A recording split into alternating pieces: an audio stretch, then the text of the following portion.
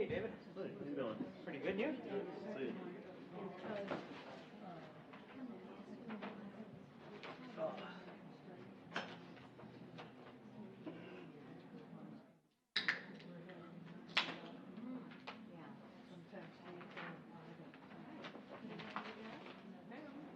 Good. All right. Good evening and welcome to the Leon Valley City Council meeting.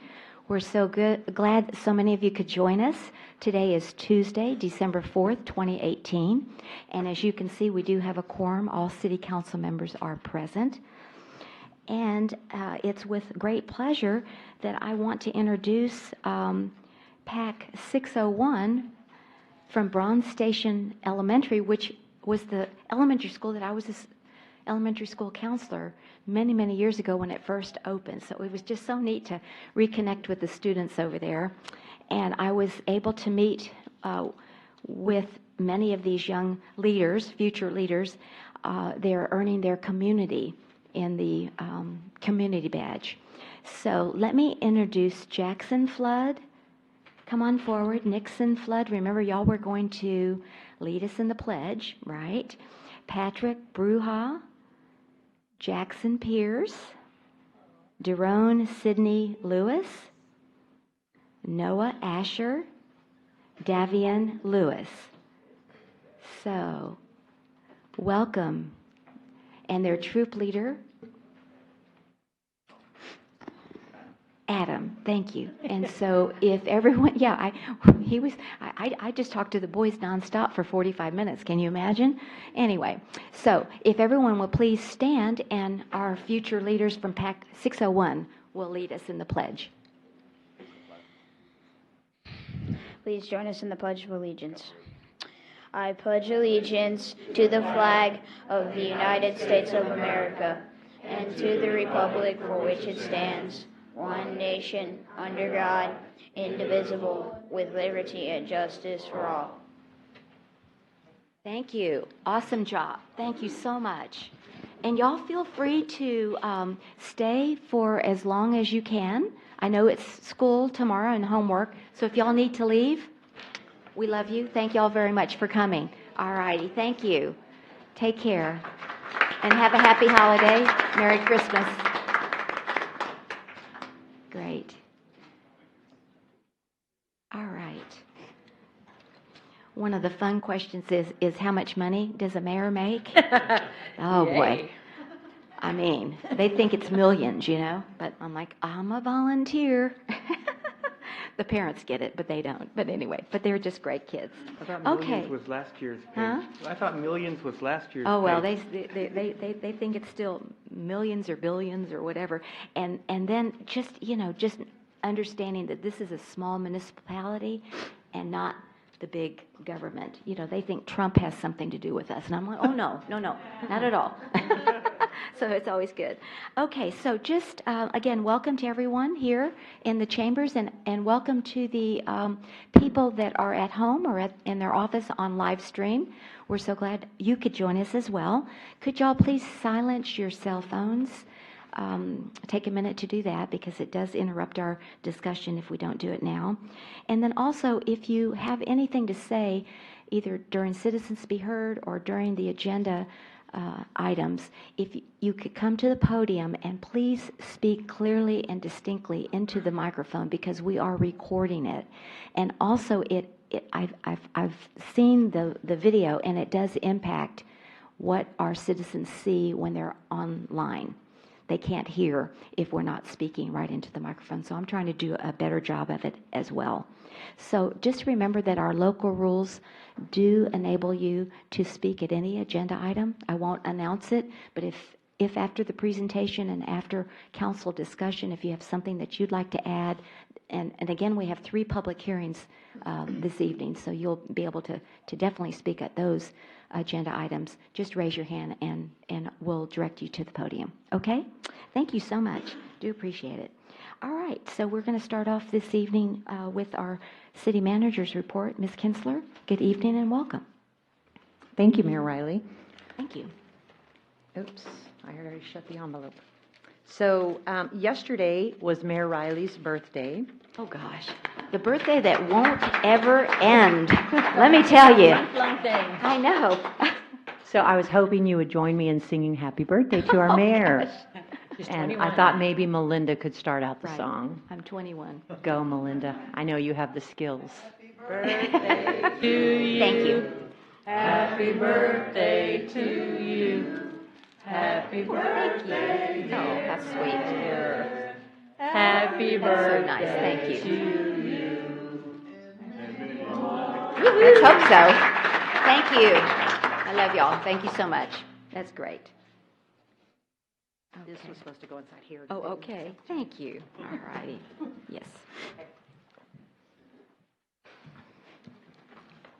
Thank you. Good morning, good afternoon, evening, Mm-hmm. Mayor, Council, Leon Valley citizens and staff.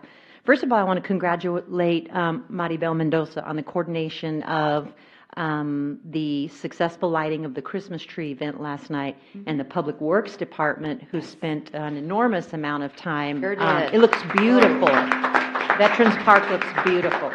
So please pass on our appreciation, Melinda. It looks wonderful. And Maribel, you added a lot more to the Christmas tree lighting than what we'd seen in the past, and so thank you very much for your efforts. I need to get, well, let's do this part first. Want to also congratulate the Leon Valley staff on our food drive and the citizens that helped us. Our fire department delivered 1,262 pounds of food to the food bank the Wednesday before Thanksgiving, and their shelves were very empty at the San Antonio Food Bank, so we were very proud to be able to do that. They were running very low. It was an East versus West competition, but it doesn't really matter who the winner was because we all won because we dropped off almost 1,300 pounds of food, so that's really pointless. It's just something friendly and fun we do. Also, congratulations to the library and the Friends of the Library. Breakfast with Santa was a record-breaking event this year. Attendance was over 300, which was a record for them, and we doubled our best auction. We raised almost $2,000, $1,965 for the Friends, who will now spend that on the Leon Valley Public Library kids. So great, successful week. And speaking of success, as I'm congratulating and thanking everybody, I would be remiss if I didn't remember to thank Counselor Jordan and Counselor Rodriguez for coming over and personally thanking our fire department and police department for working on Thanksgiving Day. So thank you for acknowledging that. I appreciate that very much. The next regular city council meeting is Tuesday, December 18th at 6:00 p.m.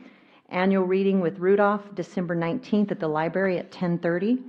Annual Polar Express reading with hot chocolate is just the next day, December 20th at 6:30, right at the library. Our annual town hall meeting is Saturday, January 26th from 8:30 to 12:30 at the conference center. Beautification is scheduled for tomorrow at 4:15.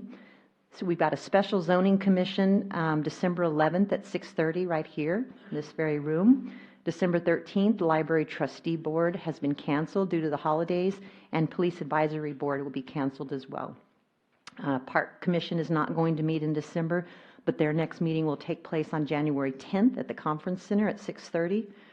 Earthwise has been scheduled, the meeting that was scheduled for December 12th has been canceled, and the Tree Advisory Board has been canceled. And the only other thing that I have is I sent you all a draft agenda based on our discussions last week. And I wanted to know if anybody had any questions on this agenda or if we were ready to go. I do want to point out in an effort to make sure I'm completely transparent, number 4 was not discussed the last meeting, but was discussed a few months before that. And that was adding the city's comprehensive master plan and the revisions to the zoning code. I did speak to Brandon because I knew that we had at one point wanted that on there and asked him if he could keep that 10 to 15 minutes, and he says he thinks he can. Excuse me, are you talking about the town hall meeting? Yes, sir. I sent you all a revised Right. agenda. Yes, okay, I just want to make sure we're talking. everybody knows you're talking about the Yes, sir. town hall meeting. Mhm, yeah. So I didn't know if you thought the agenda was okay, if you thought maybe it was a little bit too aggressive, or what you all felt about it, but everything else on there was copied word for word, with the exception of the thing we had discussed 2 months previous that I'd forgotten about. Madam Mayor. Yes, do you want to start? Okay. Go ahead. Okay, I was just, yeah, it is, it's very heavy. We have a lot, and maybe if there's one or two things we could take off, I don't know, but that's up to the council. But I'd like to see more citizen leadership on this instead of all staff. And so on number 2, the status of Bandera Road Working Group, I'd like Councilor Sandoval and I to give that status, just for, since we've been involved in it for a year. And then maybe on the Home Rule Charter, besides Ms. Frederick, maybe get the former chair, Ms. McMillan, involved. I'm just trying to think of how we could broaden the leadership. And maybe the chair of the advisory EDCD group on number 7, which is the business development. The update on the red light cameras, maybe Donna Charles, the chair, could also participate with Chief Joe. And on number 10, question and answer session, is that the same, or is it different than citizens to be heard? I just wanted to clarify that. I'm sorry, we asked me that question one more time? Number 10, you have question and answer session. Yes, ma'am. Is that different than citizens to be heard? We still can't give direction and... This is was that different? copied verbatim from the agenda last year. Okay. And that's where we give the public the opportunity to ask staff any questions that they want. Okay, so we're not in, I guess we're not under any open meeting record since it's not agendized? You We are, So yeah. you still can't give direction or... No, we can just answer questions such Okay. as. All right, yeah. so that was the other question I had. I don't care if it's citizens to be heard or questions and answer session. Okay, so that's just, you want staff to do the presentations and then just hand them over to these people? well, last to year do? we had How did you wanna do Ray that? Diaz from the pool. Oh, sure, yeah, but they had been meeting. And so right. I just when I saw this, I kind of felt like we just needed to have more citizen leaders involved in it. Absolutely. That's what I'd like to Just, see. would I you- don't know do you how want- my colleagues feel Oh, about it. okay. Yeah. I just want to be able to give direction to staff whether or not they need to do the presentations and pass them on, or how you want to do it. But I think Raymond Diaz last year, I think the staff might have done the presentation, but he Did. actually delivered it. So and I thought he did a really good job. Yeah. So, but anyway, yes, Councilor Martinez. I concur with the mayor. I don't think this should be a staff show. It should be, we have our committees that we appoint, and I would prefer to have either committee members or possibly council members be the presenters for these, and limit staff input to very, very minor stuff. Let's let this open it up for the citizens. This is a meeting for the citizens to voice their opinion. Mm-hmm. And at the end, on number 10, it should be the city council up there, people asking the city council questions on what they would like city council to do. And, at the time, we can't debate anything, but we can, if the suggestion is good enough, we can always say, hey, we want this on the February agenda, or, we can always say that. As long as we state a fact, and 2 people can say, yes, we want that on agenda, that's perfectly legal. Mayor, Councilor Martinez, I think we've steered away from that in the past because of the open meetings issues with it. That's why, like at the coffees, we have staff answer the day-to-day questions. But if it's a public meeting, we can answer as long as we state a fact. But this is a town hall meeting, and so it needs to be agendized if the council's going to discuss it. No, we just like citizens be heard here. We can have the citizens talk to us. We can't debate an item, but we can listen to the citizens talk, and if it's something that is worthwhile, that we think it's important, we can say, I would like this put on the next agenda. Do I have a second? And if somebody seconds that idea, it's a done deal, but we can't discuss it. So Mayor, Councilor Martinez, why don't you just put a citizens to be heard on here? Yeah, well, Easy fix. that's what I was questioning, number 10. Yeah, Maybe I since- just, the last 4 or 5, this is exactly how you've had it. But if you want to change it, just, that's easy. I would Yeah, appreciate that. fine. Yeah. Whatever the council direction is. And also, okay, I want to hear from other people besides myself. Do you have something, Counselor Jordan, or Counselor Alcacer, or Counselor Rodriguez, and Counselor Edwards? I had something, Oh, I had brought up, I'm sorry, David, go ahead. Go ahead. I was just trying to wait, Madam Mayor finish. Okay, thank you. The presentation of the town hall materials, generally is gathered by the staff, and they have the most knowledge.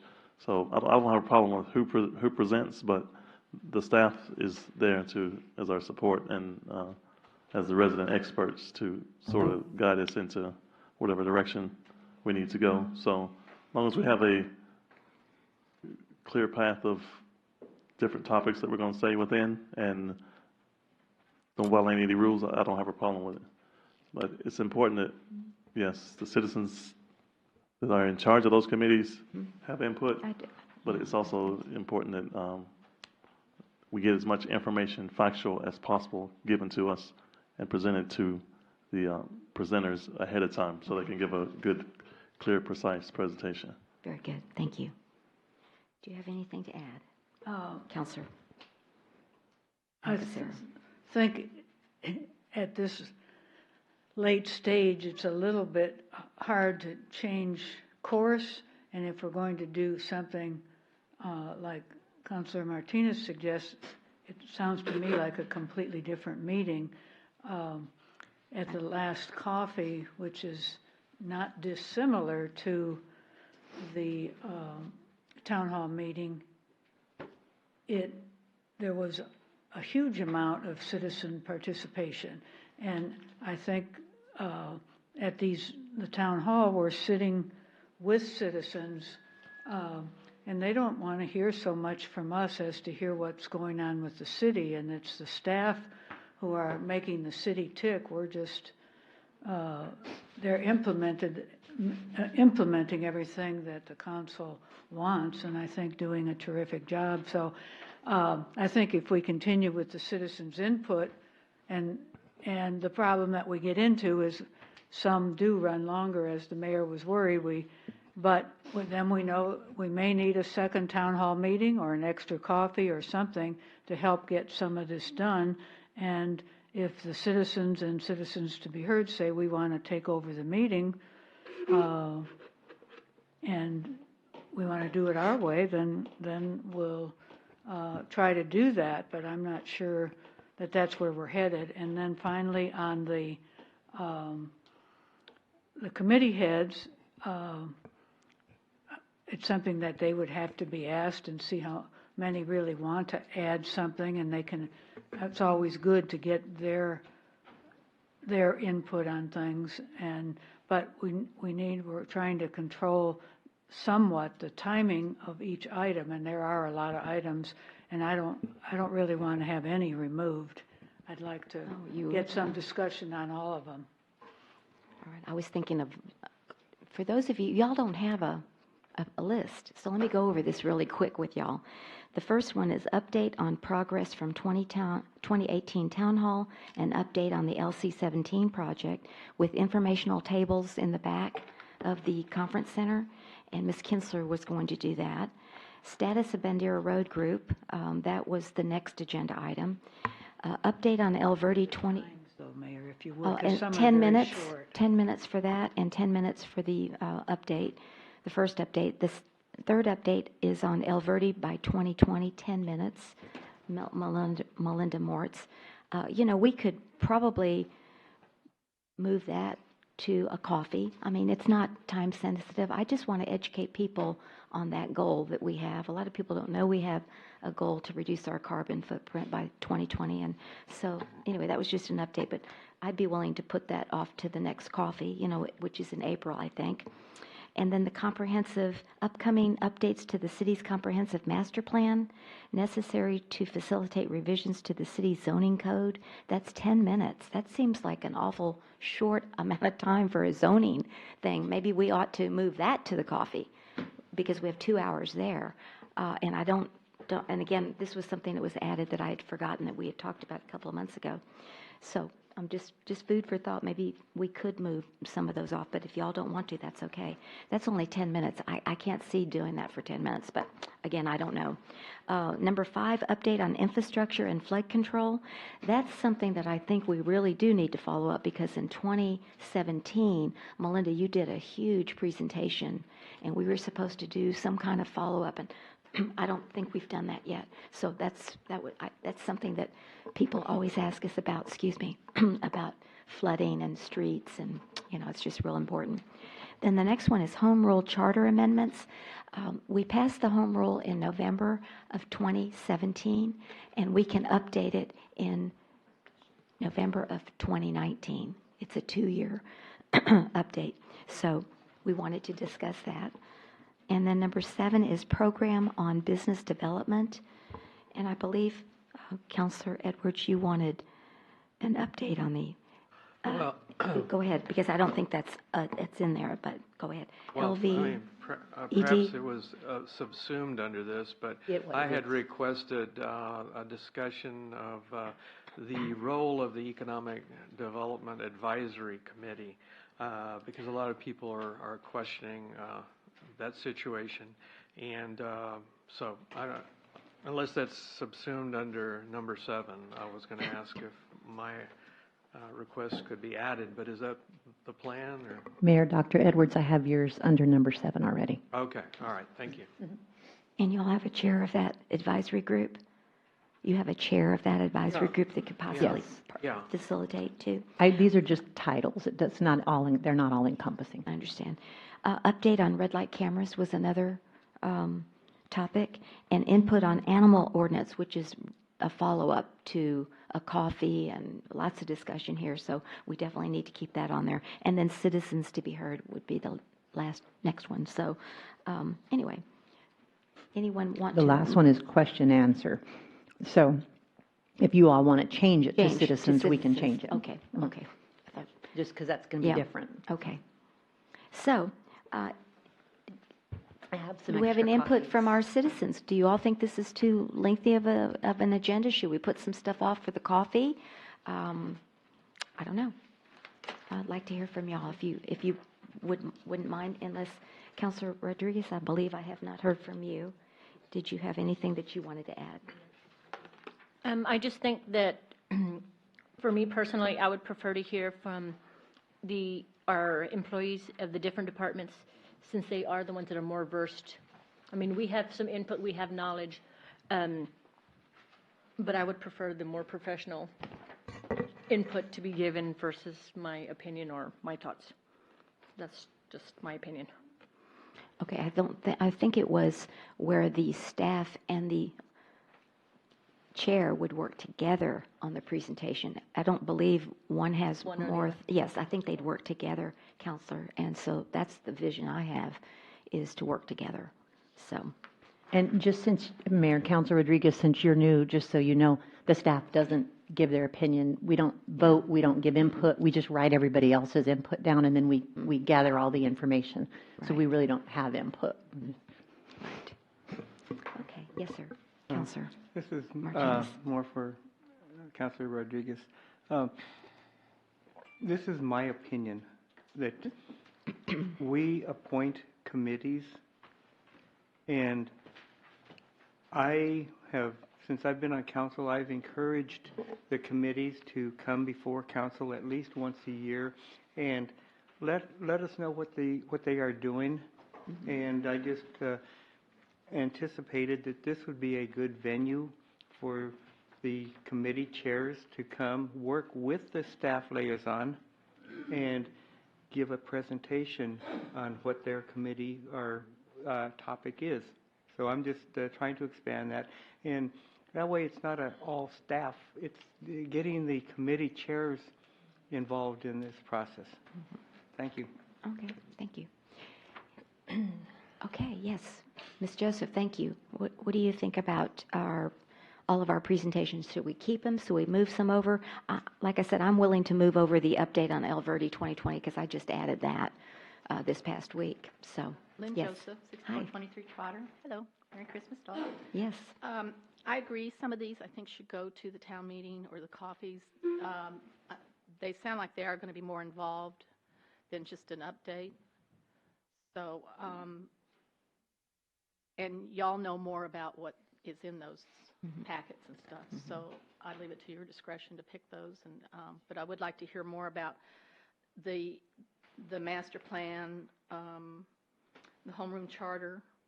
I think those are going to be pretty long discussions, or can get into some long discussions, and possibly the flooding. I don't know. All these could be. But I would like to see some of them moved. Thank you. Okay, thank you. Anyone else? I don't think we need 30 minutes on the red light cameras, because that's come in so often. Mayor, Council, if you'll look at these don't even add up to the 4 hours. So don't worry about the minutes right now. We'll do the minutes based on the presentations and how much, that's how we did it last time. So they don't even add up to the 4 Okay. hours. Good evening, Mr. Prophet. Welcome. Larry Prophet, 6307 Rusofi. I just need to get a feel about how everybody feels about key indicators. You know, we go I'm sorry about key indicators. key indicators. Okay. Okay, I didn't hear that. Thank you. We go to town hall meetings, we go to coffees, and we sort of struggle, or it's hard to get a consistent feel of all the things that are important, that have statistics that are going on then, and get that out. The city manager's report is very good, but I'm wondering why we wouldn't want to give a very brief presentation of all the key indicators for the city that are important to the citizens, with what has been the progress since the last time we did key indicators. Okay. And that could be budget, it could be Bandera Road, it could be anything. But we're sort of shotgunning all of this. And I think the citizens are probably wasting some time by trying to figure out what questions to ask when they could be provided right on a sheet of paper. So I'm just saying this free flow of data is fine, but I think the citizens would be better served if we just had some key indicators about what are the hot buttons and what data is available that they should know. And to me, that's a staff function. So the staff should prepare that, possibly run it by council, and just say this is going to be a part of an initial presentation. May take 5 minutes, may take 10 minutes, but may erase a lot of questions later on. I think it's just something to consider. So. Okay, other examples of key indicators, Mr. Prophet, besides budget, what else would you think? Well, some kind of summary statement on LC-17. That's on there. Okay. Update on the Yeah, LC-17 project, yeah. Yeah, Mhm. but We don't have anything on budget, though, but that's a good point. Yeah, budget, sales tax, Yeah, business development. yeah, that's and on key- there. Key projects. But we tend to talk about what we want to do. We need to put on there what we are doing. Okay. And citizens need to be able to keep up with that if they Okay. want to. That's all. And there are other key indicators we can talk about. Yeah. Okay? We could even have a information sheet that we Yes, could prepare absolutely. and pass out, Absolutely. possibly. And the So, city manager's report does a lot of that. right. But let's Okay. cut to it so we can get that out of the way and everybody knows and take away the excuses. okay, thanks for those comments. Do appreciate it. All right. Mayor and Council, I just wanted to clarify what Councilor Martinez was saying with regard to putting, requesting an item be put on the agenda during the city hall, the town hall. You can do that, that's correct, but you can't discuss it. Right, Like, you can do exactly. a We motion, you understood can't that. discuss Sure, any of the we items. understood that. Yes, Yes, okay. ma'am, So we because, understood that. when you make a motion, you have that process of where you make a motion, you have a second, and then you discuss. You just can't discuss that. Right, Just wanted to clarify. right. Thank you. Do appreciate that. Okay, so do I hear a consensus that we're going to keep all of these on, or do y'all want to move one or two off? I'll just say I'd like to move off the El Verde by 2020 to the first coffee in April, just because, again, that's not time sensitive. I just wanted to educate on that. So April coffee. And unless somebody else on the council feels like we should move, I'm just, again, I'm a little concerned about the comprehensive master plan for 10 minutes. Mr. Milan, is that going to be able to be done in 10 minutes? I mean, I know these are just tentative, so if you need more time, but tell me what your goal is on this particular More agenda time would be item. ideal. I'm sorry? More time would be ideal. Okay, I think if we but tell had- me what are you hoping to accomplish in number 4? We're going to be discussing we've been going through the process over the past year, discussing potential revisions to the city's zoning code. And based on those discussions, we'll be needing to go back. In order to implement that, we'll have to go back to the city's comprehensive master plan, make updates to our future land use plan, and revisit the land use planning component of the master plan to start to branch out to discuss mixed use, potentially along Bandera Road and some other elements as well. So we basically pointing out the key elements.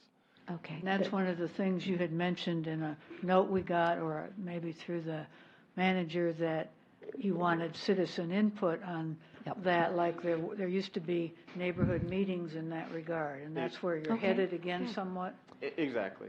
So you'll have some questions that we can assess the attitudes of the participants Correct. that day. Okay? Mayor, council, Brandon, correct me if I'm wrong, but the way Brandon just stated it, it sounds like it could take 3 hours. Yeah. But what he's looking for is generally what the community wants, so that he and the zoning commission can work, towards the goals of the community.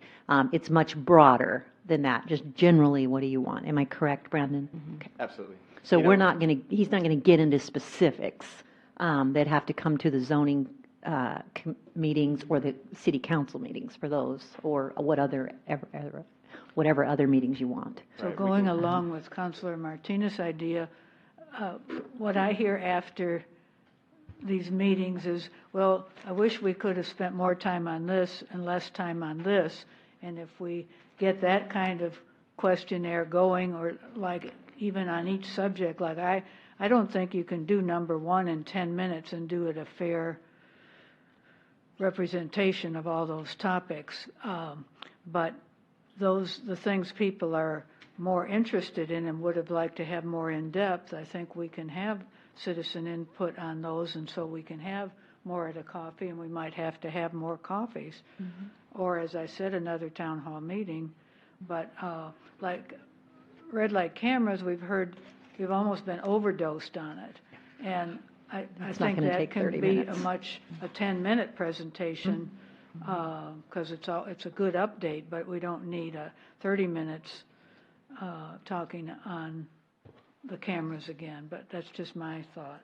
Mayor, Councilor Alcacer, I agree, that's definitely a 10-minute presentation. I was not pleased in any of these minutes in here. Like I said, if you add them all up, they don't even add up to the right amount. So they were just cutting and pasting from last time, and we'll fix them once we figure out how long everybody's presentation is. But I agree 100%, red light camera shouldn't take more than 10 minutes. We've red light cameraed it a lot this last year. I'm just wondering if we should move the animal ordinance up higher in the I do, because we have some passionate opinions on the animal ordinance, and so then we could kind of, here it is at the very end of the day, and we may not have enough time for that. So just a thought. And We might El wanna Verde move it. 2020, Mayor, Yeah. it's going to be 2019 when we're doing it. I think it has to be put back on target. So at least a small presentation. You're only talking 10 minutes.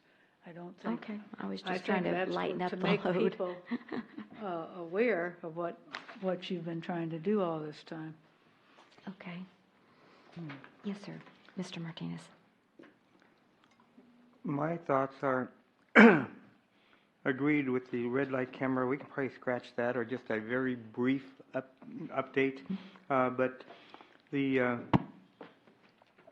city comprehensive master plan, I think we should put that off to a coffee, because that is a topic that it is so complex that we wouldn't have time to do that justification in a short meeting. And the animal control ordinance, I think we need to put that on hold till after the legislature is the one big item that's going to crop up with the legislature again is the chicken ordinance. So do we pass an ordinance here and then find the state is going to change it and mandate that chickens can be put anywhere? So, I think that we really need to wait till after the legislative session and see what happens to the chicken ordinance. But yeah, that's my comments. Okay. Mayor, Councilor Martinez, if I could, Brandon, tell me if I'm wrong. And Mr. Prophet, I love your input. Anybody else on the Zoning Commission? I'm just concerned about putting off the comprehensive master plan that's necessary for the city's zoning code, because we keep kicking that can down the road, and we could solve a lot of problems here if they could get to work and do their job on that zoning code. Am I wrong? No, ma'am. I think, if we're limited for time at the town hall meeting, we can give a summary update there and then potentially provide next steps as well. And so, use that as an opportunity to solicit feedback from a larger audience. And that's what I know this council likes, is that feedback, as do we, I'm sure the zoning commission sure wants the same thing. So if we could just get some general feedback in the direction they want to go. Right. I don't think it would be as lengthy as, we'd love it to be lengthier. But I would hate to stop this process and just put it on hold again until April. I don't know how the zoning commission feels or I just wanted to throw that out there and get some feedback from y'all. I definitely think it'd be advantageous to use the town hall meeting to, present a larger, timeline of where we've been and where we plan to go, talk about some of the key points in our discussions over the last year and highlight why it is we need to circle back around to our comprehensive plan in order to implement future zoning changes, future zoning code changes, and then solicit feedback at a more brief, kind of higher level, and then provide next steps and possibly even have a coffee with the council too, and maybe have more than one coffee with council as we move forward and break up the process. Okay. Yeah. So.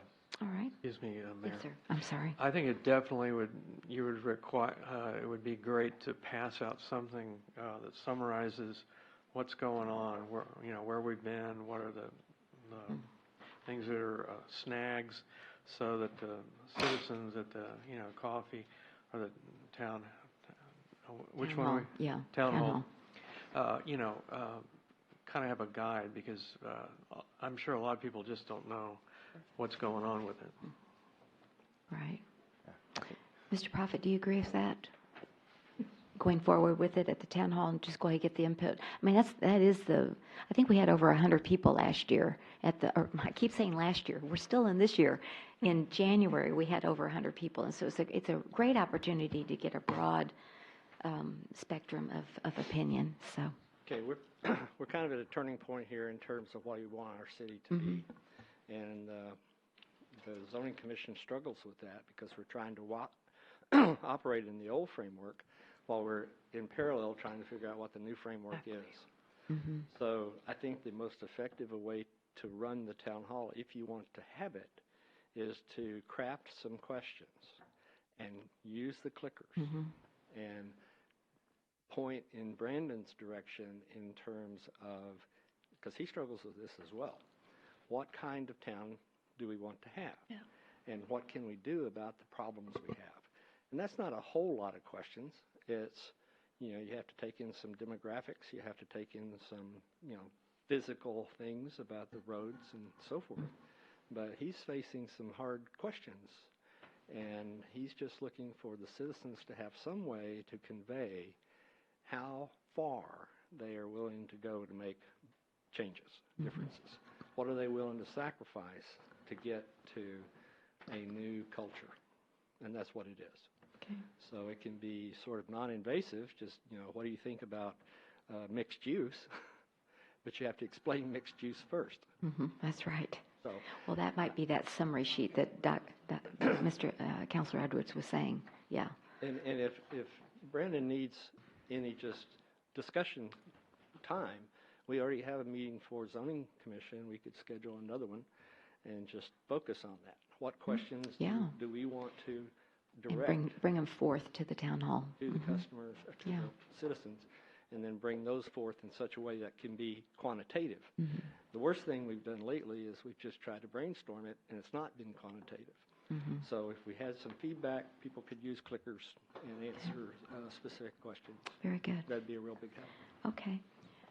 Well, And maybe on the animal ordinance, if anybody else feels that there's going to be more stuff from the legislature, maybe that is better put off and just get the things changed that the chief has indicated there are problems with our law because we don't have things that are legal. So I don't know if those can be done outside or, but need to be done anyway. Mayor and Council, that'd be great. We do have quite a few things that needs to be done regardless. I know I say this quite a bit, but the main issues we have right now are chickens and cats. Right. So those things could be put off. It's totally up to y'all. The one thing I will say that I want to remind y'all is that we put the chicken ordinance off a year ago for this very same reason. And we're still dealing with it because it never got out of committee. So we've been in front of y'all before. And it wasn't me, I think it was Denise that came in front of y'all the last time and talked about it. So this was quite some time ago now. It's well over a year. And so we didn't change it at all. We put it off because of the legislature. And, you know, it may not go again this year. And we waited another year to try to figure this out. So just keep that in mind. But we could go forward without the things that are contentious for the chickens and cats. We can go the rest of the stuff and come back and deal with the chickens and cats whenever y'all see fit. It's all good to me. okay. All right. All right. Ms. Kinsler, I think we still have at least another meeting to actually finalize this, don't we, till December 18th? Absolutely. We're You still know, on so- the city manager's report, and why the don't city we, manager's report asks for input. Gosh, I don't know. Could we put this on e-news or something, give people to, I don't know. Did that already and get. Well, we didn't get any response. We put it on e-news about 2 weeks ago, and we said, hey, we're thinking about topics for the town hall, and we didn't get anybody to participate. But if we actually put on the draft schedule and ask people to weigh in before next meeting, but we have to finalize it at the next meeting for sure. Maybe if you put it on, don't put times, and then just I see can if these definitely are scratch topics. No, I mean, just a suggestion. What do y'all think? I mean, Topics. Something like public comment yeah, I mean, I don't know. to the agenda. What's the public's reaction to the agenda items, All right. if And any? Okay, so what I'm hearing is for the e-news, go ahead and put, obviously without the times, put the agenda topics, and then just put a little note at the bottom that said, if anybody has any thoughts or additional topics, please email me, and then I'll let you know what the emails say. Or which topics are you interested in these? Okay. An agenda will be finalized at the next council meeting. meeting. So this is it. I mean, this is your And- last time to weigh in on it. And the agenda, it's not necessarily finalized. I'm gathering your input during the city manager's report. So if you want to actually make a motion and approve the agenda, then I can just change that well, we can change it to an item when we're doing the agenda, instead of just stick it in the city manager's Yeah, report. I Does think that sound next good? time, let's do a formal, Okay. so we can Okay. finalize it. So, are we going to put off the animal ordinance? Or just give the update on what you need, besides the feral cats and the chickens? Is that what I hear? I'm fine with continuing with that, leaving the chickens and the feral cats out for right now. And you really don't need it at a town hall. Okay, You don't need that, because those are the two items that are the ones that everybody's going to argue about. okay, So the rest of them are, not selling chickens on the side of the road, Okay, not so dying let's take that chickens one for off. Easter and stuff like that. I mean, okay, and nuisance ordinances. Okay. Chief, so you don't consider the chickens and the cats right now important for the town hall meeting? They can wait? Depends on who you ask. Okay. I can wait, definitely. It's not something I put on there to begin with, so. Right, I know. I can definitely wait. It's based on whatever y'all want to do. I'm good with that. I think we're asking you. let's do that. No, I mean. I mean, how many complaints do you have? How much police time is spent on these types of issues so that the council knows? Way too much. Okay, there you go. No, but it's not going to change. We're going from enforcing 4 chickens to enforcing 6 or 8. That's not going to change any, enforcing roosters right now. If y'all wanted to have roosters, yeah, right now we're not allowing roosters. But that would be something if people really wanted roosters. But the cats, we're dealing with that as a nuisance right now on the TNR when somebody complains about them in their yard as a nuisance, and we're taking them to kitty daycare in Castroville when it becomes so bad. So it just kind of solidifies a lot of what we've been doing and a lot of what's been done for many, many years, and putting in the ordinance. Really, nothing's going to change unless we say you can have as many chickens as you want and they can run free in the yard. Those are the things that are at issue right now. Okay, all right. Okay, so what I heard after this discussion now is to keep everything on, put it on e-news, ask people to comment on the importance of these items to them, and if they have any additional things, or if they feel any of these maybe are not relevant or important. Is that correct? And then can we also put it on Facebook? Would that be all right, too? I mean, there's some people that just do Facebook and don't do e-news. The issue with Facebook is you can't public comment on Facebook. Oh. But, yeah, we could still put an ad on Facebook and just have them email. Just Yeah, have them absolutely. email. Yes, Yeah, we could do that. exactly. I mean, it's just another Definitely. medium that they can. Definitely. And I don't know about Instagram, and I don't know all those things. But anyway. Next door. Next. One I think through the Next door cities reaches really avenue, beyond. probably. Yeah, that's not our cities. So I Right. think through our cities is where we can control it. Yes. What about the billboard at the library? Can you just put something that, go to e-news for, I don't know how you would word it, but that, a lot of people use that corridor, and it might help. I can see if Melinda, if there's room for that up there. Yeah, You could Okay. try that. yeah. I think, too bad you can't use Nextdoor because there are a lot of people on there. A lot of people use that, so. Okay. Mayor. Yes, Councilor Martinez. One thing that would be helpful to increase our amount of people that receive the e-news is possibly putting a little box at the library, sign up for e-news, or even one at the front in the reception area, sign up for e-news and a little form where people can put their name and their email address. We don't need any more information than that. And they can just stick a piece of paper in there and we can move forward and help to increase. We do. We need to increase that. You're I am right. constantly soliciting emails for e-news, but I think those are wonderful ideas, and I can make those happen. Okay. All righty. So then I think we've got some direction, and thank you all very much. This was a good discussion. I didn't realize it was going to be so lengthy, but I think it was good to hash it all out. So thanks for your patience. And thank you, Ms. Kinsler. Is there anything else? Mayor, council, at 6:47, that concludes the manager's report. Okay, all right, thank you.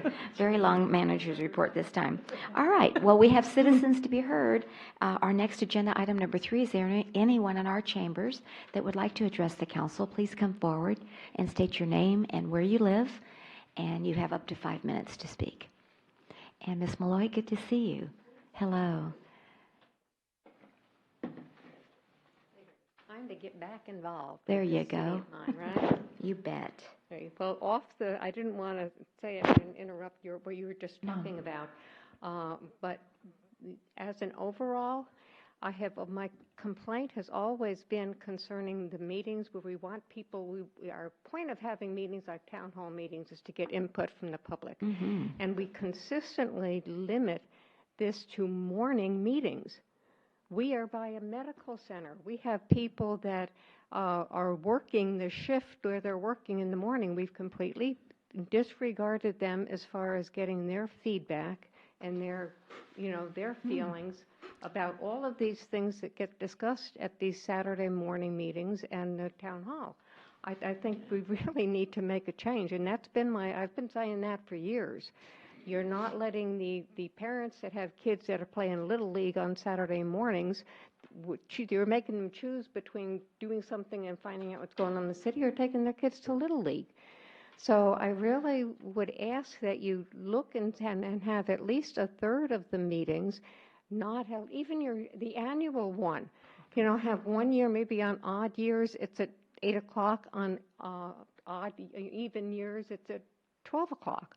But if you want input from everybody, you're always just getting input from the same group of people who can only go to a morning meeting. So that's been my soapbox, so that's not a new one. That's why I didn't jump up during that discussion. Thank you for that. I had the opportunity to finally watch the city council meeting on the computer. I really commend y'all for moving in that direction. I think that if you ever need input and suggestions, that the two states that you should contact is particularly the state of Washington, who were doing that a good 20 years ago. Really? I Oh, didn't know yeah. that. So, and they are the planning and zoning folks in Washington State, around the Seattle area, and Oregon can really help you cut out some of the learning the hard way of how you do this. They do it great. I mean, just fantastic. Very good. If you need some contacts in those areas, let me know and I'll get some contacts for you. As far as what I saw when I was looking at this, is this coming through? I guess I am. Am I talking? Okay. One of the things that you need to make a change at or look at is your names. When you're looking and watching this on the computer, you can't see who's who. If there's a way to perhaps do a name bigger and put it behind the people who are sitting up at the podium, then the audience would know who's talking. You can't, these little signs just don't show up. You're also losing the way that it's focused. You're getting more of this side of the podium, of that side, than you are of this side. So this side here, you're pretty much a little bit cut off. You don't show up pretty much, I know you're there, but you pretty much don't show up. So you don't need, I love the folks on this side of the podium. Yeah. And but you can take less of the staff, and because what you want is more of the city council members. So it's a refocusing. Your other thing that I found was, and it might possibly be my speaker, except I haven't seen the problem anywhere else. I don't know how you adjust the volume of the input of what's coming, because I had to turn up my speakers on the computer to full volume, and that gave me the ability to hear what you were saying when I was in the office. But you have a 3-hour meeting. People don't just sit there. They don't maybe want to pause it. They're doing things in their home. You have to put yourself in there.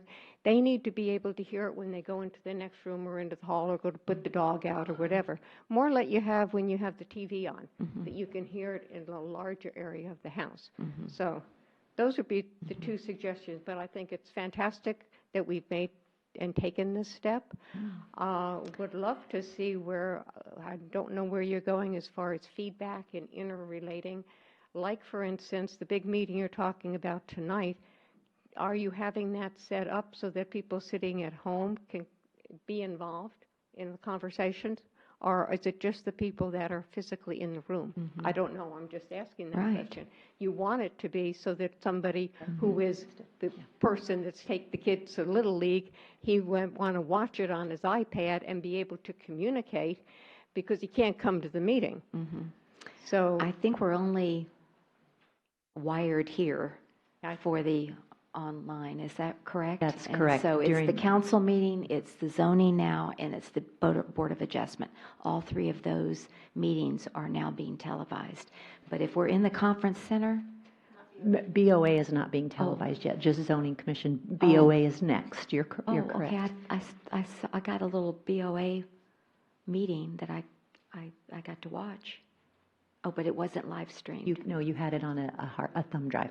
Oh, okay. I thought it was, never mind. That's Sorry. okay. But so I thought it was being live streamed. So Okay, certainly you but can not- ask a question from your home, as long as we're in these chambers. It's just these chambers, yes. right. So So you that, can- that area again, and again, I'm very familiar, because when I first retired, I spent some time volunteering because I have a master's in urban planning. So playing around in the Seattle area with urban planning was just kind of a fun thing for me to do.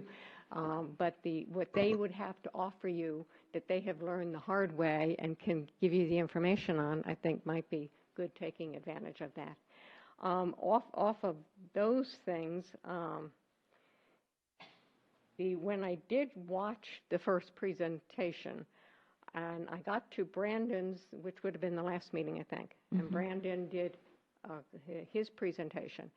That first presentation he did, I ended up being so irate and uptight that I didn't listen to the rest of his, because for whoever was supposed to be in charge, his first presentation was co-opted by people, a particular person in the audience. and completely went off track and wasn't on the subject that you had printed on the agenda. It expanded and kind of got into sloppy listening and discussions on. So I think you might want to look back, maybe look at that video and see where the control was actually taken from you and given to the member of the audience that was speaking, and that wasn't. That was the last meeting? I think it was the last Really? meeting. What, Brandy, when was the one that you had 3 presentations? Was that the last? I think that was the last meeting. Yeah, that was the last meeting. Yeah, it starts at about 1.11 on the, where are you in the meeting? And you look and see, and you Okay. were We'll look at it. controlled. It flipped, and it's kind of good. You may as well use it as an education tool when you go back and you see yourself and how it was. But you might want to change that. The other quick thing that I had is that we are going to, and there will be consideration of a zoning issue will be coming. You all know that it's in the works and it's working its way up. 5 minutes. From listening to what was being said, what I saw was something that has always been a problem, in that people that are on the council and on the zoning commission do not look at some of your big under the umbrella categories as what's all under the big umbrella. Our zones, you have one use and that's all that's in there. With your Bs, you have 167 uses that by right could go into your B3. You have 107 that can go into your B2. You have, in mixed use, you'll have 8, and I think mixed use is the way to go. Right. You're over your 5 minutes, but I was going to ask Paul, did you want to give Liz some more time of yours? Yes, so she can finish up her topic. Thank you, I Yes. appreciate I just it. don't want to, I'm I've catching got up Crystal on the going times 5 that I haven't minutes, been Mayor, able to 5 put down minutes, yet. so I just want to, I know you would be more than happy to give her your 5 minutes. Okay, thank you. I appreciate that. Thank you. So what I was hearing, even on that presentation where it was getting a little lengthy, is that you were not considering all of those uses. You were looking at just the one in front of you. And there was no comprehension of the fact if you have 167 uses allowed under a particular zoning district, you have to take that zoning district and look at it one by one, find the one that is, then there's 3 or the 4 that are the most intense, and that's what you have to base your changing to a zoning district on. And that wasn't being done. You were being led down to one use out of the 167 uses. So, and Benny knows from when he was working on the zoning commission that that's how you learn to, that's how you have to look at it. Because once you change to those uses and you have that broad of amount that can fit in there, you've given them that right to be there. So I'd strongly advise with what you have coming at you that you really make that change in your thinking. So appreciate it. Okay. Appreciate being able to talk a little bit longer. All righty, you bet. Thank you so much. Yes. If I may, I just have a question for Ms. Malloy to make sure. Ms. Malloy, the meeting that you were referring to is the zoning commission meeting, right? The council meeting. The sitting. Which one? I went to both of them, but The one that you said I watched flipped. televised was the zoning, the council meeting. Okay, and it's at 1.11 1.11. during the council meeting. Right. Okay, I think did the city attorney stop that eventually? I think I think what actually happened is that this side, I think it was actually Monica that realized that that particular item had been warped. Okay. Because of the directions it had gone to, and Monica said, no, we have drifted off of the subject that we were here to discuss tonight. And she did an excellent job doing that and bringing it back control. What was, I just want to watch it for educational purposes. Yes. And then the second thing that I thought of, I didn't know that you had been, or anybody had been advocating for town hall meetings at a different time, but Ms. Mendoza and I have been talking over the phones right now, trying to brainstorm this. What about Facebook Living the town hall meeting? The problem with that is people can't vote, but at least they could watch the town hall meeting if we did it live on Facebook.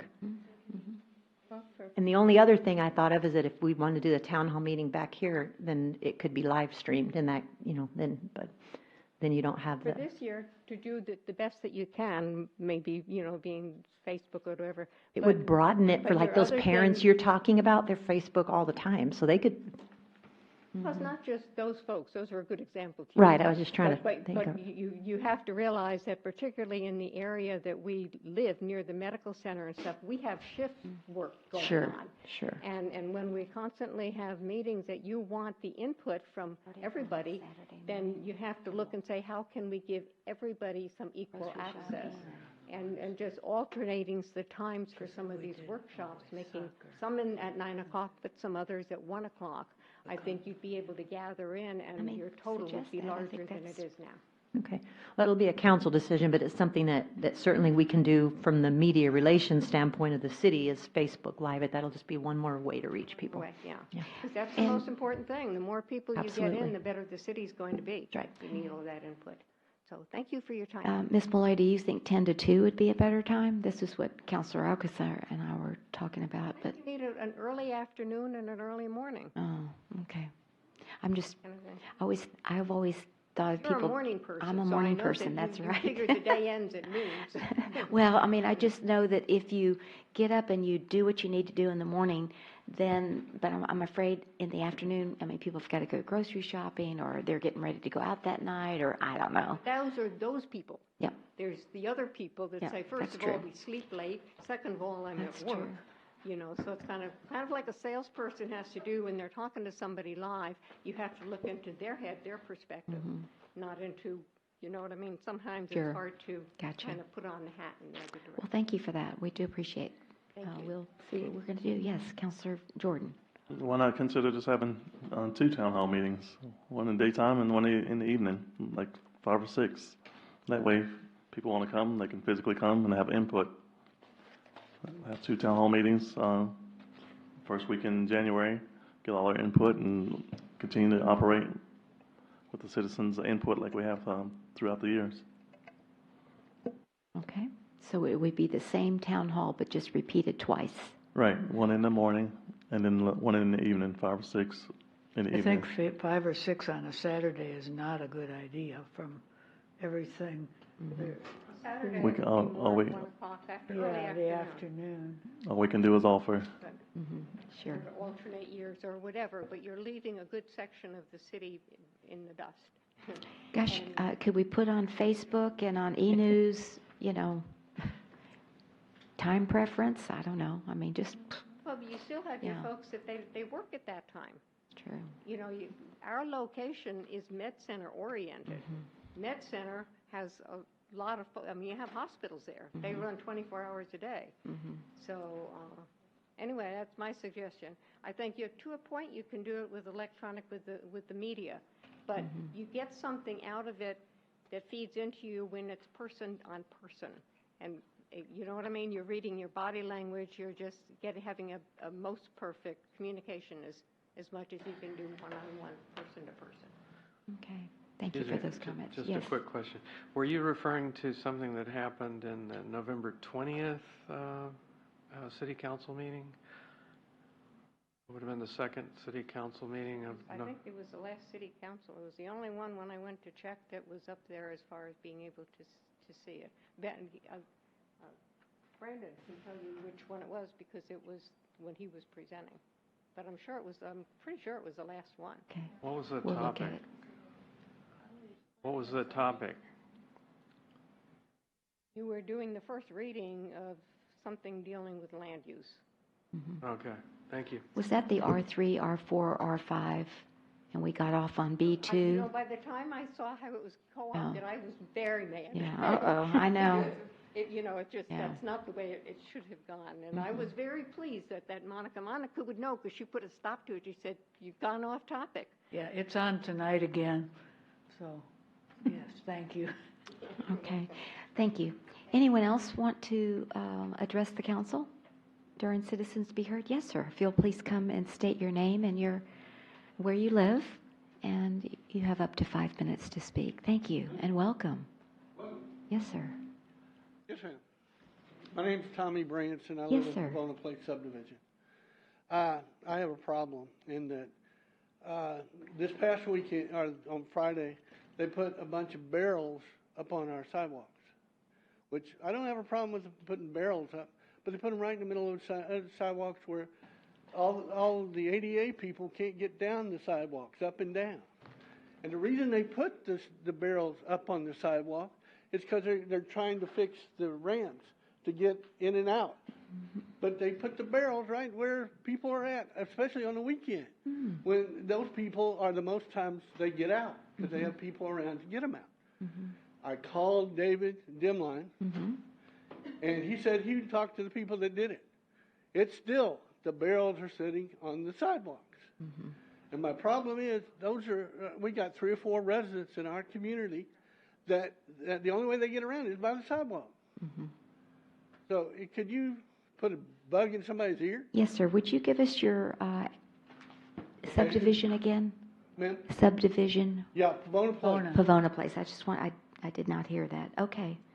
And so we have Melinda Moritz, and she's our Public Works Director, and she's so noting your concern, and we will follow up with it, Mr. Branson. I mean, they're trying to fix something for ADA, yet then they put the dadgum barrels in the middle of the sidewalk. Yeah, I hear you. Okay. Yes, please do. When you have a sidewalk ramp at a street that's being blocked off because it's under construction, you have to actually close the sidewalk. And so what the barrels should have on them is sidewalk closed. I see, and they don't then have that. they would remain closed until they were rebuilt again. And so I will talk to them and make sure that they put those signs on those barrels. Not only that, I mean, right now they're not doing anything with them. They're not doing anything with them, and they're sitting there blocking people that are disabled. Mr. Branson, can you step to the mic, please? Yes. I was trying to give her this. Yeah.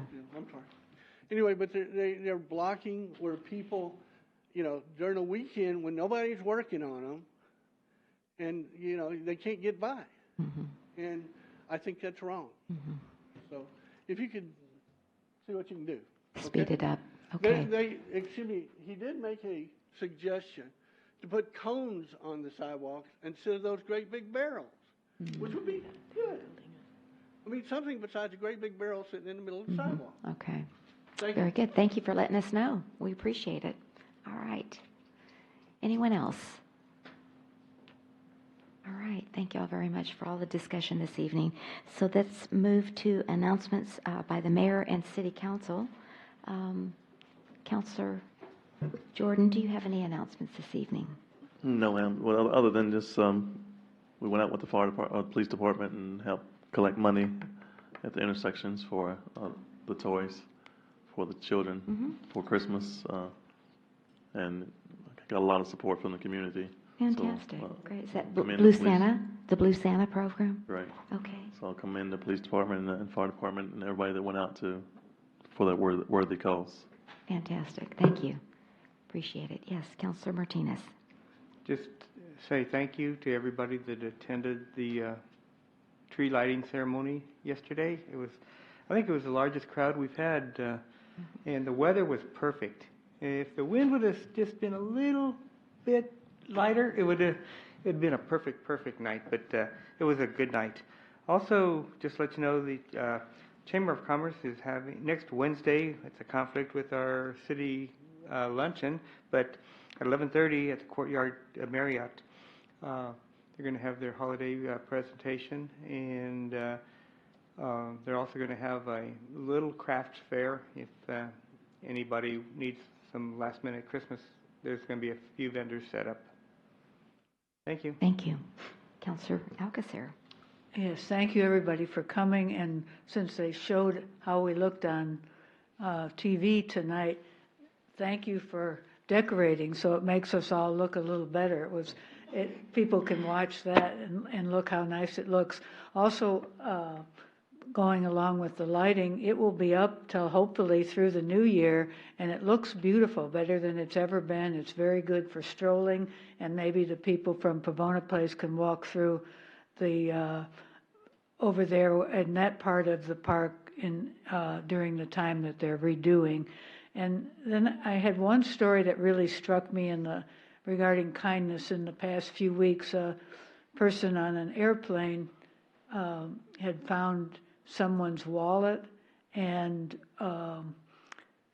the man had given up hope of not ever getting it back, and it was found in many states away, but he received it within a reasonable time back in the mail. He had $60 in his wallet and some checks and things. Well, he got the checks back, but he also got $100 and a note from the finder saying, "I thought you'd enjoy celebrating getting your wallet back, so I gave you a little extra."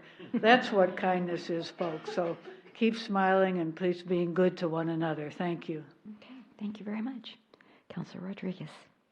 I guess everybody's already mentioned it. Thank you to our citizens, and especially most recently Maribel, and of course our Public Works Department for doing such an amazing job at the Veterans Park and for always keeping our parks so nice and clean. Melinda's guys really work hard. And the day that Mr. Jordan and I got a chance to go by the fire department and police department, it was kind of, they were a little shocked to see us there. But I just thought it was important to let them know that the rest of us do care about them. We do think about them, and we're very glad that they are out there protecting our city and working for us on a day when the rest of us get to enjoy our families. Okay, thank you. Councilor Edwards. Well, everyone's pretty much covered everything, but thanks for coming out tonight, and appreciate that. Thanks. Ditto that, because I had the library, I had the tree lighting, had the breakfast with Santa, so it's all there. HEB is challenging the suburban cities and the city of San Antonio to become healthier, and so I will ask Sandra if you could scan this and get it out to the council, and if we as a collective body would like to work on this challenge, I'd be more than happy to lead the way. So I think that's important, and then you get points, but I thought we could incorporate something maybe into Earthwise as far as something about healthy living. But anyway, I'll get that out to everybody. And then also, I was invited to attend a CPS Energy meeting last Tuesday, the 27th of November. Interestingly, I was sharing with the city manager that the CPS board, which is appointed by the City Council of San Antonio, they do not have any citizen input at all at any of their meetings, or even their citizens advisory has no citizens to be heard. So they decided to have a citizen to be heard meeting. It was 2.5 hours, I believe. And so Paula Gold-Williams, summarized what CPS Energy was doing, but then they wanted to hear from you. And so they had asked me to speak. And of course, I thank them for the solar panels that we have here on this building, and the fire department and the library, and the support of our tree program. CPS Energy is always donating trees, and the LED lighting. But I also challenged them and actually offered the city of Leon Valley to become a pilot program for 100% renewable energy. Georgetown, Texas is the only city in the state that's 100% renewable energy. So I just threw that out, and so we'll see if it floats up. But I think we need challenges like that to continue to strive to reduce our energy consumption and have clean energy and clean air. As you all know, we are a non-attainment city, and so we have much more regulation now from the federal government because of our non-attainment status, so that would help that as well. So anyway, just wanted to share that with you, and that's it. So let's move on to the regular consent agenda. We have agenda item numbers 1 and 2. Is there anyone on the council that would like to remove either one of those items for discussion? Seeing no one, may I have a motion and a second to approve? I move that we approve item 5.1 and 2 as presented. I'll second that.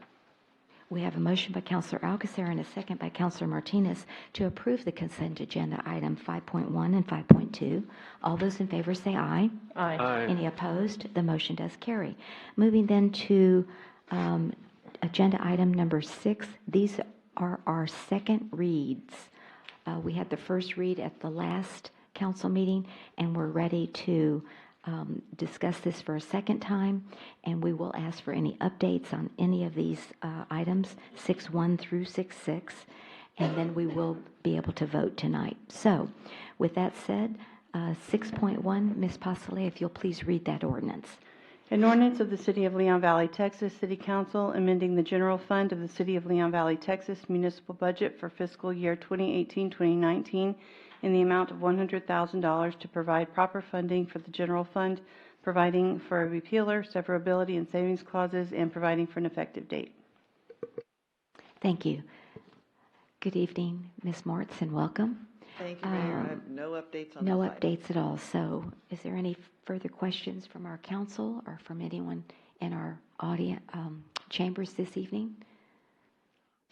Okay, if not, I move that we approve item 6.1 as presented. Second. we have a motion by Councilor Alcacer and a second by Councilor Jordan to approve ordinance 6.1 regarding the camera at Balky and Hebner. Any further discussion? All those in favor say aye. Aye. Any opposed? The motion does carry. Then moving to agenda item number 6.2, Ms. Pasolea, if you'll please read that ordinance.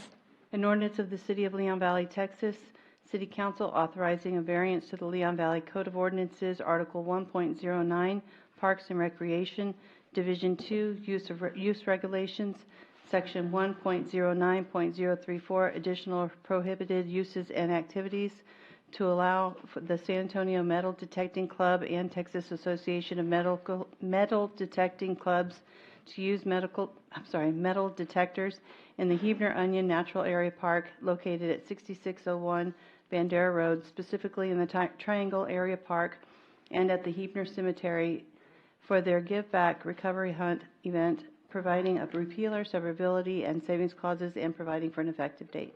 Okay, thank you. And Ms. Moritz, do we have any update? Yes, ma'am, we do. Okay. I would only add to that this be approved under the condition that we are granted a permit by the Texas Historic Commission.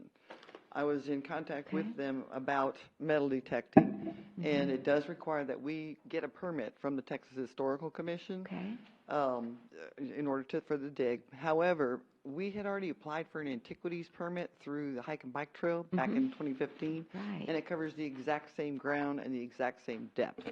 And so I've already applied for the permit. He doesn't think that there's going to be a problem getting the permit whatsoever. But just in case, I would say let's add that to the ordinance. Okay, very good. And we have Ruth Lyle from the Historical Society. Do you have anything to add? Okay, very good. Thank you. So you would like us to add that we need to get a permit from the Texas Historical Commission to the motion? Yes, ma'am. Okay, very good. So does the city have to get the permit or the group that wants it? Yes, ma'am. If we're going to allow anyone, doesn't matter if it's their group, us, anyone, if we want to dig, we have to get the permit. Even though we're not digging, but they are, we get the permit for them? We'll get it for us, and then we can allow them to dig on our property. Do it, okay, gotcha. Thank you. Yes, Councilor Is this Martinez. permit a one-time permit? Okay. I make a motion that we accept this ordinance as read with the addition that Ms. Moritz indicated. I'll second. All right, we have a motion by Councilor Edwards and a second by Councilor Alcacer to approve ordinance 6.2 with the addition that the city will apply for the permit for metal detectors with the Texas Historical Commission. Any further discussion? All those in favor say aye. Aye. Any opposed? The motion does carry. Moving then to ordinance number 6.3, Ms. Pasolea, if you'll please read that. An ordinance of the City of Leon Valley, Texas, City Council amending Section 15.02.314, Residential Use Table of the City of Leon Valley Code of Ordinances regarding institutional uses in the R3, R3A, R4, and R5 zoning districts, providing for repealer, severability, and savings clauses, and providing for an effective date. Okay, thank you. And do And you this have... was the one that Ms. Malloy was referring to. Yes, ma'am. Yes. Mayor and Council. How are you this evening Well- again, Mr. Milan?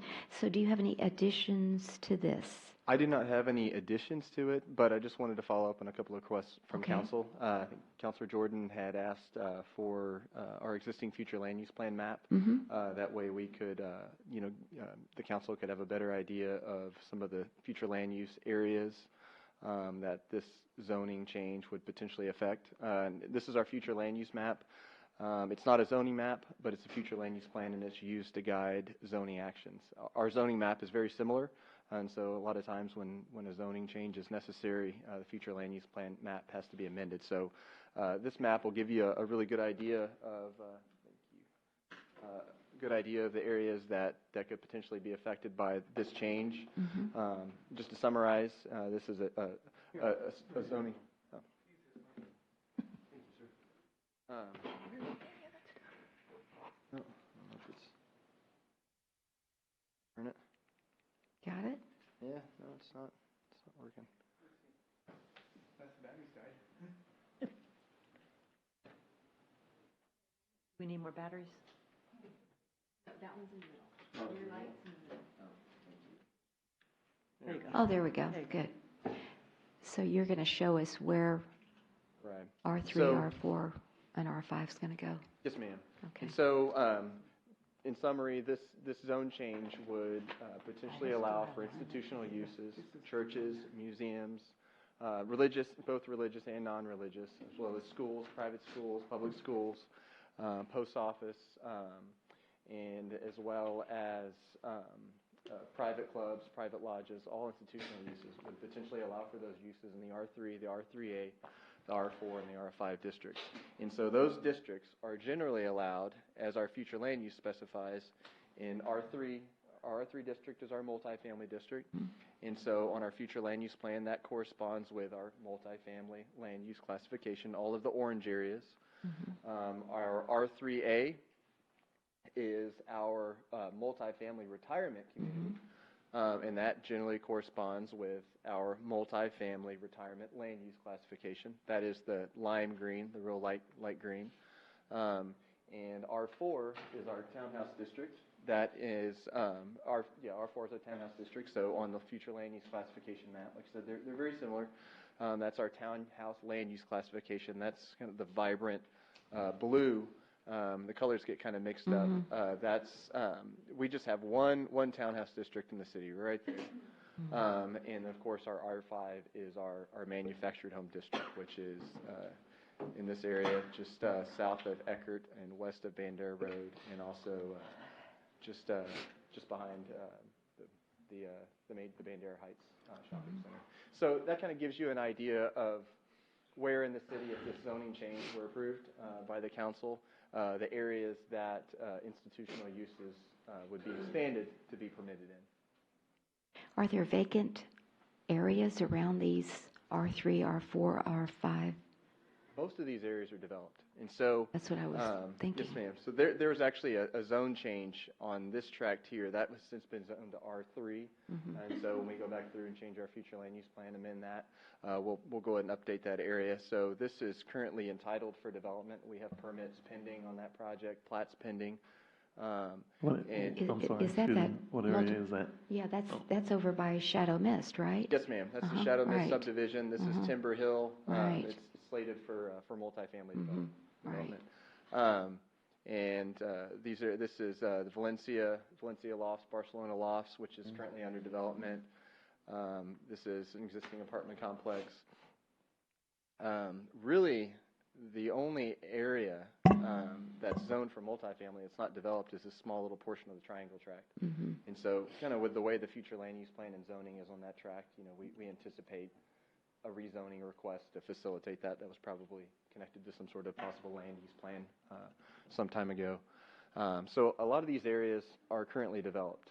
Right. And of course, just because the code is being changed to allow for institutions to be permitted in a greater number of districts, if anybody wanted to change these future land use classifications, just say hypothetically, say this area in here, someone wanted to develop or change the zoning, that would of course have to come to the zoning commission, come before the council, and a future land use plan amendment would be necessary if anyone were requesting any kind of zoning that wasn't in conformance with the future land use plan. But it looks like there's a tiny piece over there up in that, on the right-hand side, that's also that bright blue. That, Just that little tiny one right there? yes, thank you. Right there. Right there. That's townhouse. That's townhouse? Yes, ma'am. Okay. That's a townhouse land use classification, but I think actually on our zoning map, I don't think that's actually zoned townhouse. I've never, but I think. That's up by Linkwood, right? Right. Okay. So sometimes there's going to be differences between your future land use plan and your zoning map. It's not always going to be clear match. And generally speaking, there's different approaches to future land use plan. Is there anything there in that townhouse, that tiny little blue in Linkwood? I don't know offhand. I don't. I think it can might be find out. vacant. Isn't it? Isn't there a piece of vacant land there? No? Okay. All right. Councilor Martinez? I have one concern with this future map. If somebody came in and relied on our present map, they should be able to get the zoning for what we presently have in our ordinance. This is a future where we would like to go, but it's a guideline, but I don't think we should be restricting anybody because of our future wants if it's different from our present ordinance. The future land use plan is a guide for future zoning actions. But it's a guide, but if somebody came in with their request that it was presently zoned properly, then we need to give them that, even though our wish is to have, this prevail. But, we shouldn't use this as our, until it's adopted by the city council. I don't think we should use that as our hard, firm rule. This is your currently approved future land use plan that was approved with your comprehensive master plan that the city council approved in January of this last year. So this is currently what's on the books right here. In this zone, and I just want to reiterate, it probably goes without saying, but there are no proposed changes to this map with this zoning code amendment that the council is considering tonight. So this is what's on the books, what the public was vetted on during the comprehensive master planning process, and what the council's approved. And so, again, the purpose of a future land use plan is to guide future zoning actions. So if somebody were to come in and request an industrial zoning, say right here on this property on the west side of Hebner Road, there are laws that require that zone change, that wouldn't allow for that zone change to happen, because generally in the Texas Local Government Code that specifies that zoning actions occur in conformance with the city's future land use plan. That the whole process is set up so when the community approves this future land use plan, they can generally understand what kind of potential land uses could happen there, and what palette of possible zoning districts could potentially be approved by the council. And so, as y'all will probably notice over time, depending on what kind of zoning requests we get, there may or may not need to be a future land use plan amendment considered concurrently with that zoning request. If someone were to come in and request industrial, that's currently not in conformance with our future land use plan. So in order to consider that request for industrial zoning, hypothetically, y'all would have to approve an amendment to this future land use plan to an industrial land use classification before you could approve that zone change action. What I'm just saying is, if you just point to a open area, and let's say that right now is zoned industrial. There you go. And if somebody came in and with a zoning request to do something in that parcel of land, we should be able to grant that need, even though in the future we want that changed. So, I guess under the scenario you're describing, say the future land use classification says industrial, and say maybe it's zone B1 business, and they were requesting industrial. Yes, your comprehensive plan and your future land use plan would be guiding you towards saying that is a reasonable request. But if their property were already, say the future land use plan classification said industrial, and their property were already zoned industrial, there would be no zoning request necessary. That you could go straight to building But permitting. if it was industrial right now and it was going to go to B3. If they were requesting B3? No. Right now, if the parcel of land is industrial right now. Zoned industrial. Zoned industrial. Okay. And in the future land use map, you want to change that to a B3 zoning district. Well, so I think you're describing two different scenarios. One would be whether or not the city were to adopt a future land use plan. In the comprehensive plan, we're saying, it is a goal of the city to rezone this area, city-initiated rezoning of the area. So that would be an action that if the community said, right now, this area is zoned industrial, developed industrial, but say the city has a vision for that area and we want this to be more of a retail area instead of industrial, well, then you would have the opportunity as the council to approve that comprehensive master plan that said, we plan to go in and initiate a rezoning of this area. And so this, staff typically doesn't bring forward city-initiated zoning. Staff typically doesn't come to council and say, we think you need to rezone this area. It's typically pursuant to a policy that was vetted by the community and approved by y'all. And that's, again, why we're going back through this process that we talked about earlier, going to town hall and potentially having coffees with council for staff to say, and as Mr. Prophet pointed out, what do you want your city to be? And that is memorializing a comprehensive plan. It's memorializing the future land use plan. And then staff comes to you and says, this is what you said you wanted us to do, so we are bringing this city-initiated zoning to you pursuant to the policy and the goals that you specified for us to do. The other side of that is if a business, so there's two ways of zone, city-initiated zoning or the individual landowners wanting to develop their property in a certain way. So they would come and say, you know what? It's specified as future land use classification. I'm zoned industrial. I want to go to B3. I mean, typically a landowner, I've never seen a landowner that's zoned industrial want to make their property more restrictive, so that scenario wouldn't happen. Say if somebody's B3, which is a lower intensity commercial, and maybe they wanted to go to industrial, okay, then we look at the future land use plan. And if they're B3 and the future land use plan says industrial, well, then that would be reasonable, because we always look at the comprehensive plan before staff looks at that, and we obviously provide this information for y'all to make the best decision. So the scenario he's presenting basically doesn't exist, is what you're saying? Yes, ma'am. Okay. Good. Yes, Can I Councilor ask a Edwards. question? Was there some discussion or mention of private clubs or organizations that would be allowed to function within these changes? Currently, private clubs and lodges are permitted to function within these districts, and so that's one of the purposes of this amendment, is to make sure that we're following federal laws and that we're allowing all institutions in these districts and not just limiting it to a couple. What would be an example of a club or organization like the Elks Club or a Lions Club or something like that? Right, or the Masonic Lodge or something like that, yeah. Okay. Kiwanis, yeah. Yes, sir. Okay, thanks. Any other questions from the council or from anyone in our chambers this evening? Yes.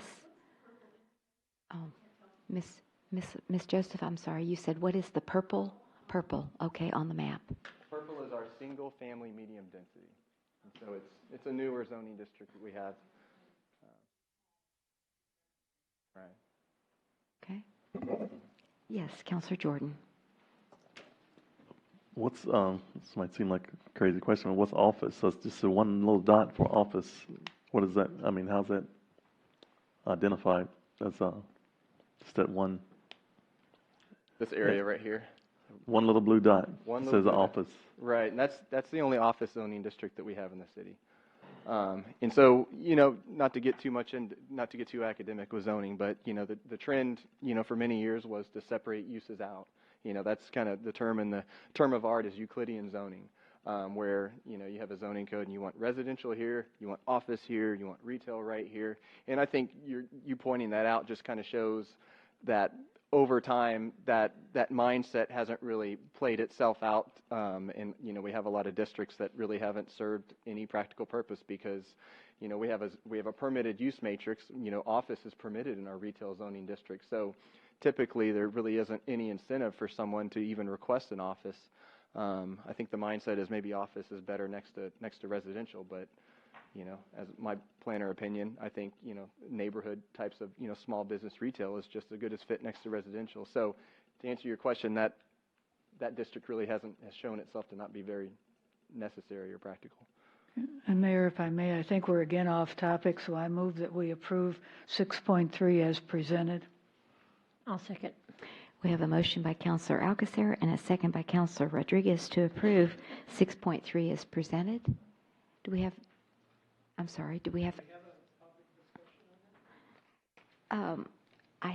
I had asked if anybody at the dais had any other questions, and Counselor Jordan had another question. But if you have another question before we vote, we certainly want to hear from you. Yes, go right ahead. And then we'll go ahead and pick up the motion and the second and vote. Well, we already did, and I've just stopped the voting because I wanted to hear from you. Okay, the way the zoning code is now in the districts are pretty out of date, but there are some things to be cautionary of. The one word that bothers me in 6.3 is commercial. Because what you're allowing is institutional, and with that you can somewhat tie nonprofit. But you may have a situation where a nonprofit wants to run a business out of a church or out of a museum or whatever. So to Ms. Malloy's point, once you go commercial, you just can't go back. So we're faced with a certain situation where we have a mixed district. We have R1 and we have B2. The B2 was assigned for a specific reason. The dilemma that we have now is this particular institution belongs only in a B3. There are 7 other examples that should be in B3 that aren't in B3. So the dilemma that faces the Zoning Commission is, what do we do about these institutions? There are also legal considerations about where these institutions can exist. So I just want to bring caution to the point that commercial is in this approval. So that means that it's probably all going to go to the Zoning Commission and ultimately to you about how someone would get rezoned in this. But to open all of this up to an outright business district, that allows whatever is in B3, for example, which is 167 uses, should the church or whatever institution fold, then if it's by right, any of those 167 uses could come into that district. And in this case, they border R1 and R6. So we just have to be careful. And I don't have the answer to this. I thought we were going to continue to work that way. So would you clarify, so if and when the council passes this, then it would be allowed in the commercial as well as residential? No, ma'am. Mayor and Okay, Council and so let's Mr. Profit, clarify thank that. you for pointing that out. So this agenda caption it has been the agenda caption throughout the consideration of this item at Zoning Commission and Council. And so this is the caption that we provided public notice on. And just as a matter of efficiency and practicality, you know, the more specific you make a public notice in the newspaper, and say I was to hypothetically provide a public notice that said, amend the zoning code to allow for institutions in the R3, the R4, and the R5 districts. That's all you can consider. And so originally in this discussion, it started out at Zoning Commission looking at making amendments to residential and potential commercial zoning districts. And through that discussion, the Zoning Commission and ultimately staff in making a recommendation, that recommendation was refined to the recommendation that was made to you and that we're considering on second reading to only amend the R3, the R3A, the R4, and the R5 districts. So just because that agenda caption says regarding institutional uses, including churches, museums, libraries, and residential and commercial zoning districts, that's the agenda caption. But the ultimate motion, if you approve this item on second reading, what is going to be approved is specifically what's in your ordinance. And what's in your ordinance is to amend the code to only allow for institutions in R3, R3A, R4, and R5. So that caption has been on there, and in our discussion and the ultimate motion and approval that's made tonight has evolved. But the important thing is that what you're considering tonight does not exceed outside of the realm of that. Okay. Outside the realm of that agenda item. We ought to specify it, though. So if you took retail out of the B2 zoning district, that's not what's advertised on here. That's expanded. We're not talking about institutions anymore. So it's broad, but no changes are being made regarding institutions in our commercial districts tonight. And to build on that, as of last council meeting, the discussion was to potentially go back to the zoning commission and consider an item, when we talked about it in this item, to discuss this, making changes to the B2. And the follow-up with the council notice was sent for that, and that item is scheduled for consideration on December the 11th. Okay. Hope that helps. Thank you. So, yes, Counselor Jordan? So I'm just go asking ahead. if the- Excuse me. Yes, sir. Go ahead. I'm just asking after that discussion, when we make the motion, should we take out the word commercial? Because it's not in the ordinance? Is that the question? Yeah. Is it in the ordinance? Anybody? Well, I'm sorry, I was it's on the caption, but it's not in the ordinance, is what I'm hearing Brandon say. So are we voting on the ordinance, or are we voting on the caption? The ordinance. Okay. So that's 6.3. And I just asked Counselor Alcacer if she wanted to tighten it up, but it's up to you. No, the ordinance specifically says amending the section Okay, I'm looking regarding it up. institutional uses in the R3, R3A, R4, and R5 zoning, and that was my motion for this particular ordinance. So, Okay. All right, so, Madam Attorney, Yes, ma'am, I'm trying to find it. Mhm. I was working on something else. She was fixing the previous motion, oh, okay, well, this is or on the previous page ordinance. 46 of this one. 44, 45, 46, yeah. If you want to just a quick look, because I think my motion was okay, but. Is that Can you repeat your motion? Councilman? Well, I think you just said just to approve I'll do- 6.3, and we had a second. Yeah. So is there any change to the caption? I'm sorry, I missed the whole thing. I'm I sorry. apologize. I was working on the other addition to the other ordinance, so. Well, The caption Go is ahead. general and says, consider an action, I'm Well, paraphrasing. this I have it in is, front the of me. ordinance caption is different from the caption that was posted. I mean, it's a little different, so. The ordinance is much more specific than the agenda item. The agenda item says consider changes to institutions in residential and commercial zoning districts. So the ordinance is only making changes to allow for institutions in the R3, the R3A, the R4, and the R5 residential zoning districts. So which the is what the action. motion was. So that's the motion, correct? Or I'll be happy to restate it and Or you withdraw it can, you and can just restate say it. that it, as presented, because that's what he I had presented. said. Yes, that was what I had I would said. like to see it more specific, like you said. You Take want to out the say, word did you commercial. second it?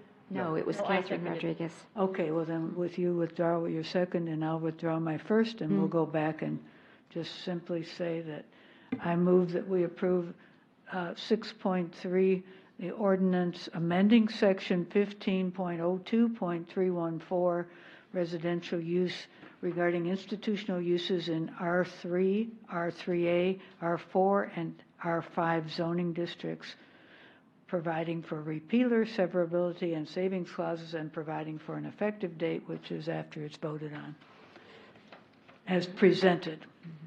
Okay, I would like to remove my second. No, you put a second Now you put the second back on. Okay, now I put the second back on. Right. So we have a motion by Counselor Alcacer and a second by Counselor Rodriguez to adopt 6.3 as stated by Counselor Alcacer. Any further discussion? I just have a Yes, sir. question. Is this a typo where they're in ordinance 3 here, where instead of a period, it's like 2 dots there? Is that just a typo?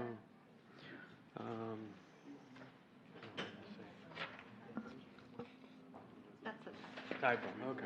All right, thank you. Okay. All those in favor say aye. Aye. Any opposed? Aye. The motion does carry. We're all on that. So I don't know why we put the word commercial in there, but that's okay. I know you said it was just general and broad, so. Well, originally, it was Yeah. 4B, but it was Yeah. taken out. So Yeah. that was the reason. Okay. Then we're moving to ordinance number 6.4. And Ms. Postlev, if you'll please read that ordinance, please.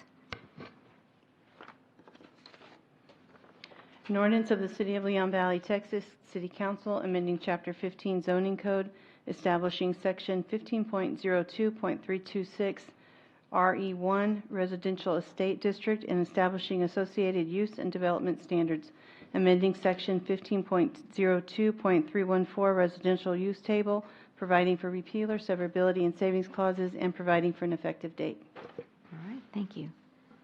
And Mr. Milan, do we have any other updates on this other than the zoning commission recommended a change in the name? Yes, That ma'am. was the main thing that I read. Yes, ma'am. I've no changes. The only thing I wanted to follow up on, Councilor Martinez had some questions about the setback regulations that were proposed, and he asked that staff create a diagram that could potentially illustrate how a typical RE1 lot could be developed with those setbacks. So we created this diagram which shows the setbacks that are proposed. This would be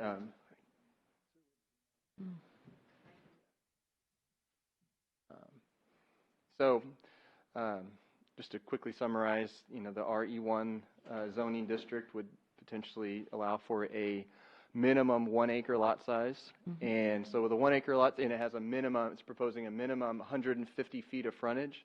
And so if you take 43,560, divide that by 150, because that has to be at least 150.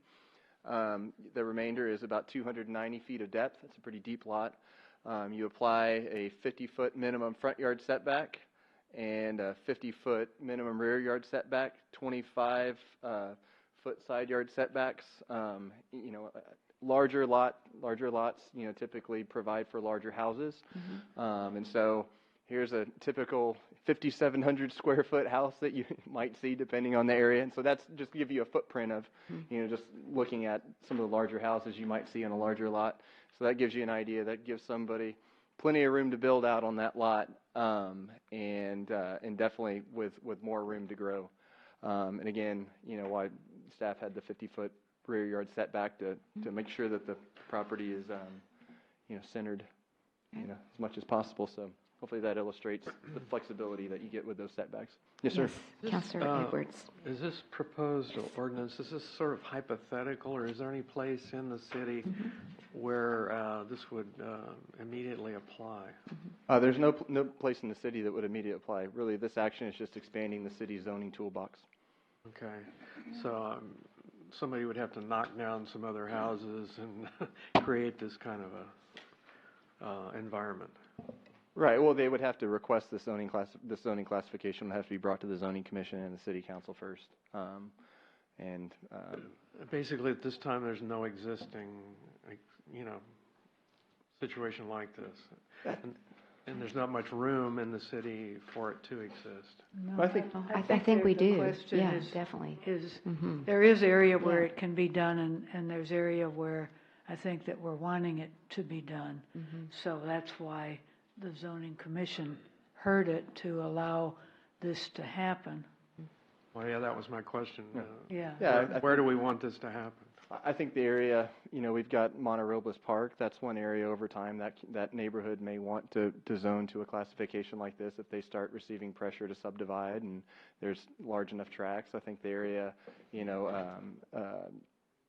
south of Bandera Road over in the William Rancher Aids area that's not developed yet. That's a pretty environmentally sensitive area. Okay. That might be a good fit for something like this to preserve open space.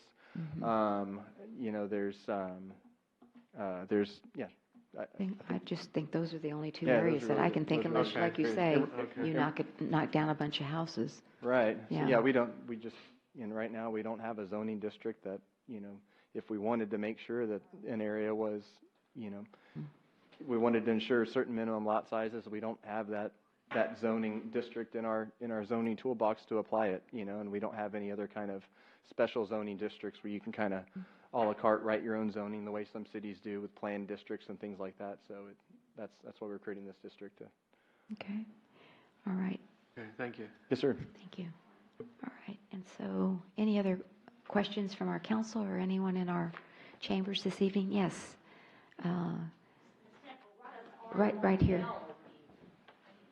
Oh, that's the question okay, was, what is R1L? R1L was staff's y'all's original recommendation. nomenclature that was proposed. And when we went to the zoning commission, they preferred an RE1 designation, which is residential estate 1 district. Right. Okay. But so she asked what R1L meant. So R1L would have been R1 large lot. Mhm. That was the purpose for that. A single family. Yes, ma'am. Yes. I need to get her on the mic. Family. Thank you. Single family, large lot, single family district. Okay. No two families. Like a duplex, is that what yeah. you're saying, like a Yes, duplex? that's Okay. correct. It's still a single family, but it's just a larger lot, Okay. correct? Thank you Okay. for that. Thank you. Very good, thank you. Okay. So, yes, sir. Good evening and welcome. Mr. Will. Yes. Uh-huh. My name is Will Bradshaw. I live in Monte Robles, Mhm. and this would affect my neighborhood, this zoning. Well, and that's the question, I guess, is would this automatically become a RE1 neighborhood, or how would that change? No, sir. In this action, there are no zoning classifications changing to any property. This is just a code amendment to create a new zoning district to potentially be applied at a later date, if requested by a property owner, or if through some sort of long-range city-initiated policy or goal. But no zoning changes are happening tonight. Okay, I understand. So you create the code of RE1, and then 6 months down the road, zoning commission or city council could come back and say, okay, we decide to make all of this area RE1, correct? I mean, that's a scenario. So my next question is, does anyone in the city council, anybody on the zoning commission live in one of these areas that's over an acre lot? Well, Ms. Alcacer does. Yeah, are we supposed to answer, or, I mean, does it matter? Well. Okay, so I mean, I'm just curious why this is coming up. Like, what is the The city owns property. The city owns property. that Right, in could William be Ranch zoned. area. Yes. Right. Okay, that's all I have. So, thank you. Yes, Mr. Prophet?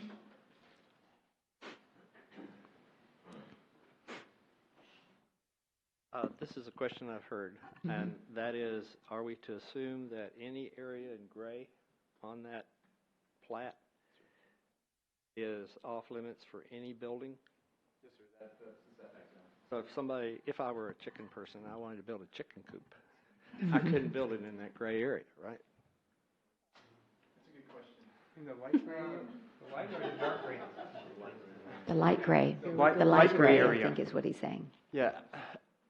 I offhand, I don't know the answer. I mean, I think that there's definitely going to be some regulations when it comes to accessory buildings. Sometimes some structures don't need to be permitted, so there's a fine line between when something is just a chicken coop, that's on a couple of legs, that doesn't have a foundation, that can be moved over, that's no more than the size of this podium, versus when something becomes a structure that drains water and could potentially be enclosed. And so, I don't know that threshold offhand. Mayor and council, there's already a setback, or if you want to call it that, how far away the chicken coop can be to the structure, any structure, either your neighbor or your house. So I believe it would apply in this situation.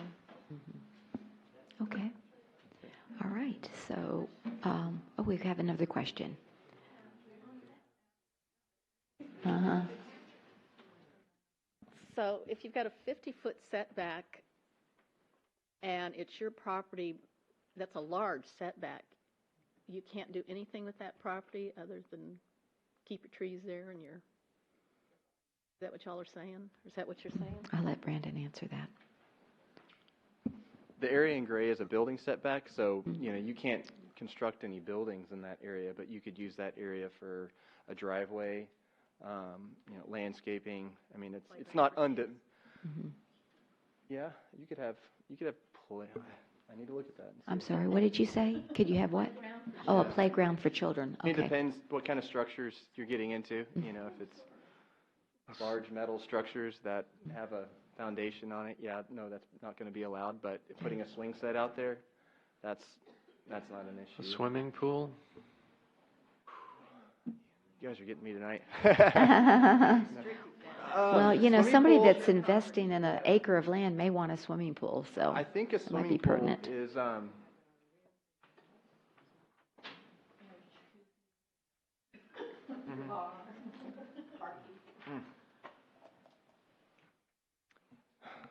I'll have to look into the swimming pool. Okay, Yeah, I'm sorry.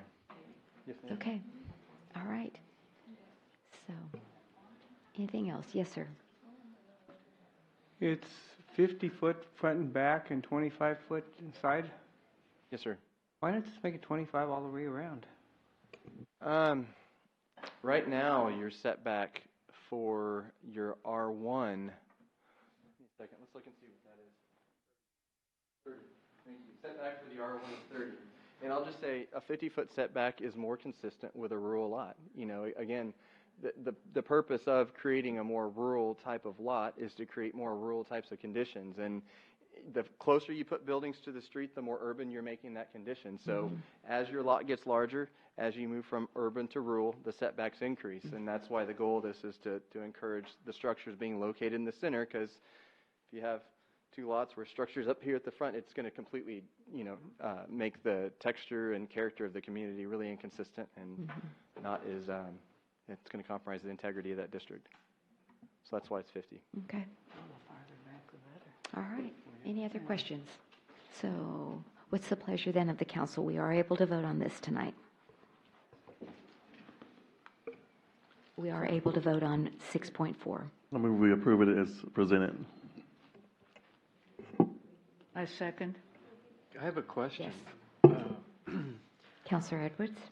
Well, there are these, you said you had to research stuff like swimming pools, and so would that be an issue with letting this go into effect tonight, or? Y'all can table it, and I can come back and provide a more thorough report for what exactly what things are permitted in that area. I just don't have an answer on the swimming pool. Yeah, right I'm now. not trying to be obstructionistic. No. It was just a question. No, I think it's a good question. I know that there's some caveats when it comes to swimming pools that I probably need to look into. And see. I don't know anybody who has a swimming pool in their front yard. I don't know if that has any bearing. Yeah, but it's on the back, it's on too. the back as well. Yeah, 50. But look at the setback. It's huge by that. And swimming pools are not anywhere near that big. They're not even the 5,700 square feet of the house. So, Yes, in my Mr. case, Bradshaw. my structure already exists. My house is already there. I'm not going to move the house, obviously. Right. And it's way at the back of the property. So, to Councilman Edwards' point, if I wanted to put in a swimming pool, I don't have 50 feet that I can put a swimming pool, or if I did, it'd be like, here's my driveway and here's my swimming pool right next to it. And, I You moved could put it in the front of your house. well, Yeah, but who puts the swimming pool in the front yard? Right. Yeah, And exactly. what about, And actually, I have like huge oak trees in this front yard. So that keeping in, with this design, that's the other thing is you got to keep in mind is to be able to meet this, I might have to uproot a tree that's 500 years old, to be able to put a swimming pool in. This is where you're normally grandfathered in. If you're asking for it in the neighborhood, then you have the particular things, but the people who exist there already, because most of Monte Robles is a lot further back. I understand that you grandfather in certain things, but, if we rezone to this RE1 and then I decide to put a swimming pool in, that's not, to me, grandfathered in because it doesn't already exist. The pool doesn't already exist. So that's where you get or a into this. tennis court? Yeah. Oh, there you go. Or a basketball court. Anyway, I'm not saying I'm totally against this idea. I just think it needs to be thought out more. Okay, thank you. So we had a motion from Counselor Jordan, and we had a second by Counselor Alcacer to approve this ordinance 6.4 as presented. All those in favor say aye. Aye. Any opposed? Aye. Or no? Okay, the motion does carry 4 ayes and 1 nay. Is that correct? Just want to be sure. It's probably too Want late. to do a roll call vote? We can do a roll call vote. I wanted to table this and let it be researched. Madam Mayor, can I withdraw? Sure, you sure can. Okay, we're struggling Hold on, tonight. Mayor and Council. You've already taken a vote. We can only, since you didn't vote, Dr. Right. Edwards, it's an abstention. since you Okay. didn't vote. Because Okay. you would have had to bring it up before the vote, or before the vote, while the motion and second was on the table to table it. Okay, well, I just have some concerns about those issues, so. Okay, so we have 3 ayes, 1 abstention, and 1 nay. Is that correct? All right, the motion does pass, does carry. And I'll still go ahead and research that for you and provide y'all with a report on that. And if that's something that's of concern, we can always go back and, make another amendment to the code to allow for pools and other non-structural types of Okay, things. very good. Thank you so much. Yeah. Okay, then moving then to ordinance number 6.5. Ms. Possibly, if you'll please read that ordinance. An ordinance of the City of Leon Valley, Texas, City Council amending Section 15.02.722 of the City of Leon Valley Code of Ordinances regarding procedures of the Board of Adjustment and criteria for evaluating requests for appeals, special exceptions, and variances, providing for repealer, severability, and savings clauses, and providing for an effective date. Okay, thank you. Thank you, Mayor and Council. I have no additions, nothing to Okay. add. Yes, Councilor Martinez. I have several very serious concerns on this issue. Number one, I don't like it. I think it's limiting the Board of Adjustment's powers. And I found another ordinance that, states that the Zoning Board of Adjustment is a quasi-judicial board which has the power to alter and/or terminate property rights within the bounds of the law. All actions taken before the board can have significant legal repercussions, and neither the city nor an individual should pursue any action without the advice of a representative of an attorney. The following information presented as a general guide for those who enforce and administer zoning ordinances and should not be interpreted as legal advice. Responsibilities of the Board of Adjustment is to provide equity for individuals through no fault of their own would suffer injury if the zoning ordinance were strictly applied to their unique situation, grant special exemptions when provided by the zoning ordinance, hear appeals to decisions of administrative officials, and decide other matters delegated to them by the governing body. And where I really have problems is on all the requirements, or the additional requirements. According to state law, there's only 4 items that the zoning commission has to approve, or the person has to prove that apply, and those are: the hardship must not be self-created, for example, platting of tracts into irregularly shaped lots. The property must have specific conditions in which the literal enforcement of the ordinance would create a hardship for the property owner different from the neighbors or other similar properties. The variance must not result in granting special advantage to the property not also available to other similar properties, and the variance must not result in allowing a change of use of the property not permitted within the zoning classification of the property. The way this ordinance is presented, in my interpretation, very seriously limits the power of the Board of Adjustment, and I think that makes it ripe for someone that the Board of Adjustment rules against. Gives them a lot of power to take it to district court or a court of record and have that decision overturned. We really need to let the powers of the Board of Adjustment, we need to give them the power to do their job properly, and this ordinance really limits their powers. Okay. I just didn't know what your source was of what you were reading. I was just curious about that. I found it on the internet someplace. Oh, okay. I just, yeah. Okay.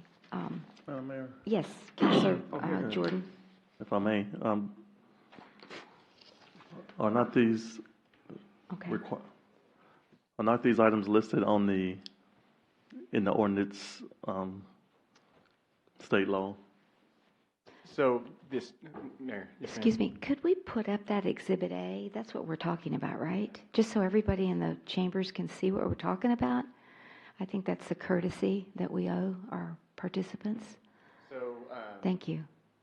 And just, that was in the last meeting packet. Is there any way to go to the last meeting? oh, I'm sorry, I thought it was in our packet tonight, so that's why I figured it was. Second reading, so we don't Okay. typically put the exhibits in the second Okay. reading. Why not? It says Exhibit A up there, but it doesn't. Mayor and Councilor, if Yes. I could answer Councilor Jordan's question.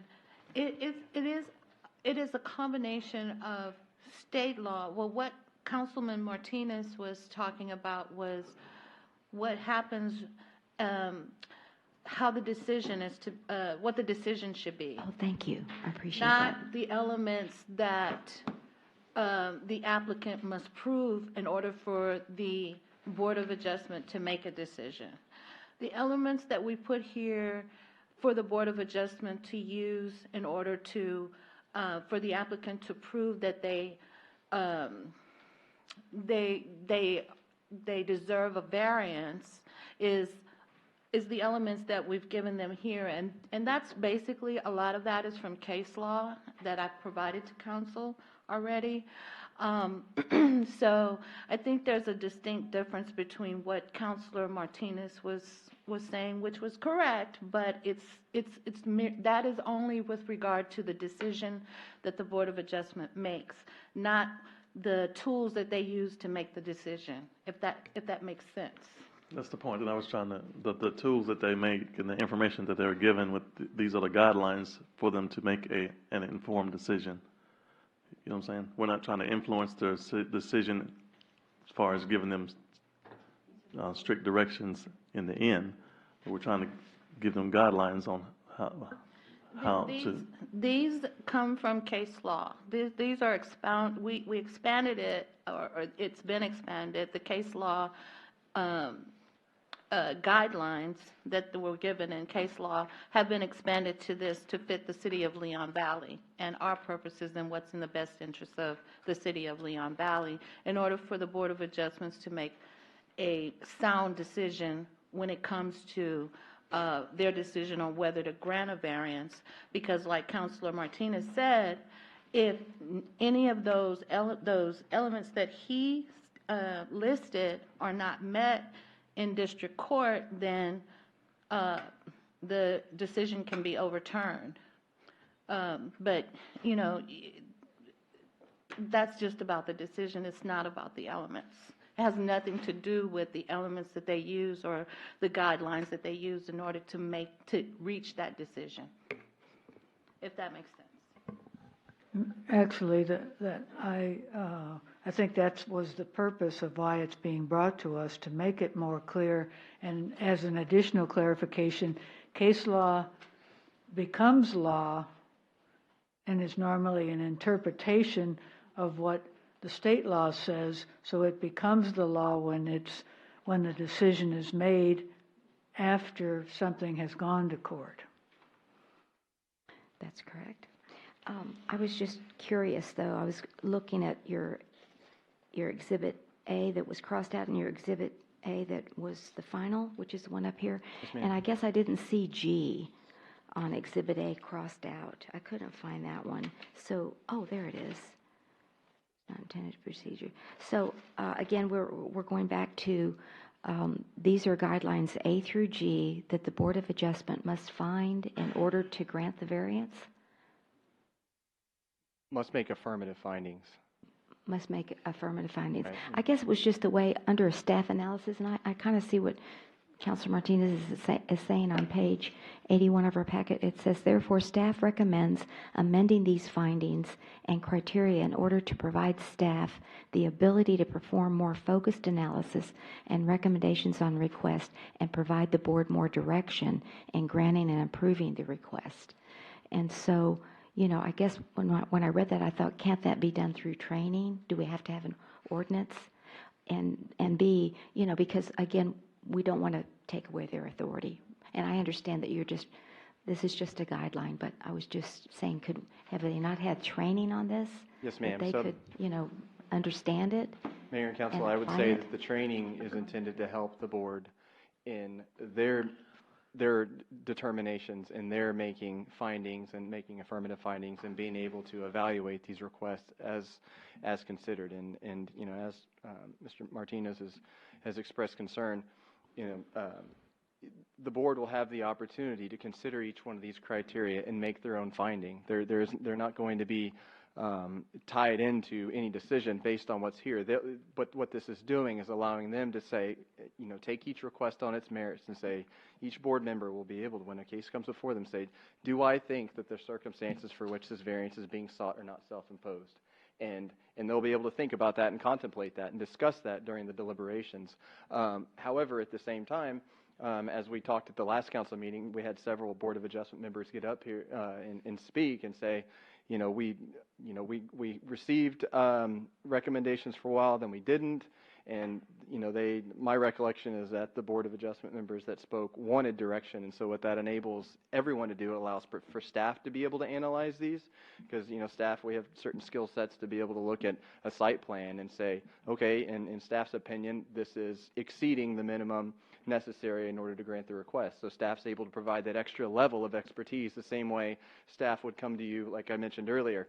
I've looked at the future land use plan for you and it's out of sequence. So, recommendation is this isn't in conformance with our comprehensive land use plan. That's the analysis I provided. So staff is able to provide that level of analysis to the board, and they're able to use that and supplement their thinking. They're able to supplement their thinking with staff's recommendation, but in no way is the board going to be locked into staff's recommendation. It's just simply able to provide an additional amount of support. Mayor and council, as a matter of fact, this substantiates their decision. This gives their decision more weight because the court can look at it in the same view that the Board of Adjustment, if it goes to if it's appealed on district court by a writ of certiorari, the court can only look at it through the eyes of the Board of Adjustment. And if they don't have something tangible like this to use that the Board of Adjustment uses, then they could rule that it's arbitrary and capricious if it looks like there's nothing to substantiate their decision. But on the other hand, if they don't follow these guidelines and they grant the variance, then they're subject to... Well, there's a problem because once this goes, this is a part of the code. Yeah. So that'll be the law, and they would have to follow that. But this is not any different from, it's different as in it's different in that, we changed what they should be looking at, but they still had a list of things in the last, what we struck out, there was a list of things, of guides that they used before. Those things, I'm sorry, Counselor. Go ahead. I'm sorry. I'm sorry. Counselor, is it Counselor Jordan or Counselor Martinez? Counselor Jordan, go ahead. Okay, Counselor Martinez. Okay. Thank you. My comment is that what is being requested, if these A through G were just recommended, I could go for it. But by making that mandatory, it exceeds state law. We need to only go by state law and not any further than what state law requires. But the state law that you're talking about is with regard to the decision itself, not towards what the guidelines or the methods that they use to reach the decision. Why? Okay, if these are guidelines used to make the decision, they should be recommended but not mandatory. Right the way this is written, these are mandatory requirements. You have to meet every one, A through G. But these okay, and that is above state law. And we can be stricter than state law. We don't have to be. We don't have to be, but we can be. But state law, there's case law that backs up these elements. Okay, and if that happens, then they take us to court. It's really so not they take us to court. So why are we making it overly burdened? To make staff easier? I think you're missing the point. Case law becomes state law. That is a significant part of it. Just the words, it's the interpretation of the words, and that becomes state law. That's through every element of law that exists. But the city attorney has said several times in this proceeding that they have gone beyond case law and beyond what the state law and case requirements are. They are going beyond to make it easier for staff, and that shouldn't be made it harder or easier for staff. This should be up to the Board of Adjustments decision. I'm sorry, but Ms. you're putting Frederick, words and then in my I'll hear mouth. from- I did not say that.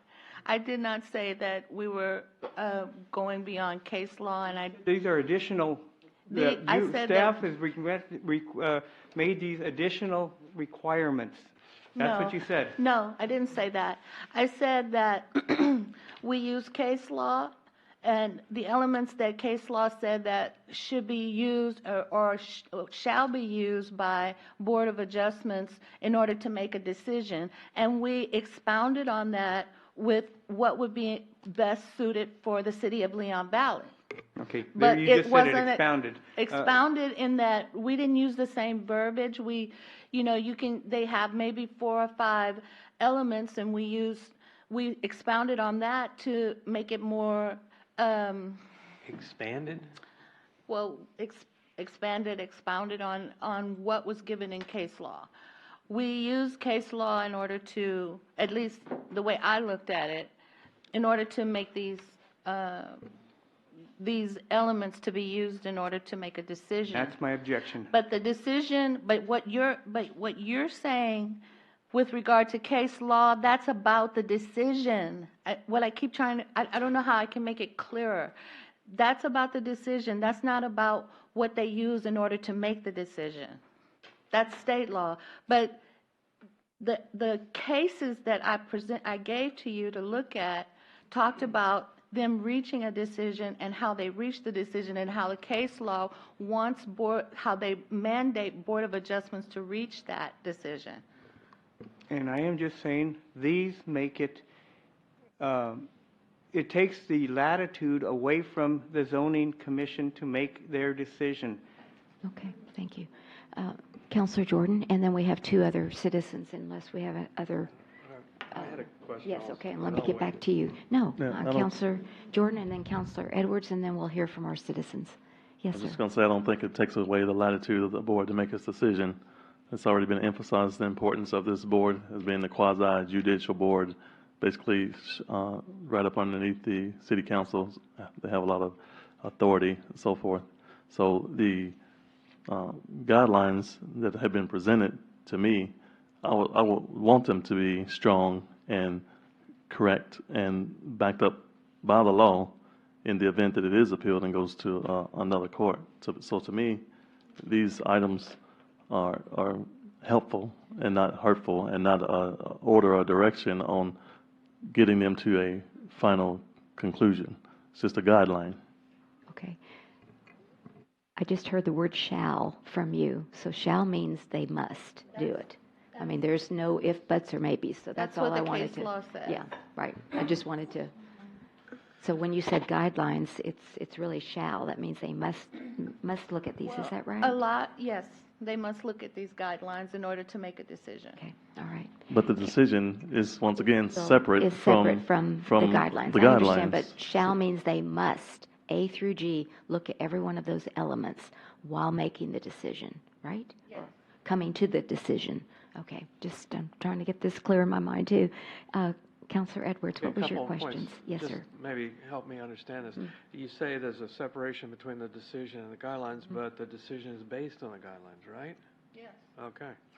So my concern is that, and I don't think this is really something that might occur here, but it's just a kind of a question I have.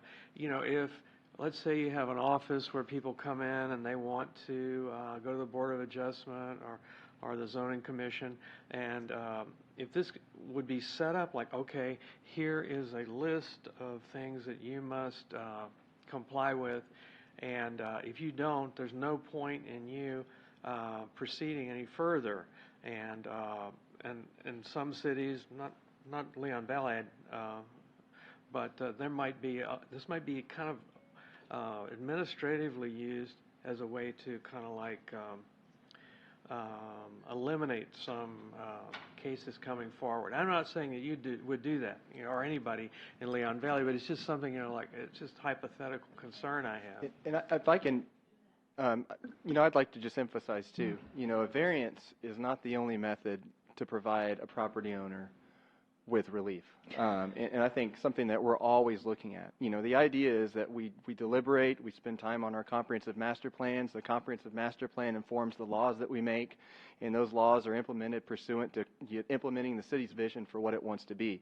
And in certain rare events, and that's really the basis of a variance, is in those rare, unique conditions when it doesn't make sense to change that law, and it makes more sense, and you recognize this one property is just a standout, and you can't anticipate all the situations that might occur when you're creating laws, and so that's the purpose of a variance. When you've got just that unique piece of property where that law just equitably does not make sense to enforce on that piece of property, and so that's really the purpose here. Is at the end of the day, that the goal is that we enforce our laws and enforce the community's vision, but there's another check valve on that. You can always amend your code.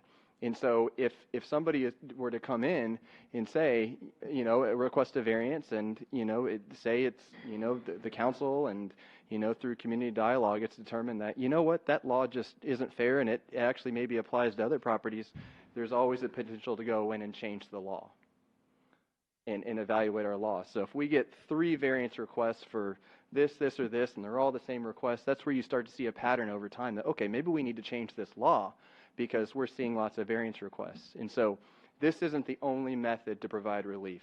There are other avenues to make sure that we're being fair and equitable to all of our property owners and all of our citizens. Okay. And Mayor and Council, in relation to what Dr. Edwards just said, his question with regard to whether or not staff can use this in order to not bring a variance forward, that would be against the law. We have to bring the variance. If somebody applies for a variance, that was we the have question to. I have, is that you're going to present like a checklist, and you don't meet the No, A well, through G, staff then wouldn't do that. you need to leave the office. No, staff wouldn't do that. If a request, am I correct, Brandon? If a request, we have to submit that to the Board of Absolutely. Adjustment. Okay, that makes me feel more comfortable. Absolutely, Okay. and it lets and really a lot of times in my career I've seen individuals that maybe are just set on pursuing a path and with very very ambiguous criteria. They may not know that they're kind of headed down a path that is going to lead them to something that's not going to get approved. And so I think, really it just provides more transparency for the general public to where they can plan and know, what, I'm not going to go spend $5,000 on an attorney to help me out with this variance because the criteria is right there. I'm not going to get it. And then again, that person has another avenue to potentially petition the council to change the code. And so there are other avenues for them to have their due process. This just provides more of a framework for knowing what's the best avenue to take. Should I take a variance? Should I take an appeal? Should I just come straight to the council and say, I think you should amend this zoning district and lessen the setback? So this is just, again, kind of going back, this is part of the toolbox that we have as a city. Some options. Okay. Thank you. All right, if there's no further questions from our council, let's hear from our citizens. Yes, Mr. Prophet. I'm sorry, I'll try to make this as short as possible. Okay. Okay, I look at that list, and I wonder if people sat down at some point and said, I'm running from liability. Can I think of anything else to put on the list? To me, this is the right to tax is the right to destroy. I can add to that list from now on, and I can make it absolutely onerous for anyone to even bring an appeal. So if that's what we're doing, is running from a liability suit, then it's wrong. Not only that, you mentioned last time, Denise, that this is the law. And by implementing this, this becomes the law. There is no exception to this in order to grant a variance. Every one of those must be met. I can find one down below, which is good news, but that's only 3, and I got 7 up above. This is onerous. And I just believe that we're trying too hard here to eliminate the purview of any committee, especially BOA. Just my opinion. We've got too much there that you have to satisfy. And if we find one more next week, guess what? It's going to be number 8. So just keep that in mind. You are giving away a lot of privilege by trying to guard yourself against liability. That's all I have to Okay, say. thank you. Ms. Joseph? Well, that's kind of my opinion, only Larry was able to present it much better. As a board member, I feel like that our hands are tied, that you either meet these or you don't, which is part of our job and obligation. But it doesn't allow any, I don't see where we can grant them anything if, I'm sorry, Larry explained it much better. I'm just digging a hole for myself. So I feel very confused with this being a board member, and it's going to be harder to follow these guidelines because they're so restricted, and to present that to an applicant coming in. Those are a lot of things they have to meet, and I understand, and I do feel like this did come out of previous lawsuits, that we are trying to protect ourselves, that we're kind of we had put the cart before the horse. I do believe we need to tighten it up a little bit, but this is just very strangling. Okay, So, thank you for those comments. Do appreciate it. Yes, Ms. Martinez, good evening and welcome. Thank you, Pat Martinez. I used to be on the board before the new board was elected. Liz Malloy was our chairman. We had lots of training, and we had certain guidelines like that. They weren't that many. We didn't have to pick every one of them on that list to make a decision on what we thought we should do. And this is going to be, just like Larry said, this is way too restrictive. If you think everything has to be yes or no on that list, why do we have to have a board of adjustments? I mean, if you have to make every one of those things apply to what you're been brought to you, it's going to be almost next to nothing. And I agree with what Mr. Prophet said and what Lynn Joseph said, and I don't think that's right.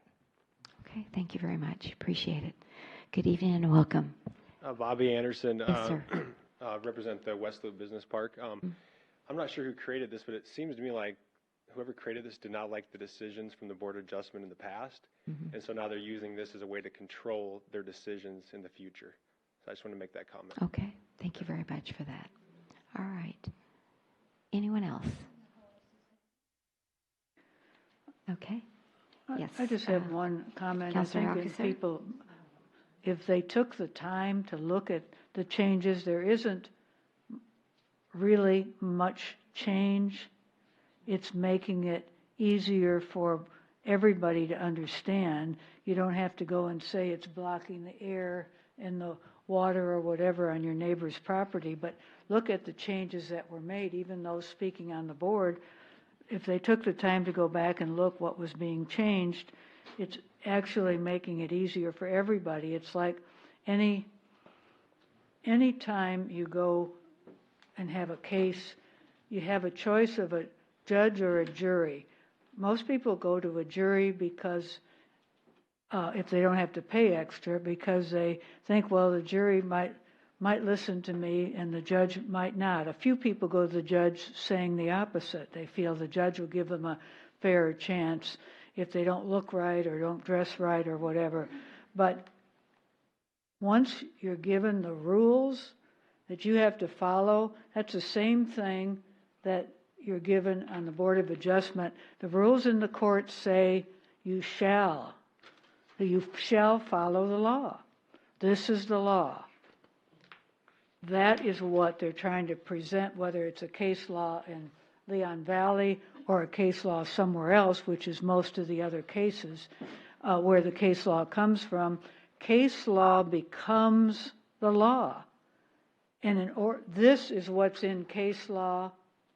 This verbiage, the judge said, this is how I interpret the state law, and this is what the decision is. That's all these are taken from a state law. interpreted by a judge. And so it's making our thing easier. We don't have, the Board of Adjustment is not a whim for anybody. It's something you can't just go just because I want something, I don't like what the laws are. That's not your purpose. Your purpose is to have something legitimate that would fall into these parameters, and that's what this is about. It's not taking away powers from, but if you took a few minutes to read what we're changing, it's really clarifying, and I... Okay, do you have the marked up version? Because that's what we had, right? The marked up version of the 2 pages is what we had. And you've reduced it to 1 page. And so do we have that? Or, so just so yeah, there you go. I just wanted to, because I was like, okay, what did we have before? And then I'm realizing, oh yeah, we had this before. So, and did you go over this with the Board of Adjustment collectively? No. So this has not been presented to the Board of Adjustment because it's not within their purview to make decisions on it. I just was So curious to the get Board of their input. Adjustment, and we went over it with the Zoning Commission, and I talked about it at the last meeting.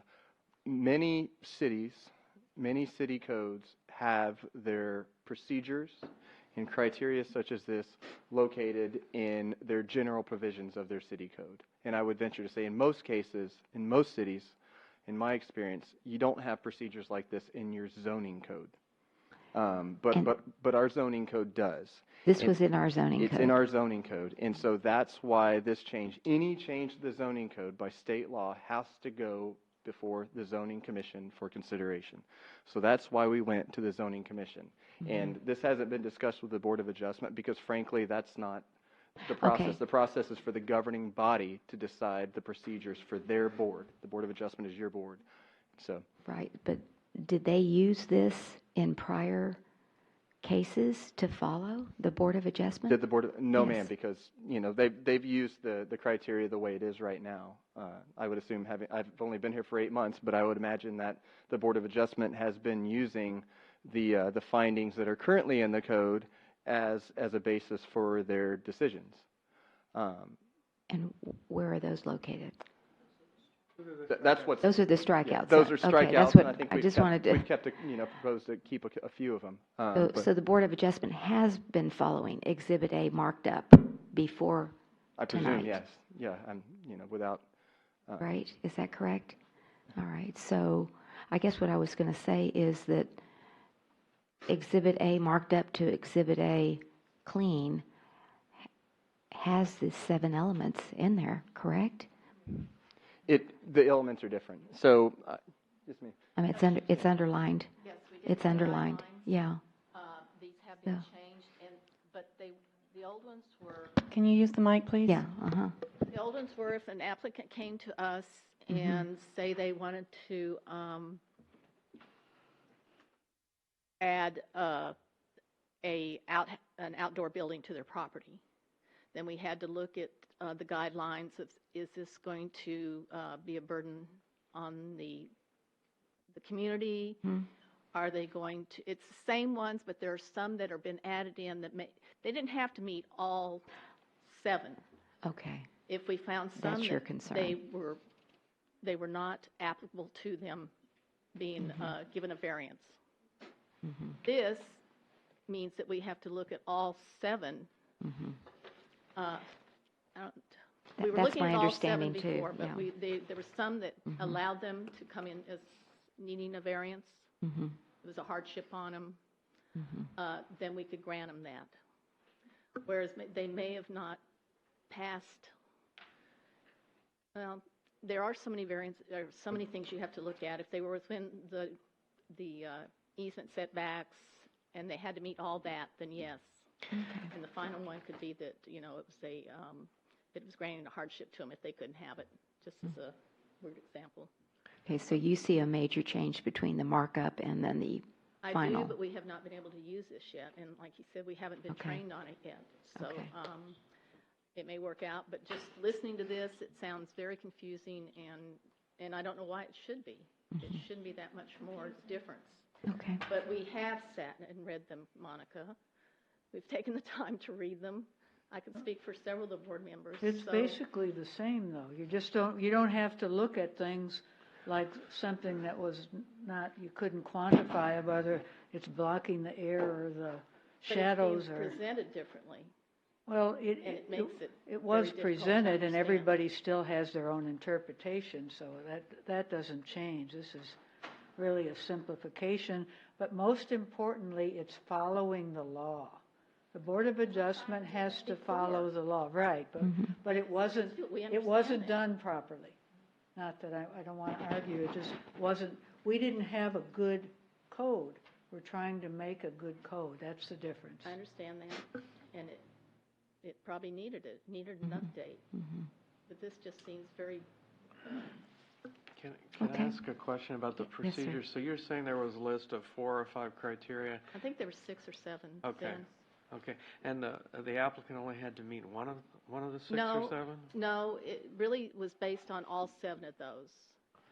And I'm sorry, I don't have them listed in front of me, so I can't remember them all, but They're up there. I can't read that. No, but I thought I heard you say that you had discretion at granting a variance and that you did not have to meet all 7 criteria or guidelines. Yeah, if And there was something. now on this new one, you have to meet all 7. Right. So I don't it's a change. The law changed then between Exhibit A marked up and Exhibit B final then? I don't think that any of these are based on the law. None of those are based on the law. I don't know where they got those Really? guidelines from. Really? I don't. I wasn't here, so I don't know That's what you're they. saying they were pretty much the same. No, they're the same in that you still had a list of things you had to meet before you made a decision. That's what I meant. Not the same. Of course, they're not the same because we wouldn't have changed them. Yeah, we had a list. All right. Very good. Mr. Prophet, you have one other comment that you wanted to add before we moved on? Let's put the 7 back up. Okay. Let's put the 7 back up. The clean copy? Yes. Okay. All right, there we go. Okay. I would And that's contend number 2, variances, A through G is what you're talking about. that Number G- 2, yes, already G, variances, A correct. through G. Okay, Okay. I just want to ask the question. okay. Any one of these might be based on case law.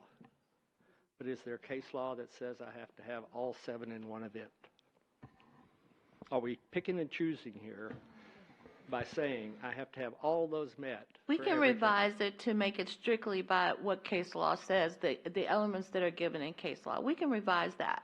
I mean, they'll have less of a guidance, Yes. but we're trying to help them make a more informed decision, and we're using the elements from case law in order to give them some guidance in making a more informed decision instead of, My based on point their is- feelings. My point is, it's kind of the theory of small numbers. If I pick any one of those, I can defend it. But can I pick one if I have to take all 7 and feed it into the case? Is that fair? Could I ask, you're saying that the case law would only, of A through G, the part that comes out of case law would be 3 or 4 of them, or That's hard. I mean, I'm not trying to be, No, that's just hard to say. I mean, like I said, if you want to just strictly use the case law, what case law says, we can rewrite these to that, if that makes you feel more comfortable. But it's still, elements are still going to be the same, one way or another, whether it's 7 or 5 or 4. Yeah, but there won't be 7, according to case law. Is that what you said? Well, I'd like to just see what the maybe compare Well, and contrast. I sent you by email the case law and because it was requested by Councilman Martinez, and I sent everybody a copy of the Elijah. the sites where the case law, this came from. I mean, where the elements come from and what's required. So, I mean, if Okay, you I would like didn't- for me to do more, I can. Well, that's up to the to council. me, yes. that's confusing if you say A through G is what we want to use, but the actual case law is less than this. That's what's confusing to me. So, shouldn't we be following the case law and the law, or, I know the case law becomes the law. I'm sorry if I'm being difficult. It's fine. Whatever you want me to. So, just, did we recommend a couple of more of these elements that were not in the case law? Brandon wrote this. I just want to, I'd like to see what the case law is, because I'm hearing now that it's different from A through G. I just want to clarify. Yeah, I want to follow the law too. When you say case law, are you specifically saying that case law has upheld? Are you differentiating between situations where case law has upheld particular items up here versus case law specifically saying these are the items that you should have? I think. So the items that you should have. Right. So you're saying that case law has said these are the items that you should have. Right. And so what I wanted to build on is this is, we became a home rule city. So state law says here are the criteria by which a board of adjustment shall make these decisions. And so, as you know, the difference between a general law city and a home rule city is if you're general law, you can't do anything more than what the local government code says, which is what I presume Councilor Martinez was reading from earlier. But once you become home rule, then you have the ability to enact additional criteria, if you wish, in order to uphold your laws. And so, and in cities, this is not, I'll say frankly, we're not breaking new ground here. These criteria are not criteria that was developed specifically for Leon Valley based on specific things we've seen. This is criteria that's easily borrowed from other cities. I didn't come up with this criteria on my own. This is based on other zoning codes that exist, and frankly, many of these came from San Marcos, where I worked. And these are not, again, these are not, and some of them came from other cities that I've worked in too. They're best practices, and that's what we do as staff, is come to you and make recommendations on best practices. And so to get back with Denise, she's, again, when we look at creating regulations, we look at, does case law uphold these, or are these things that are just things that nobody else has done? It's never been considered, never been tried by a court before. So I would, to kind of, elaborate on what she has said, case law says that we may enact these things, these specific criteria. They have been implemented by other cities, they're being utilized by other cities, and case law upholds them, and has said courts have considered findings of, or rulings of boards of adjustment based on these criteria and have upheld it and said a city may deny a variance request for this particular criteria. So that's what we're talking about. Is it when we may talk or about case law. shall? I thought it was shall. Well, may is different than And shall. the case law states that the applicant shall meet these, or shall meet certain elements in order to get a variance granted. So it shall. It shall. Okay. All right. Councilor Martinez and Mr. Prophet, did you have another comment? I'd rather let you go first. All right. I just want to speak to the point of case law. Mm-hmm. That becomes case law the first time it's determined. If that's not case law already, it will become case law. It will become case law every time you put one on there and win. So all I'm talking about is onerous. And it's fine, again, I want to reiterate, it may be fine that a judge found in favor of A. But did he find in favor of A through G on a single case? And that's what the standard we have set. Right. We have to meet every one of those. Not individual cases, one case. And to me, it's a legal opinion, whatever you think. I think it's onerous. And I think I can add 3 more to that list right now. Okay. Thank you. Yes, Mr. Martinez. Mayor, sorry. I just wanted to make sure you knew the code that the BOA was operating off of, we're looking it up right now, was from 1972. And you want to talk about onerous. Whew. Wow. There's lots of elements to this. So I don't know if anybody would like to see this, but this is really interesting. But 1972. The question I have, even if that was onerous in 1972, if the way they practiced, it's still today. If the way they practiced was there's a list of 7, but if they meet 1 or 2 or 3 or whatever their rules were, that's what one of the citizens said. Okay. Councilor Martinez. Well, let me start by saying our discussion tonight is one reason that I have requested the proposed zoning changes to be sent to us complete so we can review them at our leisure and not have these items come before city council like this one is. This is very controversial. So if we had, Nina, when she was here, supposedly rewrote the zoning laws or requirements, and I understand you've gone through and revised them again. I would like to see those, us have that complete packet so we can review them. And it's been stated, even you mentioned it, about these expanded regulations, these expanded requirements. These are things that you brought forth from another city, that you like that from that other city, and so you want to adopt that into our city. That's just similar to that thing that you brought up in the other incident that we're going to hear tonight. Thank God the zoning commission was smart enough to reject it, is having a 3-year requirement on a special use permit. But I'm going to make a motion that we table this and remand this whole item back to staff and back to the zoning commission for further review. Okay. Second. All right.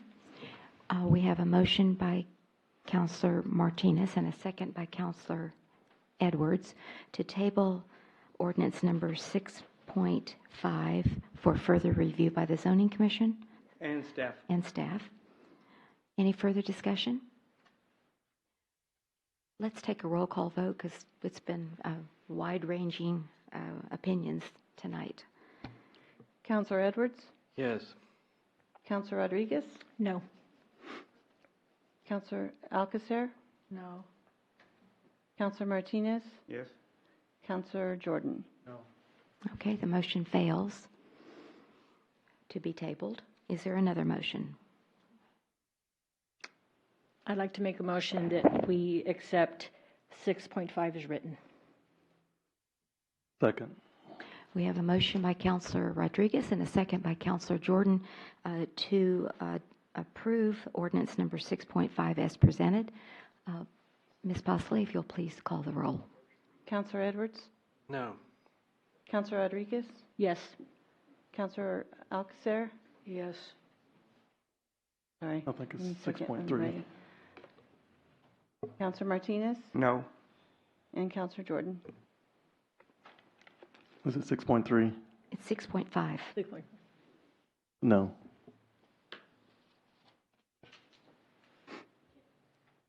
So it fails. 3. This is the second reading. We already had this presented at the last. It failed.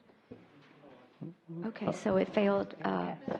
It failed. I made the wrong vote. But Well, it's the vote. yes, so I understand that. Yeah, it's 3 nays and 2 yays Okay. for adopting 6.5. So, do we seek another motion, or is that it? That's it. I killed it. I don't know. I killed it. No, that killed it. I don't know what the rule is here because this has never happened. Both of them failed. Nothing. Well, there was a motion to remand and for it to be cleaned up, so, I mean. Well, Both of them failed. Okay, well, maybe we could research it and then come back with some other recommendation. I don't know. What do y'all? But anyway, I think we need to move on. If the city attorney, are you saying we just need to move on because they both failed and it's getting late? So thank you very much. All right, moving then to agenda item 6.6 about the $45,000 video, audio, visual, and networking improvements. Ms. Pasolé, if you'll please read that ordinance. Thank you. I almost forgot. That's all right. An ordinance of the City of Leon Valley, Texas, City Council amending the Community Center Fund budget of the City of Leon Valley, Texas, municipal budget for fiscal year 2018-2019 in the amount of $45,000 to provide funding for the Leon Valley Community Center audiovisual and networking equipment providing for repeal or severability and savings clauses, and providing for an effective date. Good evening, Crystal. Good evening, and Mayor and welcome, Council. and thank you for your due diligence in getting these quotes for us. Not a problem. And so basically, I'm coming still asking for the $45,000 for the budget adjustment. That has not changed. What has changed a little bit is that I'm required by state law to get 3 quotes, 2 from which are hub vendors. So we did get 3 quotes. If y'all remember, we had Mimi's, we had Electrolink, and we have Artcom. The issue arose was Electrolink is not considered a hub vendor. They're no longer on the hub vendor list, which we just found out this morning.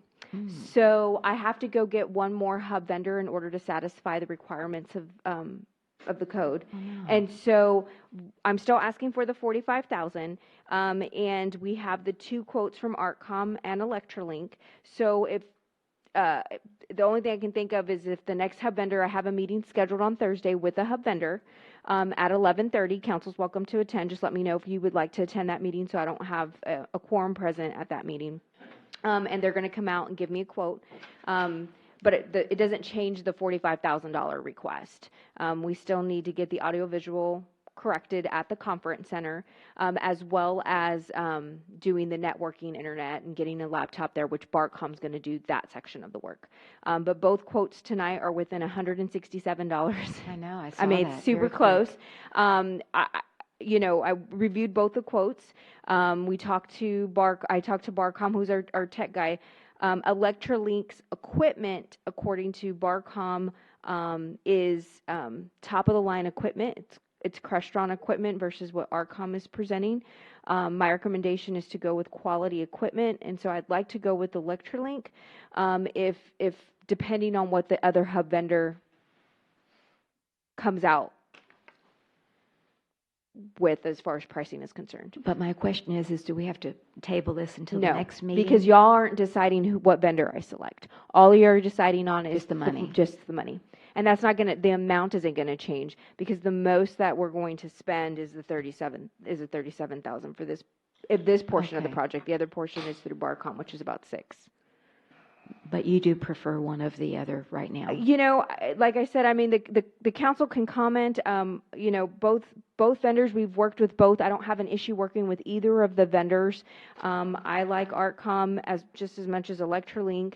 Artcom is a hub vendor, so if that's, if the council has a preference. But, Electrolink's equipment is top of the line. It's what we currently have here as far as screens are concerned, and our audiovisual equipment here in the council chambers is Crestron equipment. So just so you can kind of get a feel of.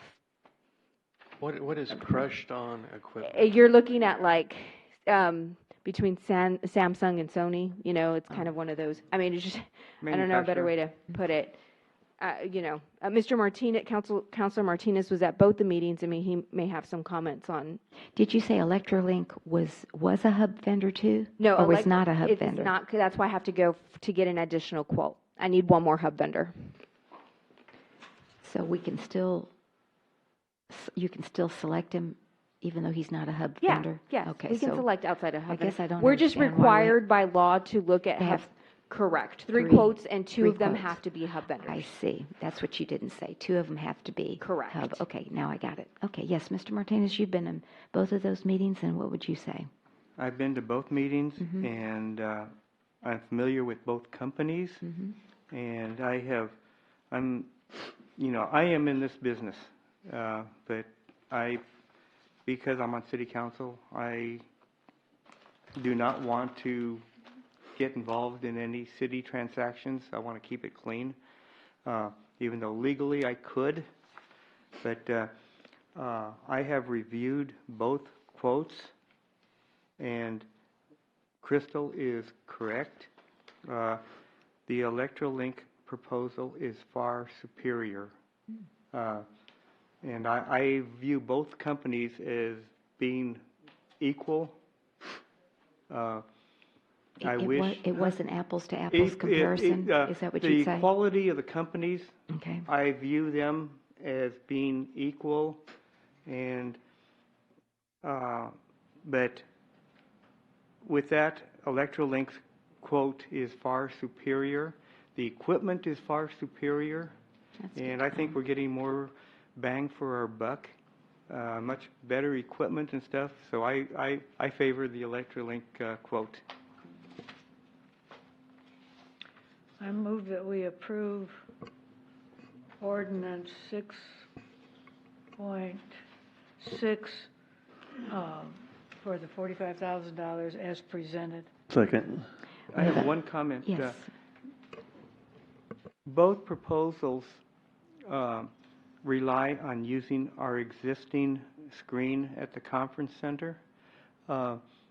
If in the budget, and we just might talk outside with the vendors, both companies are going to provide new projectors, and one that has 5,000 lumens compared to what we have right now with probably 1,200. So it's going to be a much brighter screen, and everything nowadays is going to the 16:9 format. You go look at any go to any store, or probably you go to your living room now, and nobody has the 4:3 aspect TVs anymore. Everybody wants to go to the larger 16:9, and our screen over there is a 16:9. I mean 4:3.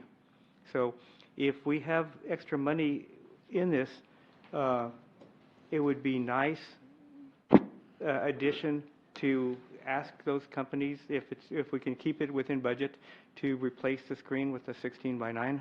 And I think as we've discussed, there's some other like nuances as far as like the wireless just some tweaking that needs to be done. And I think both companies they were advantageous into, helping us in any way we can with little tweaks here and there of other equipment outside the upgrade. Okay, very good. So we have a motion by Councilor Alcacer and a second by Councilor Jordan to approve ordinance 6.6 as presented. Any further discussion? All those in favor say aye. Aye. Any opposed? The motion does carry. Thank you so much. So, I'm just assuming we'll get the biggest bang for our buck. I think Crystal knows what she's doing. Okay, then we're moving to a regular agenda. Agenda item number 7.1, presentation, discussion, and possible action on a resolution authorizing the negotiation and execution of the Leon Valley Fourth Amendment lease agreement with the Leon Valley Cafe. We have William Cox. Good evening. Mayor and council. Here to present your first time. Yes, thank you. I'm here to present a lease agreement between the city and the Leon Valley Cafe. The city entered in, I'm sorry, let me get my stuff right here. There we go. So give a little bit of background. The cafe initially entered into a successful Chapter 380 agreement with the Leon Valley Cafe back in 2016. There's been two other agreements since then. One on November 7th, 2017, which was to extend the lease from 1 to 4 years. And then most recently, earlier this year, there was a rate adjustment due to the Evers Road closure. Mr. Ramos has approached the city asking to reduce his rate from $1,800 per month to the proposed $1,200 per month. This will be effective January 1st through the remainder of the lease, which is 2 years. The total fiscal impact to the city would be a decrease in revenue of $14,400 over that 24-month period. The C Leon Valley has remained the same throughout the 380 agreement and with the amendments. And the request is consistent with the city's goal of economic development as outlined in the 2014 strategic plan. City staff recommends the lease adjustment not less than $1,200 per month so that we are able to maintain the quality business on Evers Road. Staff will continue to monitor the business's revenues and will reevaluate the lease amount at the end of the contract. Mr. Ramos is here as well as staff if you have any additional questions. All right. Mr. Ramos, good evening and welcome. Thank you so much for your support last night by providing the drinks to our participants. My pleasure. It was very good. I love the hot chocolate. Thank it you. was really good. Thank you. So Hello, thank you. City Council Mayor. Yes. Basically what it is I look in the numbers through the 3 years, and this year we still not recover by the road closure. This year I project to finish the same amount of business we did here in this little place. It will be the same amount sales. Maybe we come in short, maybe 10,000 less than what we did 2016 here. Okay.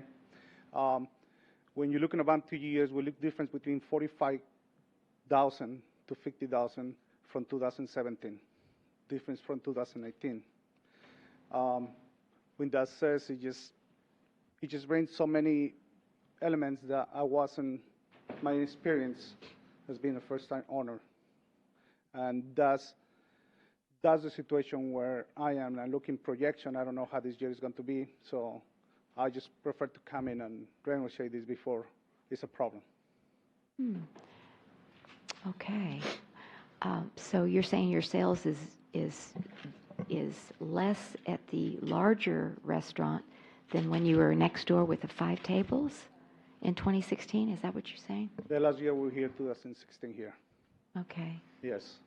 And As we you projected right- attribute that to the Evers Road closure? Is that what you said? 2017, it was increasing myself for 45,000. The first year we were there. And 2018, that's what it shows in the numbers we have. So it's the same amount, roughly? Hopefully, I think by the end of the year, we'll be same the amount. Maybe we short 10,000 less. I don't know. I don't know how it's going to be this by the end of the year. And what advertising do you do? Advertising, basically I use social media. In order for me to use advertisement, it cost me around $700 a month to $800 to $2,000. So for me, I just prefer to keep my staff and try to, basically our customers, mouth to mouth, or our best advertisement is Yelp, which people who make reviews and recommended place and things like that. That's on Facebook. Instagram, it reflects a little bit, but that's more or less, that's what we do. Okay. And what about your catering business? Is that better at this Catering facility business versus what you had? It's difficult when you have to eliminate staff, and we're very careful what we choose to do. Because if we decide to take any catering and I don't have the manpower, then, it's not good reputation for us. So we just very limited what we take. In order, if you don't have the manpower, then, why even go to try to do it? It can affect me more than benefit. Okay. So is it about the same then when you were next door, or is it increased on your catering, or is it about the same from next door? Actually, I think here, I would say maybe it's still the same. I think this last past year is lower. A little bit lower? Okay. All right. Yes. And have you been able to put any additional money into the Leon Valley Cafe since you've moved in? Yeah. Yeah, it's just... I think I saw misters, and do y'all have the heaters too outside? I don't know if you do or not. We tried the heaters for a little bit. It just... Okay, I was just trying to think of... Yes. Okay, all right. What are the... Okay, very good. All right, thank you, I appreciate it. Yes, Counselor Jordan. We're all getting tired. Yes, sir. When we did the initial agreement, what was your rent per month on the initial agreement, year one? What was the amount for year number one? The number one? I'm sorry, can you repeat that question? Your monthly rent on the initial agreement for First month, I believe, was 900, correct? And then the second year, double. Okay? And then February, I think we revised, and then we came in agreement to reduce it back. When we reduced it because of the Evers Road Bridge. Road closure, that's correct. How much was that reduced to? 900. Okay, and you're saying you're making the same amount. Do we have the numbers? Absolutely, we do. We have the sales from every month. We get them because of the 380 agreement. Okay, so you're saying from year number one, I understand the bridge, that's automatic. You lost some business while that was going on. But you're saying at year number three that you're still at the same amount that you were when you were over here. Because Right. I frequent your business. It's a very great business. It seems to be busy quite a bit. How many additional staff did you add? Right now, since we opened the bridge, I had 2 more positions. So what we had before. How many you have total? Right now, I have six people in the staff.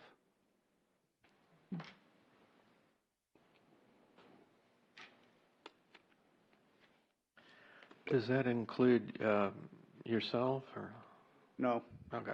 I don't get paid this year.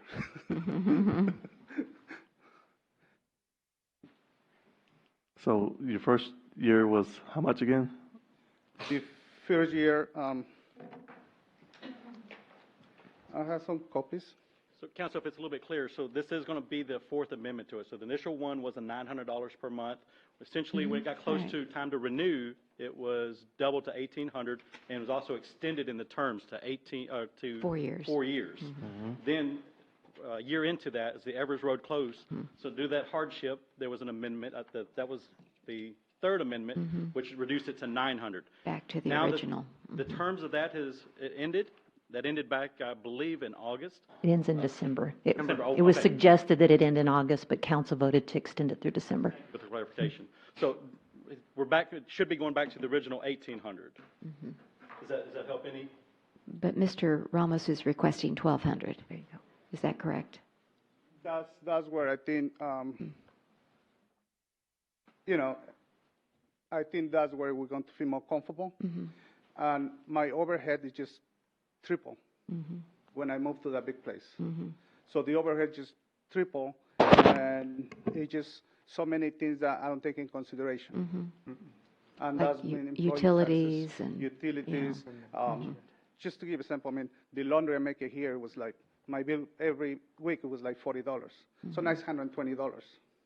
So everything, I mean, it's like when you move to a big house, Sure. you get a small house, the maintenance is going to get expensive. Yes, if you want to continue, That's Counselor. okay, go ahead. Next question, you can go to the next counselor. Okay. Who else? Yes, Counselor Martinez. Thank you.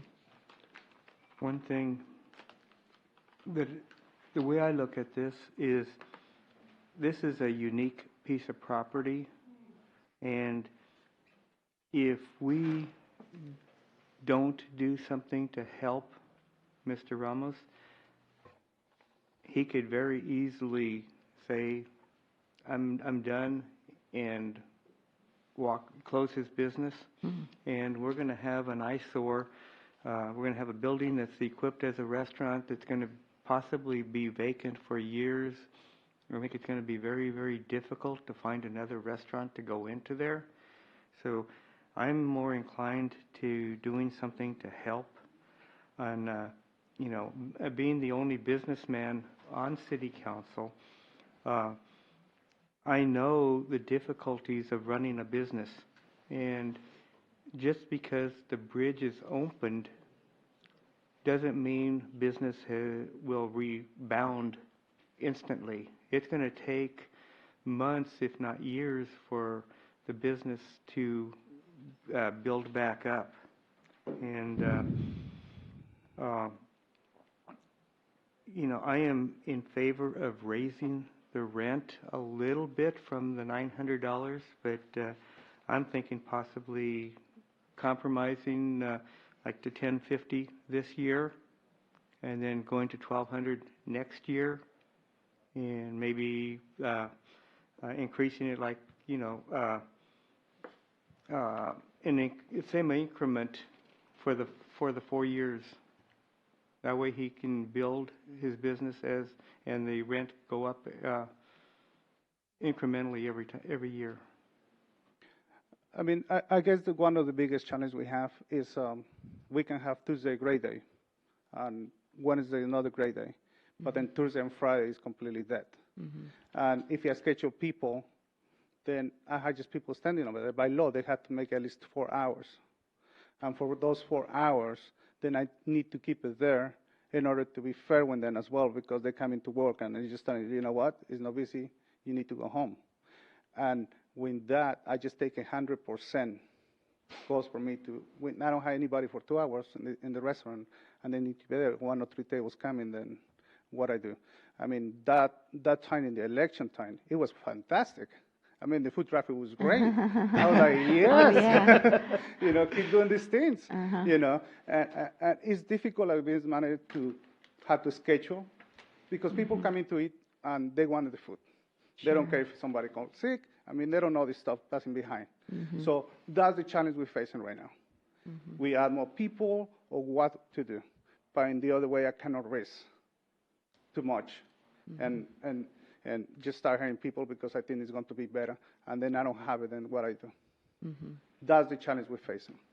Other than that, I mean, I really refuse to lower the quality of the food we service, the service we provide. Don't do that. No, and that's something that we really believe very strong. Sure. I think here in the city, we are the only place where we serve prime, great meat and things like that. I mean, we're just trying to, I would say, if I don't need it, I don't put it in somebody else's table. That's where I go. And that's where all these things, I'm very careful the provisions I get, seafood and everything else. Yes, I pay a little extra. Yes, I do. But in the end, it's just the quality of the service we kind of provide to the customers. I got these people from San Francisco. I had no idea they wrote an article in the San Francisco Chronicle about the restaurant. Oh, my. And they bring and they show me. How about that? That's how we find about you. Oh, my I'm goodness. like, really? Yeah. It's just those things that, as operator, it just can, keep going. Well, I think the cafe has just been a fantastic addition to our city, and I certainly want to set you up for success. And I appreciate y'all giving back to the community, like I said, through your volunteer spirit, not only last night, but also on the sign committee. And so is this term of this Fourth Amendment for 1 year and then be reassessed, or is it 4 years? I'm not. Fell back onto the amendment that's a 4 years. Okay, There's it's 4. As of January the 1st, there'll be 2 years remaining. Oh, I see. You're just Right, so we're saying only it within discussing 2 years. just the 2 years. Okay, gotcha. I just wanted that clarified. Okay, very good. So, anyone else? I just would like to make one comment. I just want the council to make sure you're aware, the reason we were able to give that city building out for less than market value is because we did the 380 agreement with them.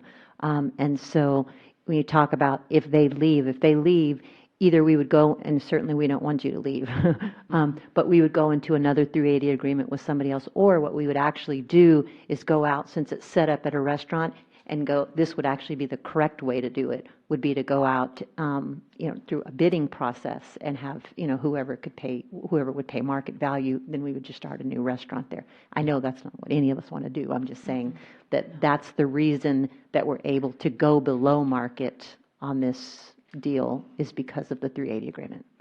Okay. All right, very good. Yes, Councilor Alcacer. And the 1,200, Mr. Ramos, you had agreed to already. Running the numbers and talking to my accountant, I think it's something where you give a little more room for us to feel more comfortable and everything else. All the things that we need to do. I say, next year it's going to be wonderful. If it is, then I'll come to you and say, you know what, things are great. I would like to go for the last year or whatever reminded to go what we stipulate, because I think that's only fair.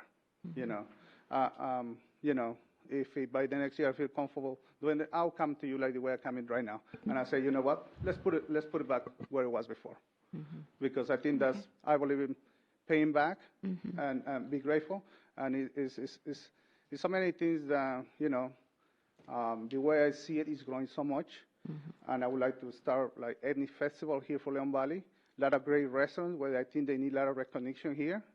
And, I think it would be great to have some food festival here in the city.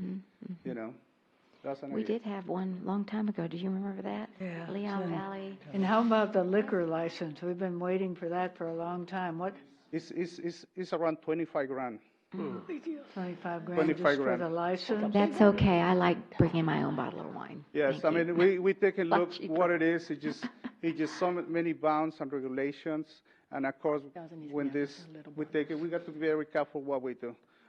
Definitely is something we really like to do, because we like to start the dinner club, dinners that we can bring different wineries and showcase the food and things like that. So. And how about the breakfast? I've been waiting for breakfast besides Saturday. Well, this is when you review the market, When we were here, we have 4 or 5 tables every day. Same thing with dinner. We try dinner over there. The market is not there right now. You know, a lot of people understand it. You know, we use a real eggs. We don't buy anything in the carton. So obviously, there's no way we can get. Yeah, you can get omelette somewhere for $5, but the ingredients were there. That's what makes the price. So you know, a lot of people prefer to do that. A lot of people. For us, is the market is not there right now. Anyone who hasn't eaten there, you're missing a treat. Delicious, yeah. I wish they were open Saturday night. We try. Yes. Okay. Yes, Councilor Rodriguez. I agree with Mr. Martinez. I would like to see us do something to be able to help him stay in our community. I know that a lot of people say we're constantly losing businesses and stuff, and he's been pretty, well-known, pretty well-respected. So I would like to see us do something to be able to help him remain and flourish, to continue to flourish in our city. Okay, so you agree with the lower rate? Okay. All right. Lower than the 1,200 that he's agreed to? No, the 1,200. Okay. In other words, to what has been agreed upon right now. Okay. Because I thought Mr. Martinez was you were recommending a lower I rate would than like- 1,200, What right? I would like to see is maybe $10.50 this year and $1,200 next year. But he's agreed to it, Mr. Martinez. But let's help him. Maybe he can help with that other lower rent. He can hire another staff person, or maybe he can open on Saturdays. Saturday nights. He's already open on Saturdays. Saturday night. Mhm, yeah. Or Sundays for like brunch or something. There you go. Well, we researched that, and our experience is like half of the people who know that we don't open on Sundays, they just, they decide to come in on Saturday. The case that we decide to open on Sunday, we'll split it up.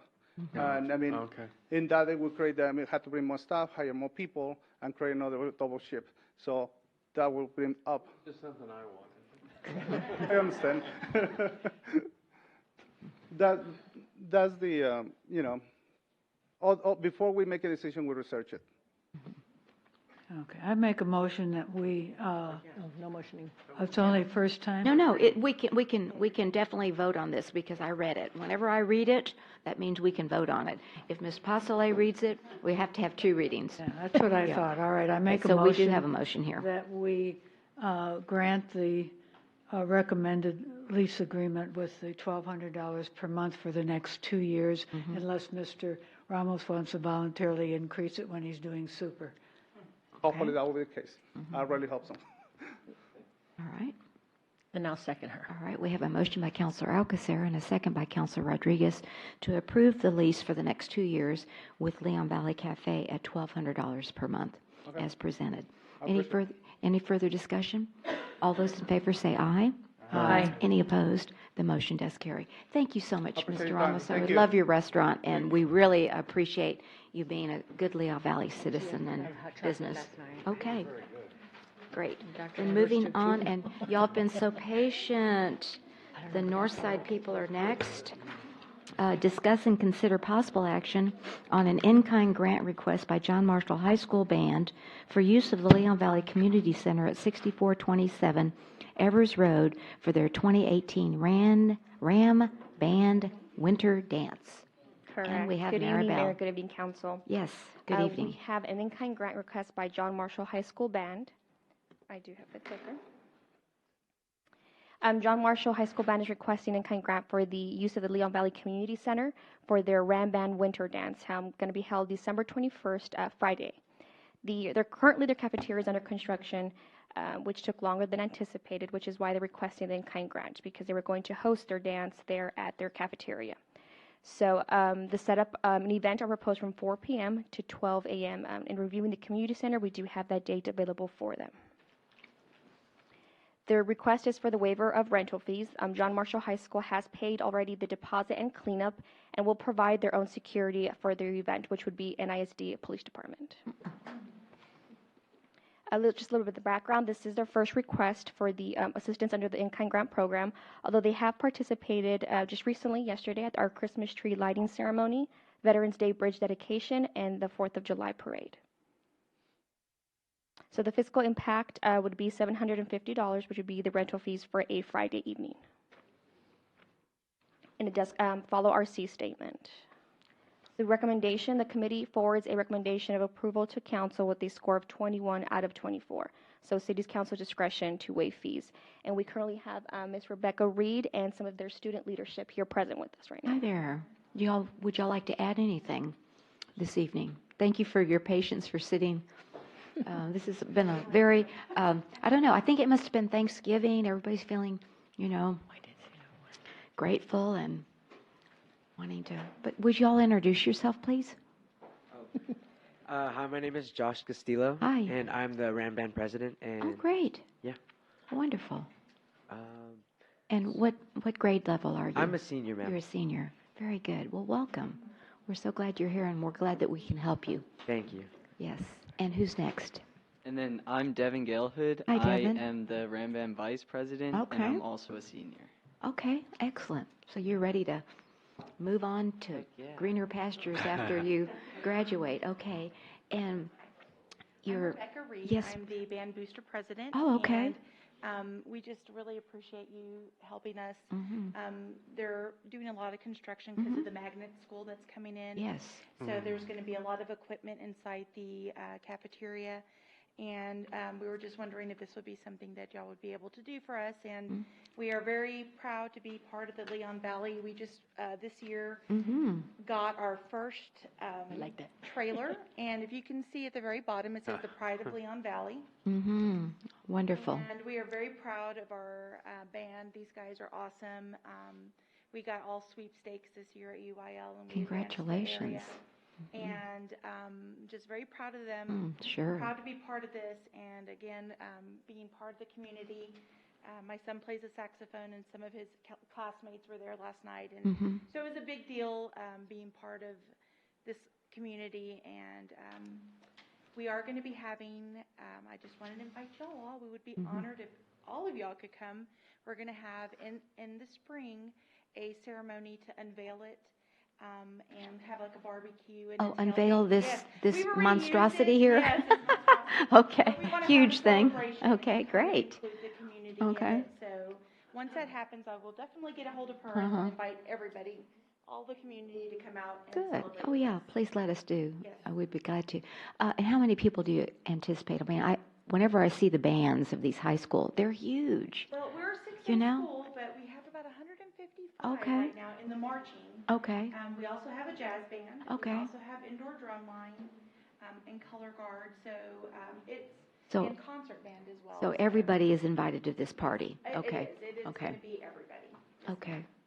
Sounds like at least about 300, just from what you said, if everybody brings a date, right? Okay. Great. Mr. Martinez, I think you waved to me that you wanted to say something. I relish this, and I wish you guys luck in your future endeavors, and congratulations, seniors.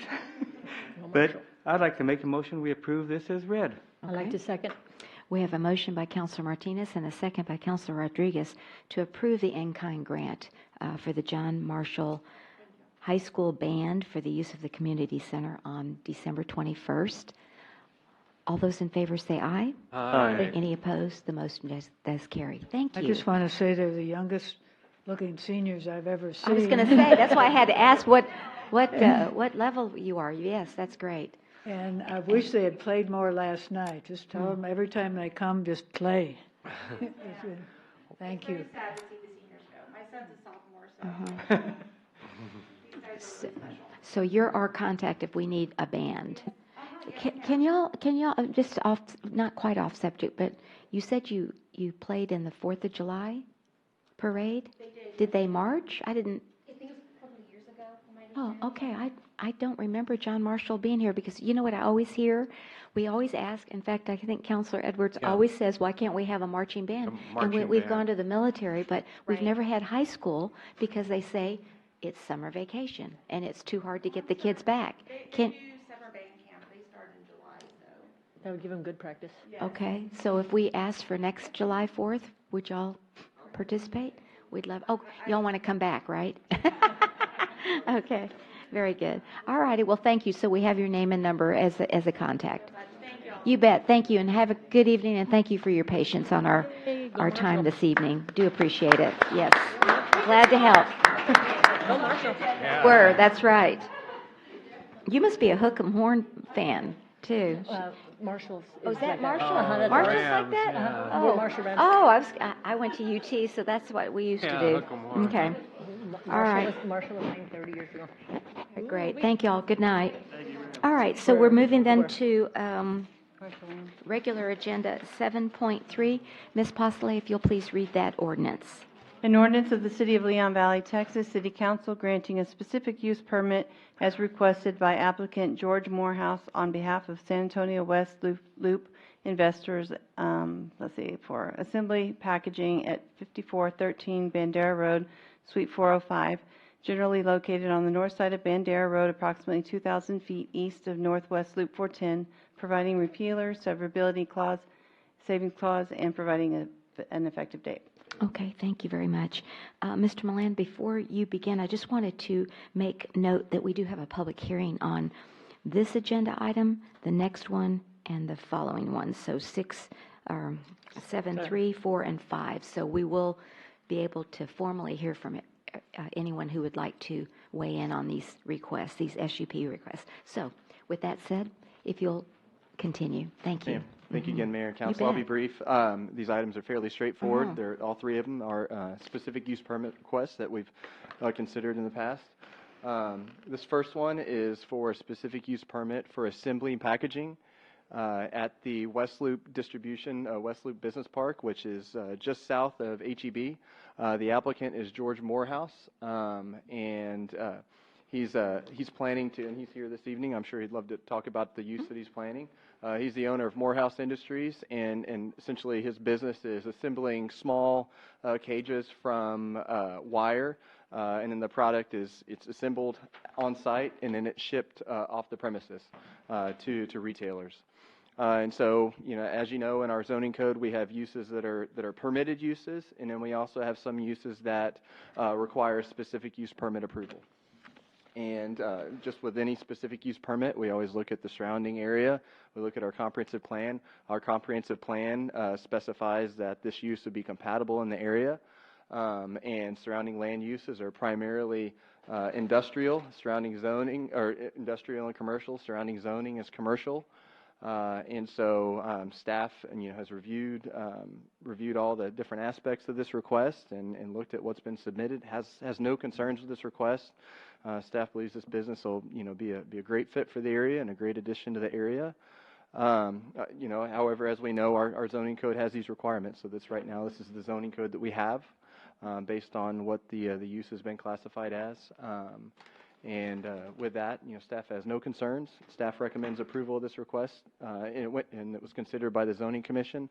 The Zoning Commission did not have any additional concerns, just other than that we be specific in the ordinance. And just like always, we make sure to limit where this use can be conducted. That way, if it continues to grow, that would require additional consideration. So with that, staff recommends approval, subject to operations being consistent with Exhibits A and Exhibits B. I'm happy to take any questions. I know the applicants are here as well. Yeah, I was just curious, why we didn't have to consider traffic or intensity of use or operations or anything like that, just the site only? Yes, ma'am. That's what I always thought SUPs were a little bit more entailed, than that. So that's all. That's a good question. On this particular one, we've been coordinating with the applicant. This is a larger commercial facilities, and so it's one thing when you have an individual property. Maybe it's a Starbucks or something like that. It's a little bit easier to look at traffic impact. But when you have a larger commercial area, especially a center like this, where we've been working with the applicant to and understand that this is an office warehouse park. That's what it was designed for, and over time, that's kind of transitioning into a little bit of a mixed-use facility, and we definitely want to support the applicant and their success over there. And so long-term, we've talked with them, looking at, and this is an older office park. There is no original TIA. And so our Okay, I TIA gotcha. requirements in Yeah. the code contemplate, taking that base TIA that was approved and always kind of looking at that and saying, okay, what's the change here? Is this change monumental or is it pretty nominal? In this case, the applicants didn't have a full-scale TIA for the entire complex that's required, but fortunately as staff, we have a city engineer that's able to look at these things, and we're not out to try and require people to create that. So we were able to look at this. Staff was able to look at it and be like, okay, in this particular case, we don't think that there's going to be any kind of substantial traffic impact. Now, if something large and Well, intensive came in, we'd need to look at that. I guess So- we can ask Mr. Morehouse, but I guess he's shipping more than people coming in and buying these cages, right? I mean, that's my understanding. That's okay. Very good. So, yes, Councilor I just Alcacer, thank you. I knew you wanted to say something as well. wondered why you put in there that it wouldn't generate any tax revenue. There's no, when they have to sell it to PetSmart or Pet's Barn or whatever, they don't. All of the, yeah. There's no tax revenue from it? To my knowledge, no.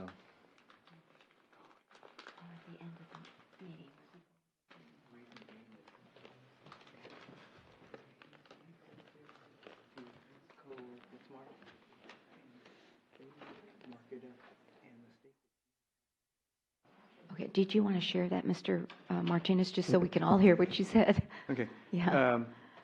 Industries like his, since he's strictly wholesale, typically do not generate sales tax. The way the state looks at it is he's going to wholesale them to different PetSmart or different companies, and they're going to mark up the item. So the state is going to get a greater sales tax from the retailer than it would from him. Like in Europe, that would be called a value-added tax. They'd be taxing him for producing it and also taxing the buyer. But we don't do that in the States. Okay. Mr. Morehouse, please come forward and introduce yourself and oh, you're going to show and tell. There we go. I love that. Good evening, Mayor. Good evening. How are you? My name's George Morehouse. Yes, sir. To answer the question as far as taxes, Uh-huh. they'll get taxes because my aunt started this business in 1982. She passed away about 7 years ago. I was just coming out of the Marine Corps on my third combat tour and got a medical discharge, and I took the business over. And instead of doing the shows that you go, I'm from Michigan. I've only been down here a month and a half. I'm glad to be in Leon Valley. It's a lot warmer. Well, it is, but then you miss it. I'm a farm boy, so I've Okay. always been around the world and head back there. But you do, because I have contracts with Petco. I just signed a contract with Pet's Barn, which you have several right in Leon Valley right now, and Petland we're meeting with on Friday. So it's easier for me to build them. As far as the traffic in there, it's just me for right Just you. now. Okay. I had 4 disabled veterans on in Michigan. They stayed there. So Okay. eventually I'll probably get 1 or 2 more on here, but it'll be in time. Right now I can handle the flow of what's got to be done. The taxes, like I said, Petland, Petco, they pick up in the morning. They'll be there at 6 o'clock. They usually take a half hour, maybe 20 minutes to load their truck, and they're gone. So as far as having any places to park, I have 3 locations right now that's assigned to me. It's only myself. I don't have any big delivery trucks. It's just a small F-150. If they have a special order, then I'll get it out to them real quick, excuse me, and get it back to them. My hours operations are 7:30 to about 4 o'clock because I try to beat the traffic. My wife works for the VA hospital. That's why I transferred here to come down, because she transferred down here to take care of her family, her mother, father, and Cibolo. They're older. So I'm excited to be here. I'm just going through the routine to get these done. They're basically easy. This is what we call a carrier cage. This is a little bit bigger one. And then, of course, we make bigger cages. So I can take care of your chicken problems. If I can get the chickens to me, I can build the chicken. Okay. I can help out. Matter of fact, we have 2 running around the place where we're at. And if I catch them, they're gone. Okay. So it's basically easy. There's no big machinery. There's no loud things. It's a small compressor. I've got a gun that shoots 150 pounds of pressure onto these. The wire comes in different colors. I cut it, I form it, I build it, and this is it. I can build probably about 30 of these in 2 hours. So this is Wow, what they carry that's the amazing. rabbits in, or chickens, wherever. We make, right now, I think I've got 64 types of cages that we build. And so it's pretty simple and easy. There's no big noise. There's nothing, pretty easy. If I was working there full tilt, you wouldn't even hear me. I'll be. So I'm just requesting this special permit so Sure. that way I can keep move forward. the spot I have right now, I can make it work. Good. And so I love working with Bobby, who's got me into this. I love working with the people that have been helping me get this done, especially the inspectors and stuff. So I followed all the rules. I've passed all the inspections. I went to zoning last weekend and got permitted to do this. So now I'm coming to you to show you what I do, what I'm at. Everybody's welcome to come and see the place. I've actually painted, cleaned it up, and brought it up to where, being in the Marines for 22 years, you have standards. And so Yes, exactly. it has to be mine, and which I've had a couple of people come out and look at it, and they like it. So that's what I'm presenting tonight, that I get this permit so I can move on. You bet. Well, thank you. Thank We you. really appreciate you being here. Any other questions for Mr. Morehouse? Anyone in our chambers have a question for Mr. Morehouse? Do you have a rabbit or a gerbil that you might want a cage for? Okay. Because it's not, do you do it individually or is it all just businesses? No. I didn't Right hear. now, hear individual. I heard PetSmart and The PetSmart. contract that I have with Petco is that I could do website sales, but then when you get doing that, then you have people wanting one or two, where they're buying from me, they're buying for 7 or 8 stores at a time. They Oh, pick it up so- and then they yes. transfer it. So it's easier for me to Sure. let them handle it and say, this is where you got to go, this is where we make the product. Then you don't have those 1 or 2 people, and I don't have the foot traffic come in. We Certainly. tried that back in Michigan. I was in Lansing, Michigan, East Lansing. And we tried that for a year, and it's just, it disrupts the guys that are in there. Okay. Oh, I want this cage, or can I have this color? And then it just got to the point where we just said, we need to go back to where we're at, go back to the basics, we're making money, and let the big guys That's handle right. this. You learn from your experience, Yes, it sounds like. So we very did. good. All righty. Well, thank you very much. Mr. Morehouse, we do not vote on it tonight. We have to have a second reading, and the second reading will be December 18th. So, That's fine. Okay. and we'll And I'll be vote on here. it then. I So just won't thank bring you. my cages You then. bet. Okay, you won't bring your cages. Okay, thank you. Oh, we do have a public hearing, so that's what I said. I'd like to open the public hearing at 9:36. Is anyone in our chambers this evening like to say anything about this new business and SUP? Okay, seeing no one, then we'll close the public hearing. And then again, we'll take it back up on December the 18th. Again, thank you, Mr. Morehouse and Mr. Anderson and Mrs. Morehouse for your patience this evening. We appreciate it. All right. Agenda item number 7.4. Ms. Postley, if you'll please read that ordinance. An ordinance of the City of Leon Valley, Texas City Council granting a specific use permit for an indoor entertainment facility as requested by applicant Jonah Abbasi at Lot 3, We Care Shopping Center subdivision, Leon Valley, Bear County, Texas, generally located on the west side of Bandera, approximately 350 feet south of Eckert Road, providing for repealer, severability, and savings clauses, and providing for an effective date. Thank you. And Mr. Milan, welcome back, and if you'll continue. Thank you again, Mayor and Council. This is a specific use permit request for entertainment indoor. We've recently considered one of these requests for a property over just south of 410, east of Bandera Road, so y'all are familiar with a request like this. The applicant is Jonah Abbasi. Y'all are probably familiar with Mr. Abbasi. He's been before council before. He's currently constructing a new retail facility at 7228 Bandera Road, which is just a little bit, just literally one lot north of the Lockaway storage and the car wash. There's that one of our last remaining undeveloped tracts on Bandera Road. So he's building a new retail facility over there, and he has some tenants that he's potentially looking to occupy a space. And as you know, in the zoning code, entertainment indoor uses require a specific use permit. Any kind of use like a play space or any kind of space that you could rent out to individuals that requires a specific use permit. So he's submitted all the required information. No TIA necessary. We just reviewed the TIA with the development, and so that everything complies there with what's being requested.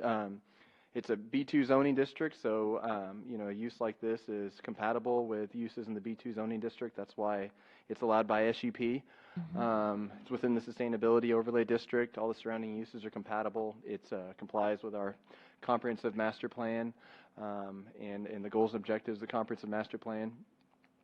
So with that, staff does not have any concerns with this request. We recommend approval. Only thing we recommend approval is that the request, as always, the ordinance be very specific.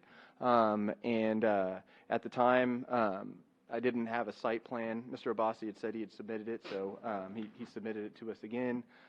So in that paperwork with the building permit, I may have missed it. So I've got that site plan here, and actually I brought that to the meeting here, so I just want to make sure to submit that for the evidence, that be approved with the ordinance, that the new Exhibit A that specifies that exact lease space be approved with this ordinance. So we'll go ahead and bring it up on screen, Sandra, if that's good enough to be submitted. There it is there, so you can see it's, here's Bandera Road here, and so it's going to be the north side of the property. Can you flip us? There's Suite 100 right there. Mr. Abbasi, that's the right suite? Yes. Hi, Mr. Make sure we Abbasi. got the right one. That would be a problem on opening day.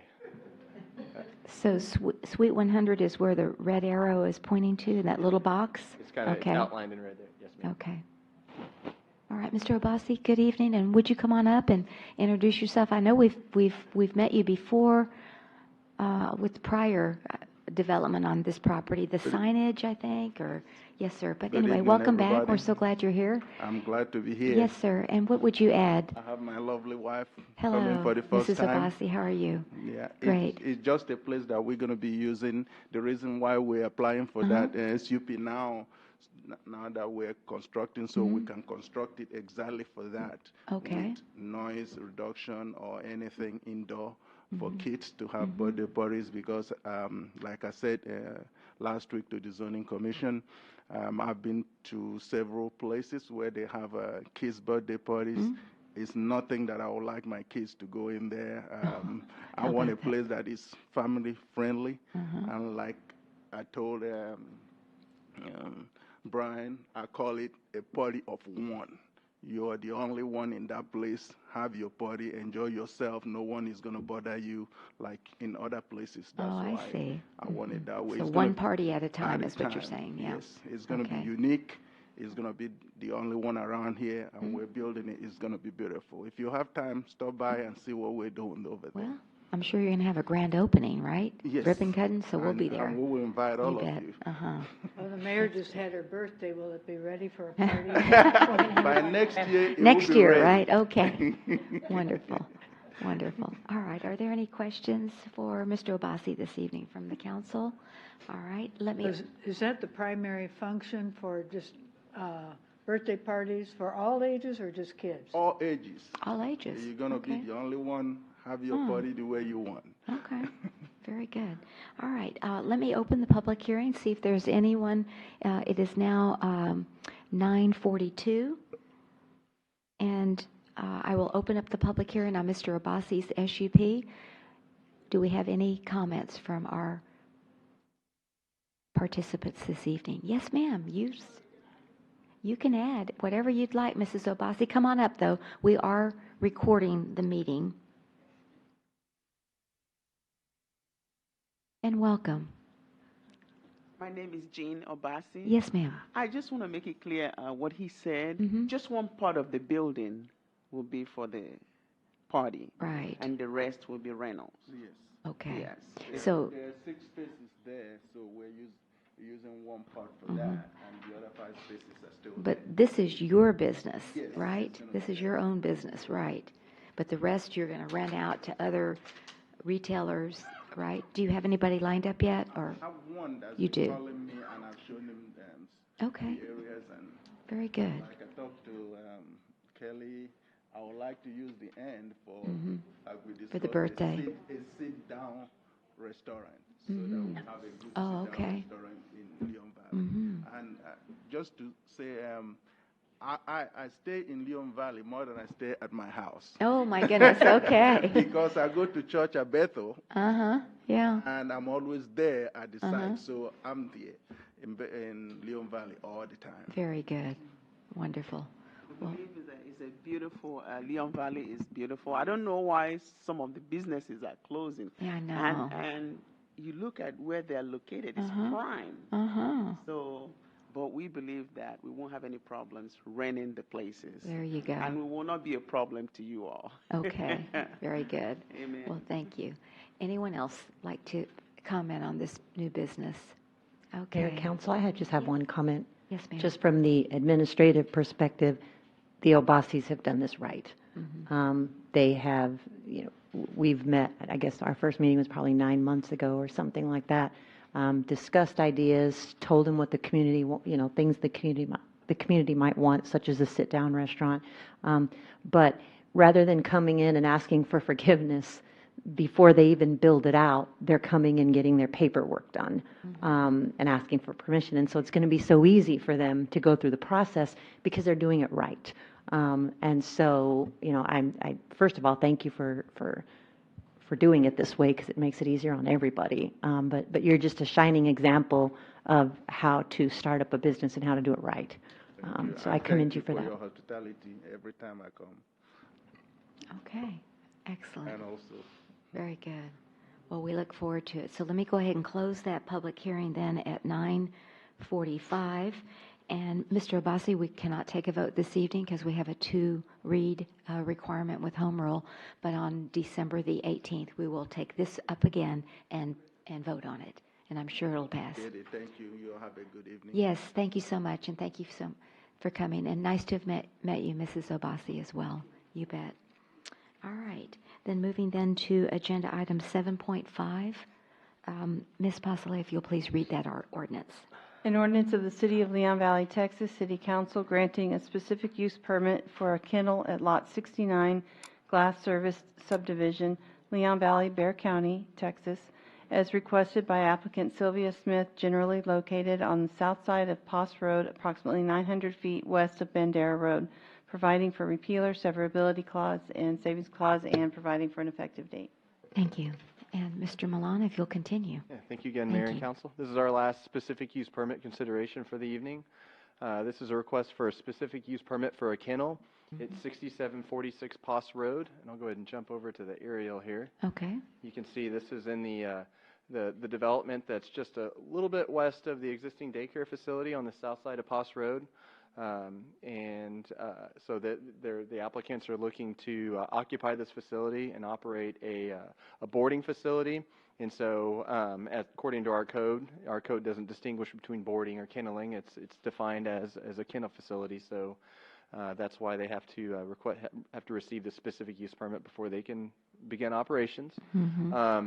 As always, we look at surrounding land uses. We look at our comprehensive master plan, and so in looking at the area, and looking at our comprehensive master plan states that we're seeking to develop retail within 200-foot buffer of Bandera Road. So this property is just a little bit outside of that area, and we looked at our future land use plan earlier. You can see this area is indicated in the future land use plan as commercial, and so generally a kennel is a use that staff finds is generally compatible with heavier commercial uses, and it's currently zoned B3 for commercial uses. So in terms of zoning and the comprehensive master plan, staff doesn't have any issues with this request and thinks that that such a use as this is generally compatible with the goals of the comprehensive master plan. Another major criteria that we look at to provide y'all with feedback and for consideration is existing and surrounding uses. So the area is pretty diverse. Like I said, we have a daycare facility. Just to the east, you start to get into retail, our retail corridor on Bandera Road. We have several undeveloped tracts adjacent to the property. On the north side, there's a mix of wholesale and a little bit of retail, a little bit of office. As you go further west, you get automotive repair facilities. And then as you venture further south, you have the Leon Valley Storage on the south side of Grissom Road. And also notable directly to the, let me go back to my aerial here. Directly south of the property, you have a tract that is currently under permitting with our department. It's a tract that also received a specific use permit last year for a kennel facility. The applicant was Jonathan King, and he's planning to develop a new retail facility. So y'all probably recall that request. And so we also have a specific use permit for this very use in the area. So So we we're going have to have precedent set. two kennels side by side? Yes, ma'am, potentially. And so, in looking at this, part of our job as staff is look at your comprehensive plan, also look at zoning overlays that are in place, and such as the sustainability overlay, just to look at whether or not this request kind of falls in line with all of the goals and objectives of the city. With that, staff analysis, noise is always something to take into consideration. We've talked about that in the past. So, looking at making sure uses that we consider through specific use permit are going to comply with noise requirements. And so staff has, concerns that the noise potentially to be produced by outdoor kenneling would be heard by adjacent neighborhoods and would also be heard by existing surrounding uses. So with that, staff's recommendation was that no enclosed kennels be located outside, or that no kenneling operations be located outside. The Zoning Commission considered this request and they refined that condition. So the conditions that you see here are the Zoning Commission's recommendations that you approve this request and allow for a kennel on the property. However, that you limit the actual kennel facilities, that no kennels be located outside. So that would mean that dogs can obviously be transported to and from a truck and into the facility. They can go outside and get a little bit of exercise, go outside to use the restroom. But in terms of being kept outside in a structured cage, Zoning Commission recommended that no enclosed kennels be located outside. Also, we didn't have a site plan from the applicants, and so staff was able to go and create just a real simple site plan. We always need to make sure we have something like that in the ordinance. And so I have that site plan. Just want to submit that for the record, and that's going to be the.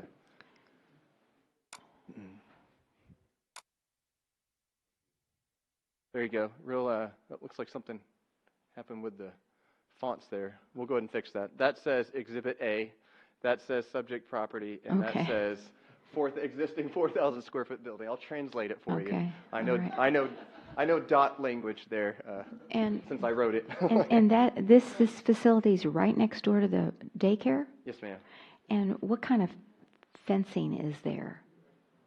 I'm just curious because I think we had another issue a while back. It's been a while with fencing and yeah, exactly. So the applicants are telling me that it's a wood fence. It's a wood fence? Yes, ma'am. Okay, very good. And so there will be a dog run, or what do you call those, where they can get out and run around? Yeah, I understand. I'll go and let them. Yes. They're here. Come on up, Miss Miss Smith. Thank you. Sylvia Smith. Good evening. And who else is with you? And hi. And We're if just you'll really passionate about our business. I'm Sylvia Smith. Thank you for having us tonight. Okay, Miss I Smith. will let my managing partner help me out. And your name? Because we're fighting for the podium space. Oh, that's good. That's great. Hi, my name is Tavi Guzman, and I'm part owner with Sylvia on Yaya Transport. We transport rescue dogs all over the United States. That's what I read, yeah. We are not open to the public with this facility. Okay. It's only rescue. The gentleman that's going to be behind us, he's a trainer. So he has to board his dogs to be able to train them, which we saw them today actually off leashes and but okay. But that's the way he trains them. So he actually did a really good job. But what we're doing is we're only working with rescues. We own a transport company, and right now we're out of Coppers Cove, Texas. So we own a boarding facility there. But we tend to have to come to San Antonio all the time to pick up dogs. We transport approximately 300 to 400 dogs a month from San Antonio. Wow. There's just so many dogs at ACS. How do you get your dogs? I'm sorry? How do you get your dogs? I don't 300 get to 'em, 400? The rescues do. So we work with approximately 30 to 40 rescues on the East Coast, the West Coast, and up the middle. And they pull dogs out of ACS or SAPA, the Cibolo area, within the surrounding areas, and we come to pick them up and we transfer them. They usually become Canadians. Most of them are adopted in Canada. They believe Texans don't know how to take care of dogs, especially people from San Antonio and Houston.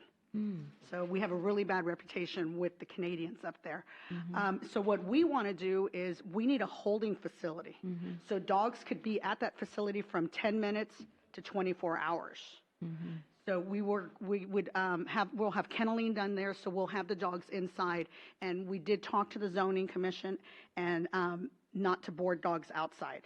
The only reason we were going to board dogs outside is because we've talked to animal control here in Leon Valley, and they have nowhere to house dogs or cats. I mean, just how, I guess the chief said,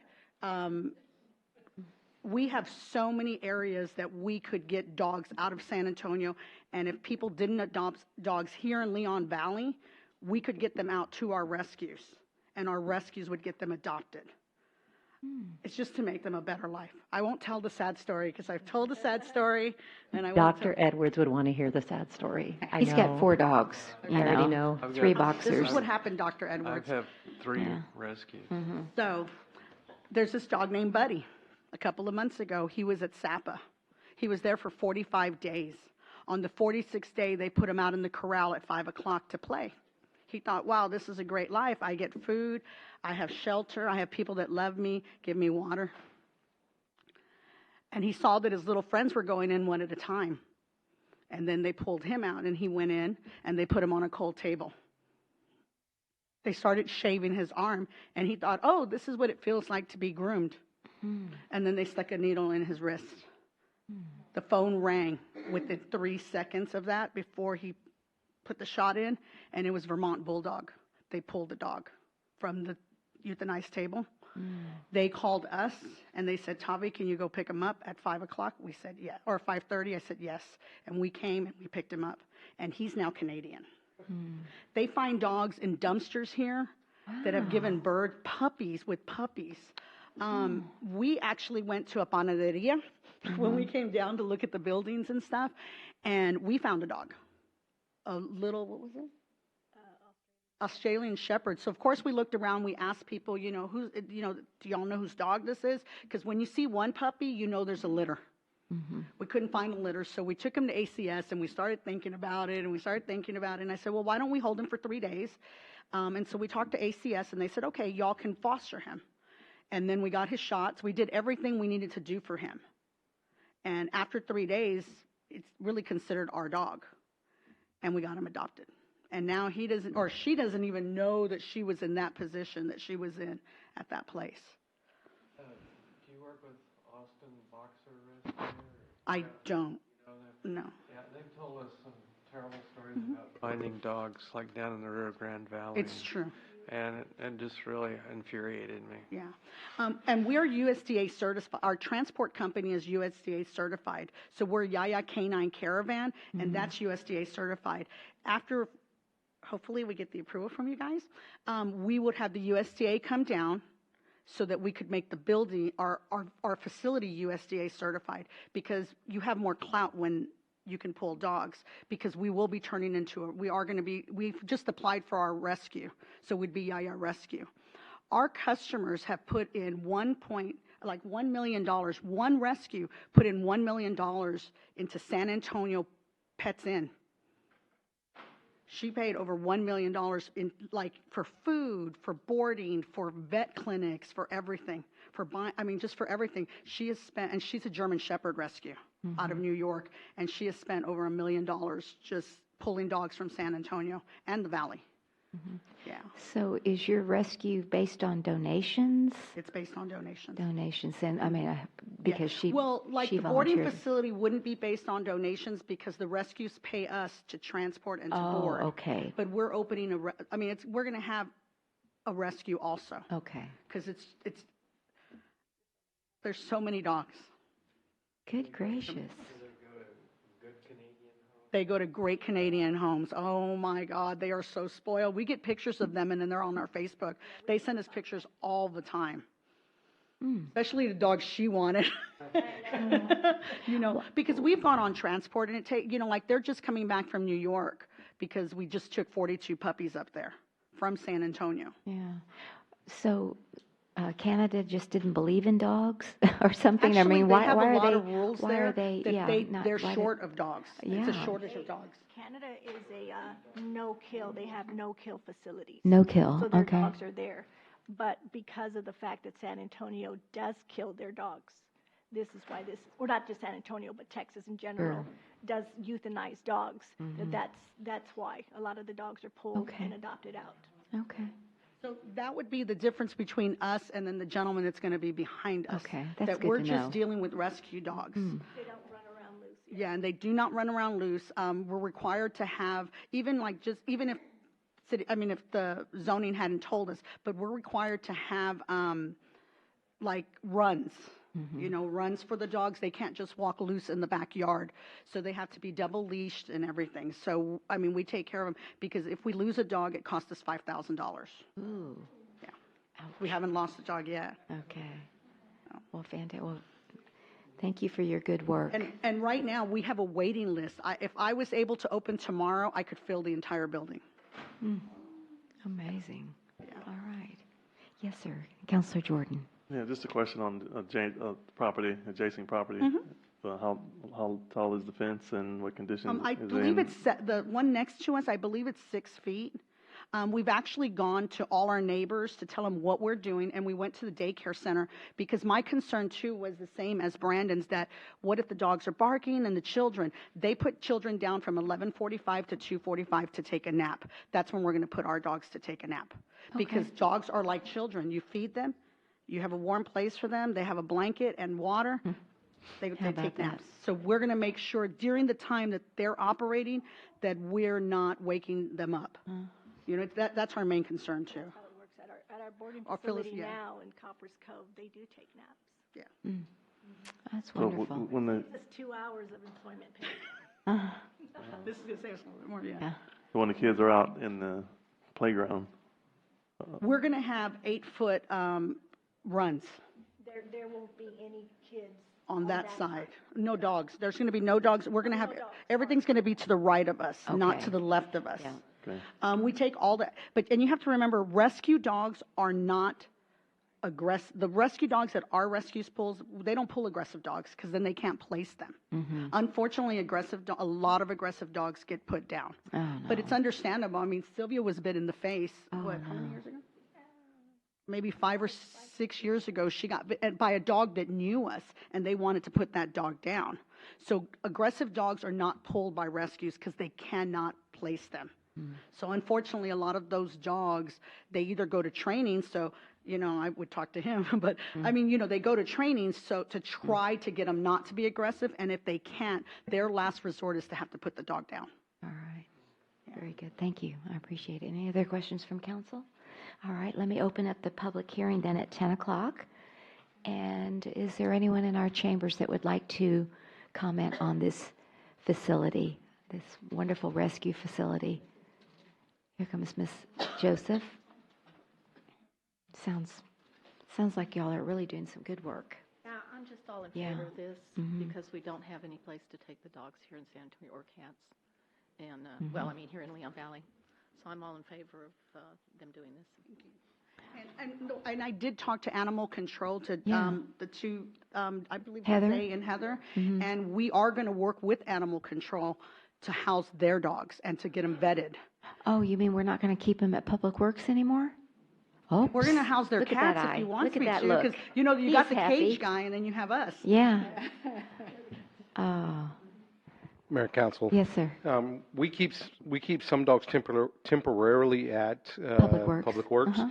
but when we have a dog long-term like these two, because we are already no-kill, and we haven't killed one in a while, but these two, we need help placing.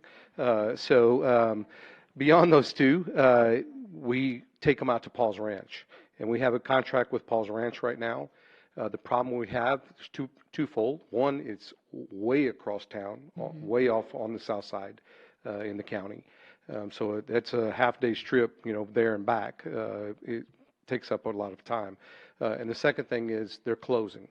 They're probably going to be closed by the end of this year, maybe the first couple of months of next year, but we're going to lose them as our contract to be able to house animals. So we are looking for another location. This would be ideal for us if y'all choose to do this. And we definitely will work with them on getting not only the dogs boarded, but also placed. Like these two here are really, really good dogs. But one of them's, I think both of them are part pit, and you can't place them. We get everything else adopted out, but They can place them. But yeah. yeah. Dogs, Jose dogs, and Yes. there's a rescue that already wants them. Oh, my I need gosh, better that's pictures. great. Just need. Here's a guy. Well, great. So, Well, that was so it will wonderful. benefit us in the Yes. long run as well. And so I did want you to know we are working with them no matter, because we have to get a new home for the long-term care of our animals. Just a question, do they have a rescue for cats? I mean, on the flip side, I know. Well, we I'm just actually ki- have 'cause a we have a rescue cat problem. in Massachusetts that wants cats, so if y'all have a cat problem, We can have a take cat care of it. problem. Yeah. Yes. We could take care of that. Okay. Because that's Okay. going to be built in later, because those kennels are really expensive to build. Okay. So the cat kennels are just like really expensive. So Okay, we're well, going I to try to just- get those open by April or May. Okay, excellent. Well, thank you. All right, so we will, if there's no other comments, thank you. We'll close the public hearing at 10:05. And Ms. I did Smith forget and to tell you guys, Yes. we're going to donate 10% of our earnings every month, because we're not taxable. So we're going to donate 10% of our earnings to the city, to like different programs and things like that for the city. Are you going to to help. designate where you want that money to go to? Month, yes. Each month, Mhm. okay. And would you tell me your name again? My name is Tavi, Tave, Guzman, Guzman. We're actually both from San Antonio, but we now live in Coppers Cove because our Okay. husbands were in the military. T-O-M-M. Tave and then Guzman. Oh, Taven. I thought it was, I was hearing Tommy. No, Tave. E is an Oh, elephant. T-A-V-E, and then Guzman I got. Okay, Tavi. Is that Tavi. right? Tavi. Yes, It's a ma'am. long A. Okay. Yes, ma'am. Tavi. Okay, I'm bad with linguistics, and it's late. I know, Okay. it's okay. Well, golly, Geely Whizzies, I'm so glad y'all are here. I think that's going to be a real good relationship with the city and with y'all. Second reading? Well, we do have to have a second reading, but y'all know, you've heard my spiel on the other two SUPs. Question, though. We'll take you up on the 18th of December, for My sure. question is, getting the buildings inspected and stuff, should we have that done before the second? Where's Mr. Brandon? Right outside there, you can talk to him. We can start. Yeah. You can submit for a certificate of occupancy application, and we can start concurrently processing. It's just as everything, it's subject to Because the y'all second got reading. doggies ready to go. But we can get everything set up Mhm. and start, looking at the building inspection, fire inspection, just to make sure everything's ready. And when they do the final approval, you guys can start immediately. Get your CO. Okay, it's off topic, yes, okay. Thank you, that's all right, take care, and we'll see you on the 18th. Okay, then moving then to 7.6, Ms. Postla, if you'll please read that ordinance. An ordinance of the City of Leon Valley, Texas City Council authorizing the purchase of a monochromatic LED electronic sign at the Leon Valley Library, 6425 Evers Road, to replace the existing changeable copy message board, providing for repealer, severability, and savings clauses, and providing for an effective date. Thank you. Ms. Mortz, you're back again. I'm hanging in there with I know y'all. you are. I was going to say, I didn't realize that we had you spread all over the map here tonight. Usually try to, That's okay. but anyway, so you've got a request for our consideration this evening. Yes, ma'am. Thank To you. approve an ordinance authorizing the purchase of an LED monochromatic informational sign with a monument-style base. The sign will be located in front of the library on Evers Road, and it'll replace our changeable copy message board that's out there right now. The board that's out there right now takes Public Works employees about an hour or more to change out every week when they're doing that. Right now, it's taking them longer. Like today, Adam started at 11:30, and he didn't get done until 2:30 because the rails are all broken on it, and they drop and all that good stuff. The council did replace budget funds to replace this sign this year, but also this sign is an old pole sign, which is no longer allowed at this site because of our sustainability regulations or overlays. And so we're going to replace it with a code-compliant monument-type base. We would like to replace it with a monochrome electronic LED sign, which would be mounted on the base instead of the changeable copy, so that we can get rid of having to manually put the letters on anymore. The base would complement the library's building exterior. The messages on the sign could be, doesn't necessarily have to be, a library personnel. It will reduce the time for personnel and the effort, and it allows the message to be changed more frequently. So we wouldn't just be stuck with a Monday having to do it. You could actually change it during the middle of the week pretty easily. The sign would be LED, monochrome, which would have a black background and orange lettering, 2 lines of text, and some limited graphics. In addition to the ease in changing the message, this will also eliminate the possibility of the public changing the sign. When we change it to a monument, right now it's really high, and so nobody can get up there and mess around with the letters. But when you change it down to a monument, it'd be about 7 foot off the ground and be very easy for the public to come along at night and put a message on there we probably don't want to see. The brightness of the sign can be reduced in the evenings, but the sign will be located away from the residential home that's across the street, and so I don't think they'd be affected by the illumination. This is what we have currently. And this is kind of the type of sign that we were looking at. It's got that nice rock base, and the rock would match the library's exterior wall. And it would have our logo on the top. And I actually received a couple of them today, so once we're through with this presentation, I can show you what ours would look like. And so it's going to cost you about approximately $40,000 for the sign itself. The electricity, the software, and the base is about another $20,000, so the total will be about $60,000. And as I said, we've already had the funds budgeted in this year's budget for it. And so we recommend that we approve an ordinance authorizing the purchase of the electronic LED sign with a monument-style base at the library. And then if you, Crystal, could you pull up the pictures of the signs? Ma'am. And so this is one of them. And if you could scroll down, there's a second page. And that's about where it would be placed.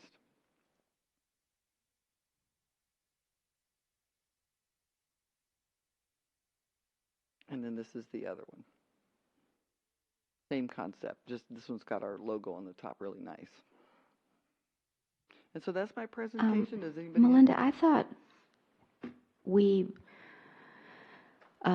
did away with LED signs without, unless you had a variance, right? Electronic message boards are allowed by code. The only thing that's not allowed... Had out here for many, many years. Same thing, the monochromatic.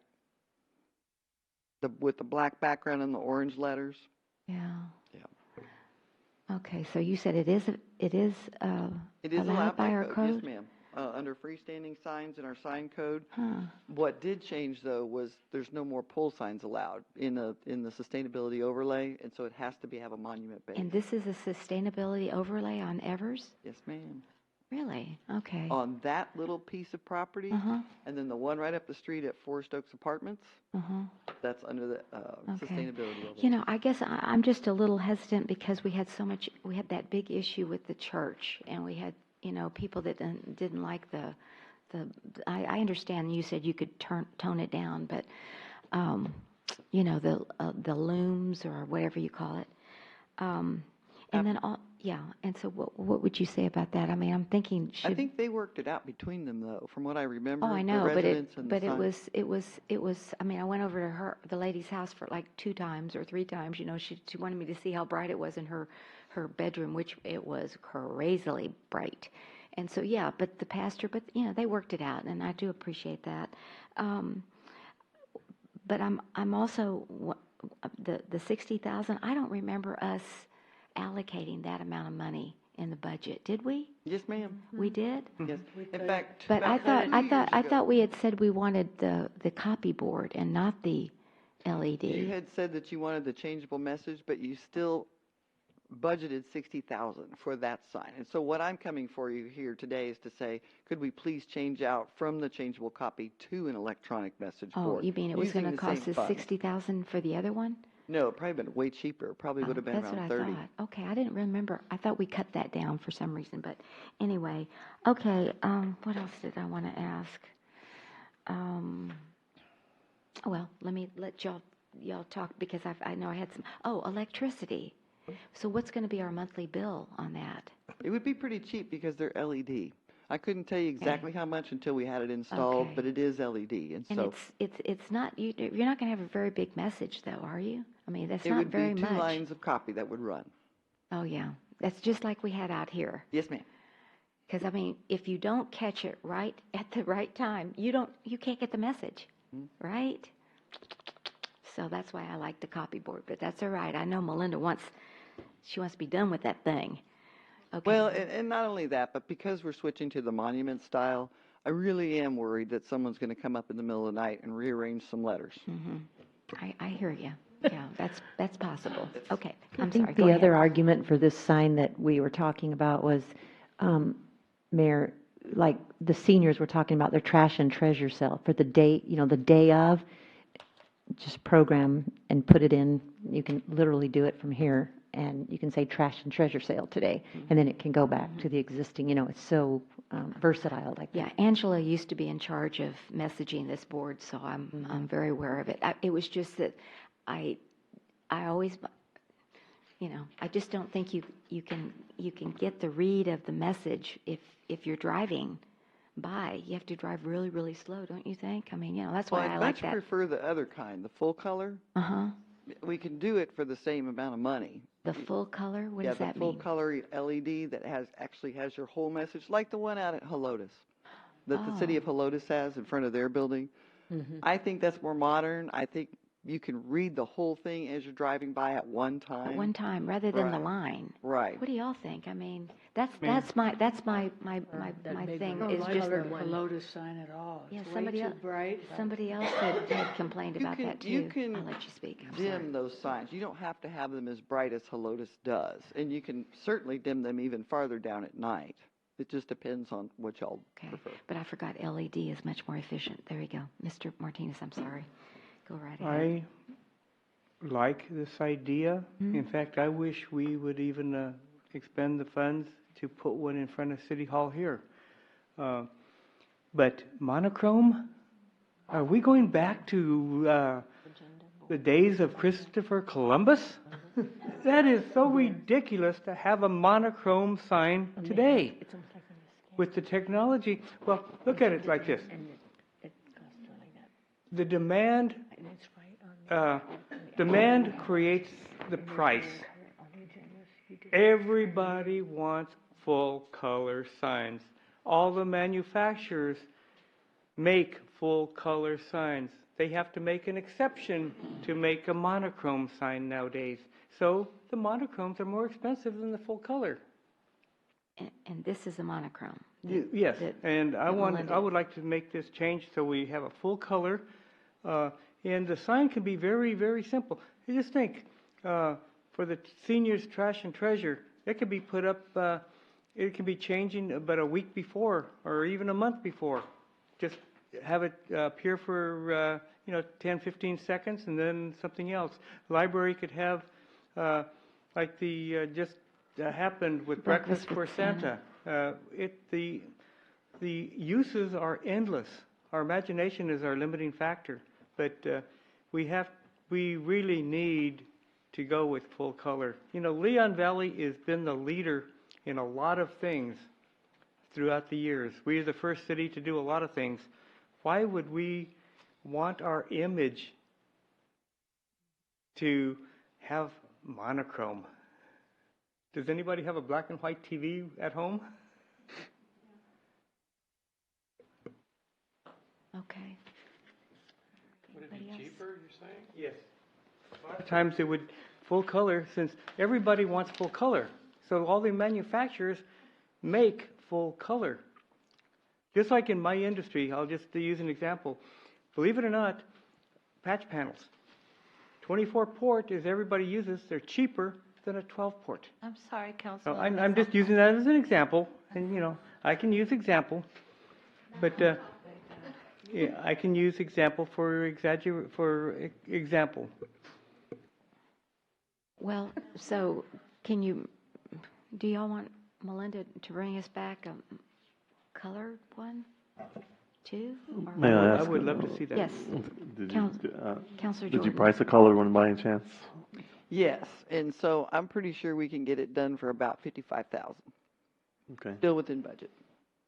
And we're still able to adjust the Yes, sir. brightness In and fact, all you that can kind of actually stuff. turn them off at night if you want. You don't, and it's So- programmable on an iPad, so you just set it to automatically shut off at night if you want. But the way that it, Do that, right? I just don't want the neighbors to complain. That's all. So see how it's facing here? And so the house across the street from it is going to see the side view of it. They're not going to have the full effect of the illumination in the window like the one at St. John's Baptist did. But even with that, you can still turn it down or turn it off at night. Okay, yes. Yes, sir. What's it, No, what's go it right ahead. encased in? I mean, it looks kind of low where somebody could basically just come and bust those. Deface it is what I'm thinking. Kick those I lights have a out, or- special paint, and I'm going to put it on the limestone on the bridge as well. Oh, you are? And Okay. it's a hydrophobic type of a paint, so that if you use a graffiti or a spray can of paint, the paint actually jumps back at the person who's spraying it. Oh, no. Good for you, Melinda. That's great. Yeah. Wow. Tested it on the Hebner Cemetery. Oh, yeah? Because we had spent so much money on that cemetery getting it redone, I didn't want anybody touching it. Melinda, I can't tell you how many times Darby and I walked by that cemetery and we said, man, can you believe it hasn't been graffitied yet? And now I know. Yes, I can. It's the special. Oh, my gosh, that's too funny. Okay, gotcha. All right. So then, any other questions on this? And there's no public hearing here, so, all right, so you'll bring this back to us. All right, Melinda, you're getting your wish. Thank you. Woohoo. I'll tell the guys, because they will be very excited. Look, and we can consider bringing it back with the colored. Yes, with the color. You're going to bring it back with the Okay. color, too? Okay, and some pictures. Will you take a picture of the Helotes one? Will somebody take a picture of the Helotes sign, just so we can see that? Absolutely. I'm never going up that way for a Melinda, while. is it the one that's right there on City Hall itself? Yes. Is that, that's Is Melinda, that what was yeah. the reason for going with the monochromatic versus the color? I don't know what your I was reason trying was. to pick a happy medium between changeable copy and the other, because Oh, okay. several years ago, we'd had this discussion, and the council was not a fan, because we Correct. just had St. John's Baptist. And so the monochrome is a black background. And I it's knew you had a got reason, I just a didn't know what little it was. orange. It's Yeah. very low dim, Right. low light. Okay, thank you so much. All right. Agenda item number 7.7. Ms. Pasley, if you'll please read that ordinance. An ordinance amending the City of Leon Valley Code of Ordinances, Chapter 12, Traffic and Vehicles, creating Article 12.08, regulating the use of handheld devices, adding Section 12.08.011, definitions, adding Section 12.08.002, regulating the use of handheld mobile communication devices while driving, adding Section 12.08.003, regulating the use of handheld mobile communication devices while driving in a school zone, adding Section 12.08.004, non-applicability, to ordinance, adding Section 12.08.005, affirmative defense to ordinance, adding Sections 12.08.06, penalty, providing for repealing severability and savings clauses, and providing for an effective date. And I am sorry. Thank you. No, it's late. This is one of our later meetings, so thank you, Chief, for staying. We really appreciate it. My Good pleasure, evening and Mayor, welcome. Council. It's late, so we'll try to go through this fast. Yes, sir. If you have questions, please stop me. Okay. We're going to go through these things as quick as possible. This was something that I was asked to take to Citizen Police Advisory Committee and to bring to council. Purpose possibly amend the Chapter 12 codes to add the regulating the use of handheld mobile communication devices while driving. So just some quick facts. It's an activity that diverts attention from your driving, including talking or texting on your phone. In 2016, there were 3,450 people killed by distracted driving. In 2015, more than 391,000 people were injured involving distracted drivers. And the average of what the numbers, and this all came from the National Highway Traffic Safety Administration, is during daylight hours, 481,000 people are driving using their cell phone and creating enormous potential for deaths and injuries. Those are just some quick facts for you. There was a law that was filed in the state of Texas a few sessions ago and went into effect last year.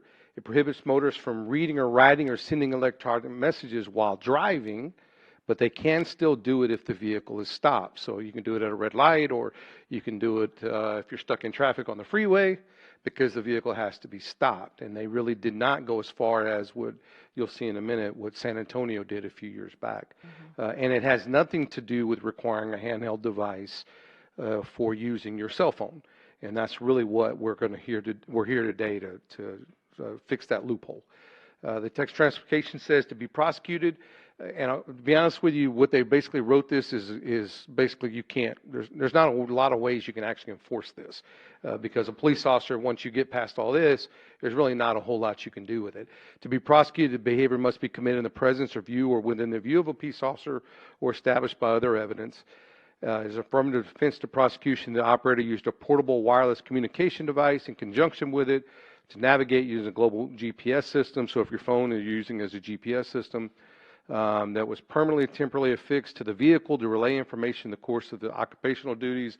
So that'd be something like CB or something like Councilman Martinez uses quite a bit. That goes back to a dispatcher or to a digital network or software application. And then the one that just was amazing to me, to activate a function that plays music.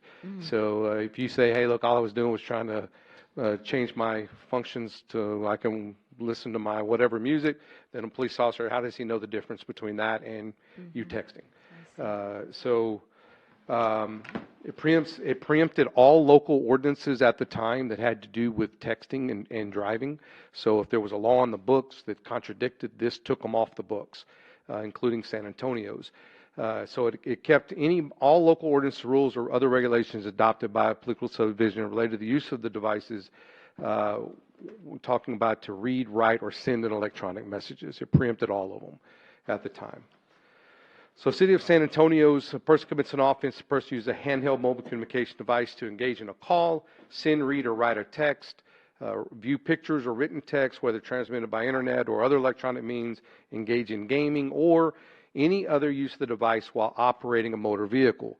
So they define what is operating a motor vehicle. It shall not apply to operating a motor vehicle using a handheld device where the vehicle is legally parked or being driven on private property. So if they're stopped at a red light and they're using it, it's not legally parked and it's not in a private property, so it is still in the operation of the vehicle. That is affixed to the vehicle and using a GPS or navigation system, using a hands-free communication device like a Bluetooth for your ear. When operating an authorized emergency vehicle, so EMS or police, obviously wouldn't. And then I'll call the next one the Councilman Martinez clause, operating an FCC radio frequency device other than a handheld mobile communication device. That's not a violation.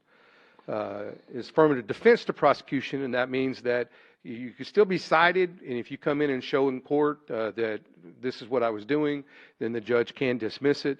If they were using it for executing the person's official duties, now official duties become a question of what does that mean?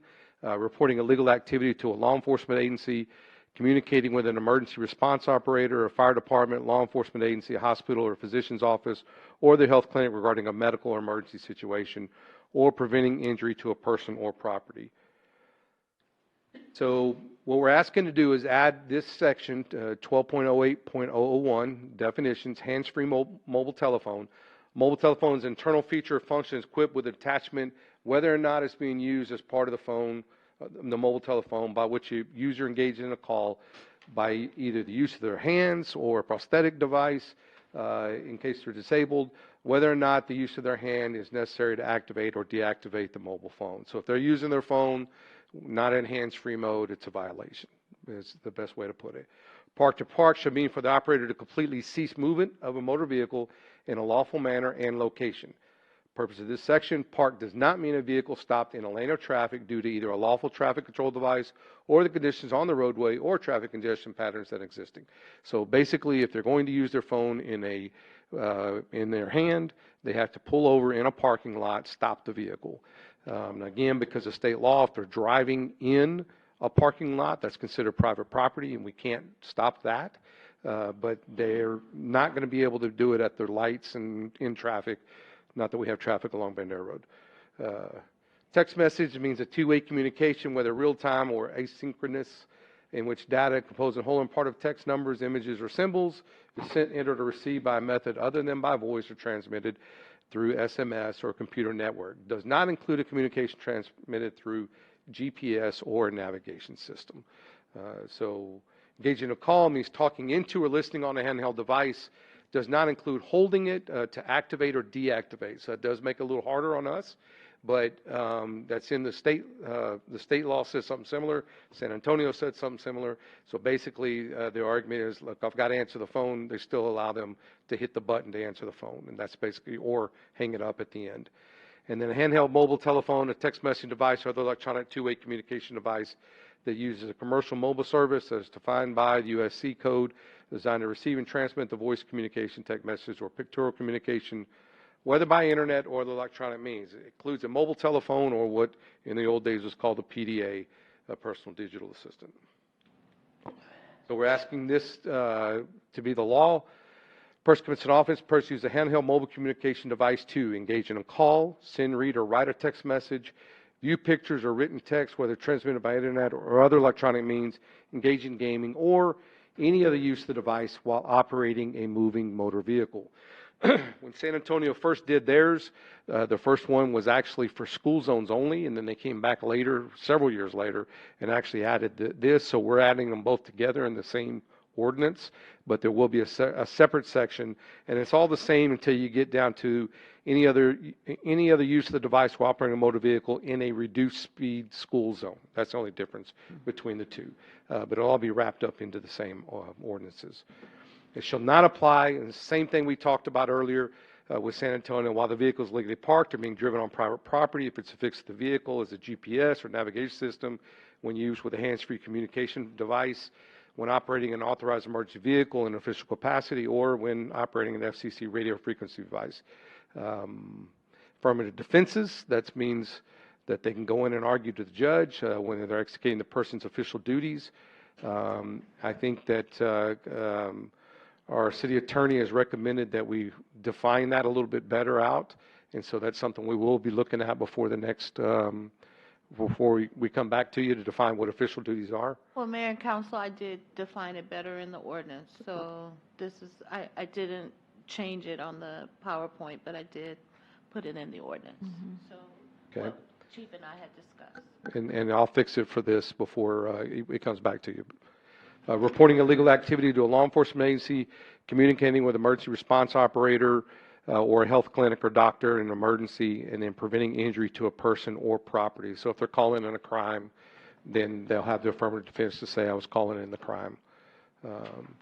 So the penalties, a person convicted of offense under this section shall be fined not more than $200 for the first offense and up to $500 for any subsequent offense.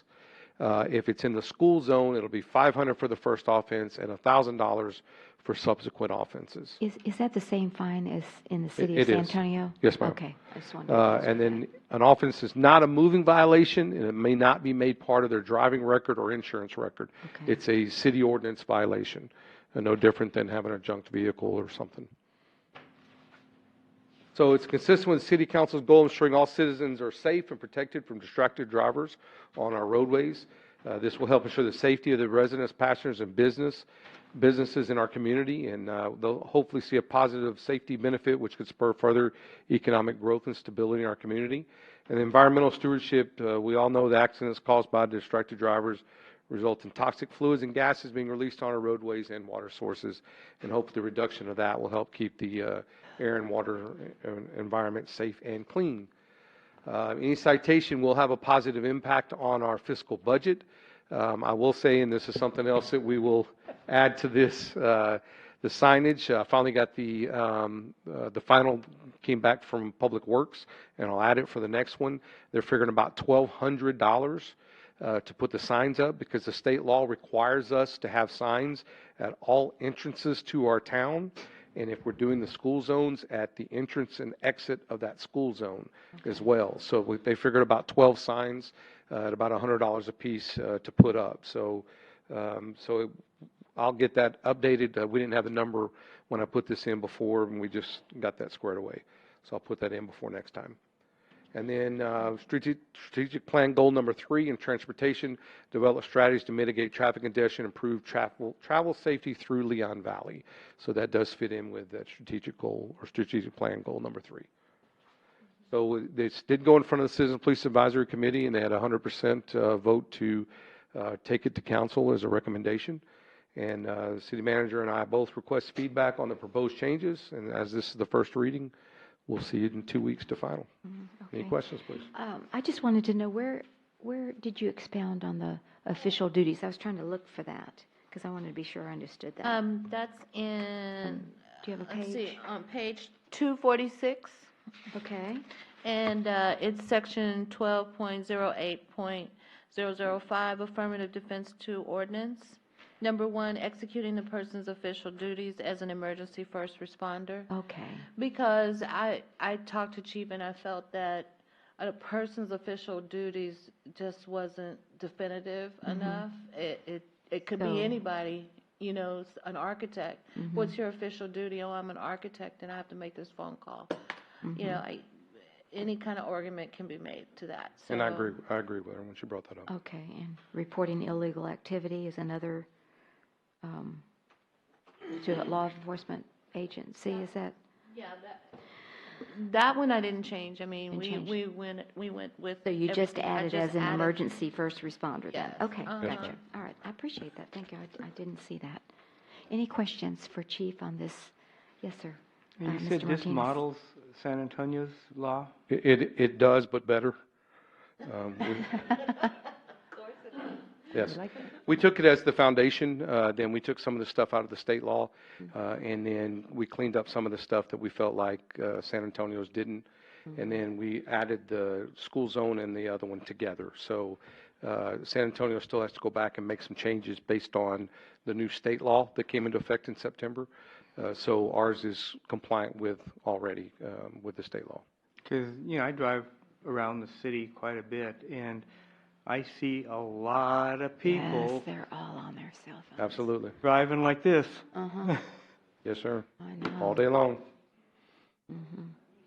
But Definitely. thank you for the ham radio, not CB, ham radio exemption. I couldn't remember what that word was. Okay. Come on, cops don't know I what know, ham is? I do, it's 10:30. But Chief, I mean, I know, I appreciate all the effort of the CPAC, Citizens Advisory and y'all putting this together. And so are we the only suburban city that has adopted this? Ooh, that's a good question, You ma'am. see what I'm saying? Because again, we want consistency in the region. I mean, that's why anyway, Tobacco 21 comes to my mind. But so you go through City of San Antonio and then you come into Leon Valley and you could pick up your phone and it was legal. So now we're consistent, but I'm wondering about the other suburban cities. If you I'll have could to ask. bring that back. Yes, ma'am. I'm curious to see. Okay. It hadn't been brought up at any of the mayor's meetings, so.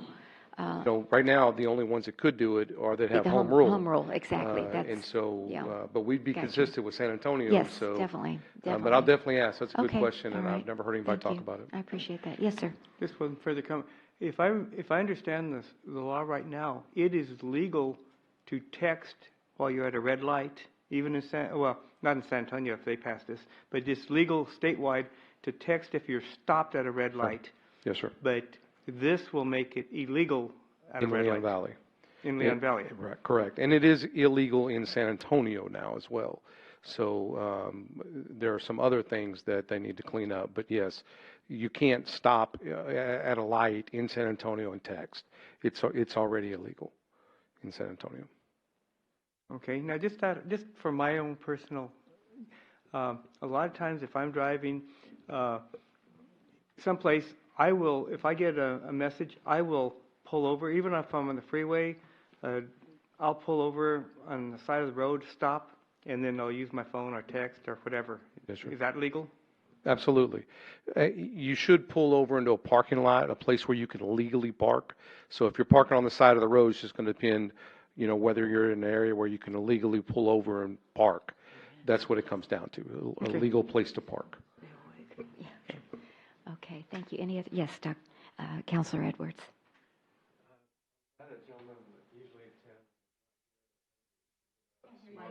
Oh, sorry. I'm glad that the citizen, well, maybe that's not the right way to put it, but if the citizen who had such objections, vehement objections to the smoking rules or laws was here, he would probably take exception to Actually, it. no, he voted for it because Oh, he's on our really? committee. Oh, really? He actually voted for it, yes, sir. Oh, wow, that's amazing. Yes, sir. Yeah. Okay, good. All right. Ms. Joseph, she wants to weigh in on this issue as well. Are you going to be able to use the red light for this? Yes, could we be able to use the red light cameras for this? And the state law says we can only use red light cameras for the use of running red lights. Okay. Nothing else. Okay. Very good. Yes, Mr. Prophet. I just want to ask a question about the funding. Uh-huh. Out of tier 2? Funding for The signs? Yes. Okay, good. The question was about the funding out of tier 2. Yes, that's a traffic safety thing. We definitely will be able to do that. Well, good. Absolutely. Okay. Well, as many of y'all know, that was one of our issues going door to door on the home rule. At least it was on me going door, is that we could change this and reflect the city of San Antonio's ordinance with no cell phone usage. And I thought it was well received at that time. So I think our citizens will appreciate the efforts. At least I hope so. It's presented at the town hall meeting as well, as this was one of the fixes. Right. So, okay. This is Thank you. when next 2 weeks when we come back, Mhm. this you'll see all the ordinances that when we discussed it after the home rule, this was one of those that the citizens there at the Citizens Police Advisory Committee, one of probably 15 or 20 that they wanted us to look at implementing an ordinance for.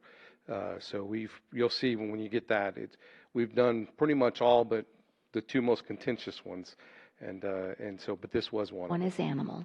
No, we made animal yellow because we've done it, but it's not finalized. But the ones we haven't gotten to is the RVs and boats in the street and yards. Oh, That one's an ugly one. okay. All right. Okay. Thank you, Chief. Yes, ma'am. We'll see One you other on it. question. Yes. Just out of curiosity, can we find out if any other suburban cities have this? That's the mayor asked I already earlier, asked sir, that. and I'm going to pull them. I'll pull them tomorrow. Okay. Agenda item number 8, discussion and possible action on the development of a policy for the creation of ordinances. And it has Ms. Kinsler here, and I know she's put together the PowerPoint, but I know Councilor Martinez, you had requested it, and I believe I was your second because Dr. Edwards was out of town. So, all right. Ms. Kinsler, thank you and welcome. I know it's late. Good late evening, Mayor and Council. Yes, good late evening. So the purpose of the last item on the agenda tonight is Councilor Martinez proposed this item in an effort to develop a council policy for creating an ordinance.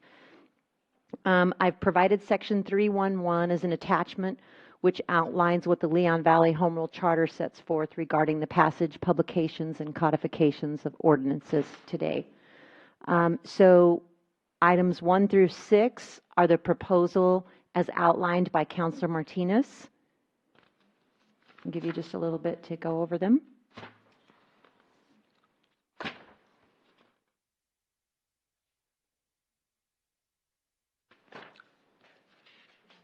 And in your packet, you have what the Home Rule Charter says you're supposed to do regarding ordinances. The other thing that's in your packet is also a list of all the ordinances during the 2018 calendar year that were approved, and that list was sent out at the request of Mayor Riley, and it lets you know what ordinances were approved, what committee they went through, and what the final action was.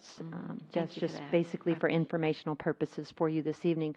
But since this is not a staff item, it's a council item, I'll turn it over to Councilor Martinez, and then stand here for questions. I've had discussions with a couple people that are prominent in our city, and this is an issue that has kind of been kicked around and discussed for a while, and what kind of procedures we need to establish an ordinance. And this is what is been a culmination of what was been discussed is, I think it's very, very fair for, if anybody, even a citizen, wanted an ordinance passed, they should be able to come to City Council and request it, and we can discuss it if we want, if it's an ordinance we want to move forward with. We can direct staff to do it and submit it to a committee, and let the committee work with staff to create the ordinance and then have some public hearing. We definitely want to get citizens involved in these ordinances and find out if they like them, or if they have, sometimes they could even make recommendations we didn't think of and make it even better. And have public hearings to view it, and then have legal review the final product before it's presented to staff or to council for approval. It's just give guidelines on how to bring or formalize the procedure. I personally don't like being hit by a bunch of new ordinances that that we get them on a Friday, and it doesn't give very much time for us to research them and really dig into them before the first reading on Tuesday. And then, if you have questions, get with staff and try to work it out, and, before the second reading. It'd be nice to have a lot of that done prior to the actual ordinance coming to City Council. Okay. All right. Any other? I know it's so late. My brain is not even working, so I'm sorry. I'm like blah blah blah. How does like a new ordinance begin? Let's take, what I'm saying, Chief? I guess we can take the handheld whatever. So it was suggested, I think that was suggested by me. Yes, ma'am, on that one. Okay, so and so it just automatically goes to CPAC because it's safety related? In other words, the council doesn't direct it. It starts with whoever brought it out, and then who determines which committee it goes to? It's just logical, I guess. If it's zoning, it's zoning. If it's right, if it's, I guess that's I've answered my own question. Economic development, it's economic, yeah. So, So the creation of an ordinance as defined in the Home Rule Charter can either come from you, Mayor, can come from me, which never does unless it's a staff item that somebody needs, or it can come from two counselors.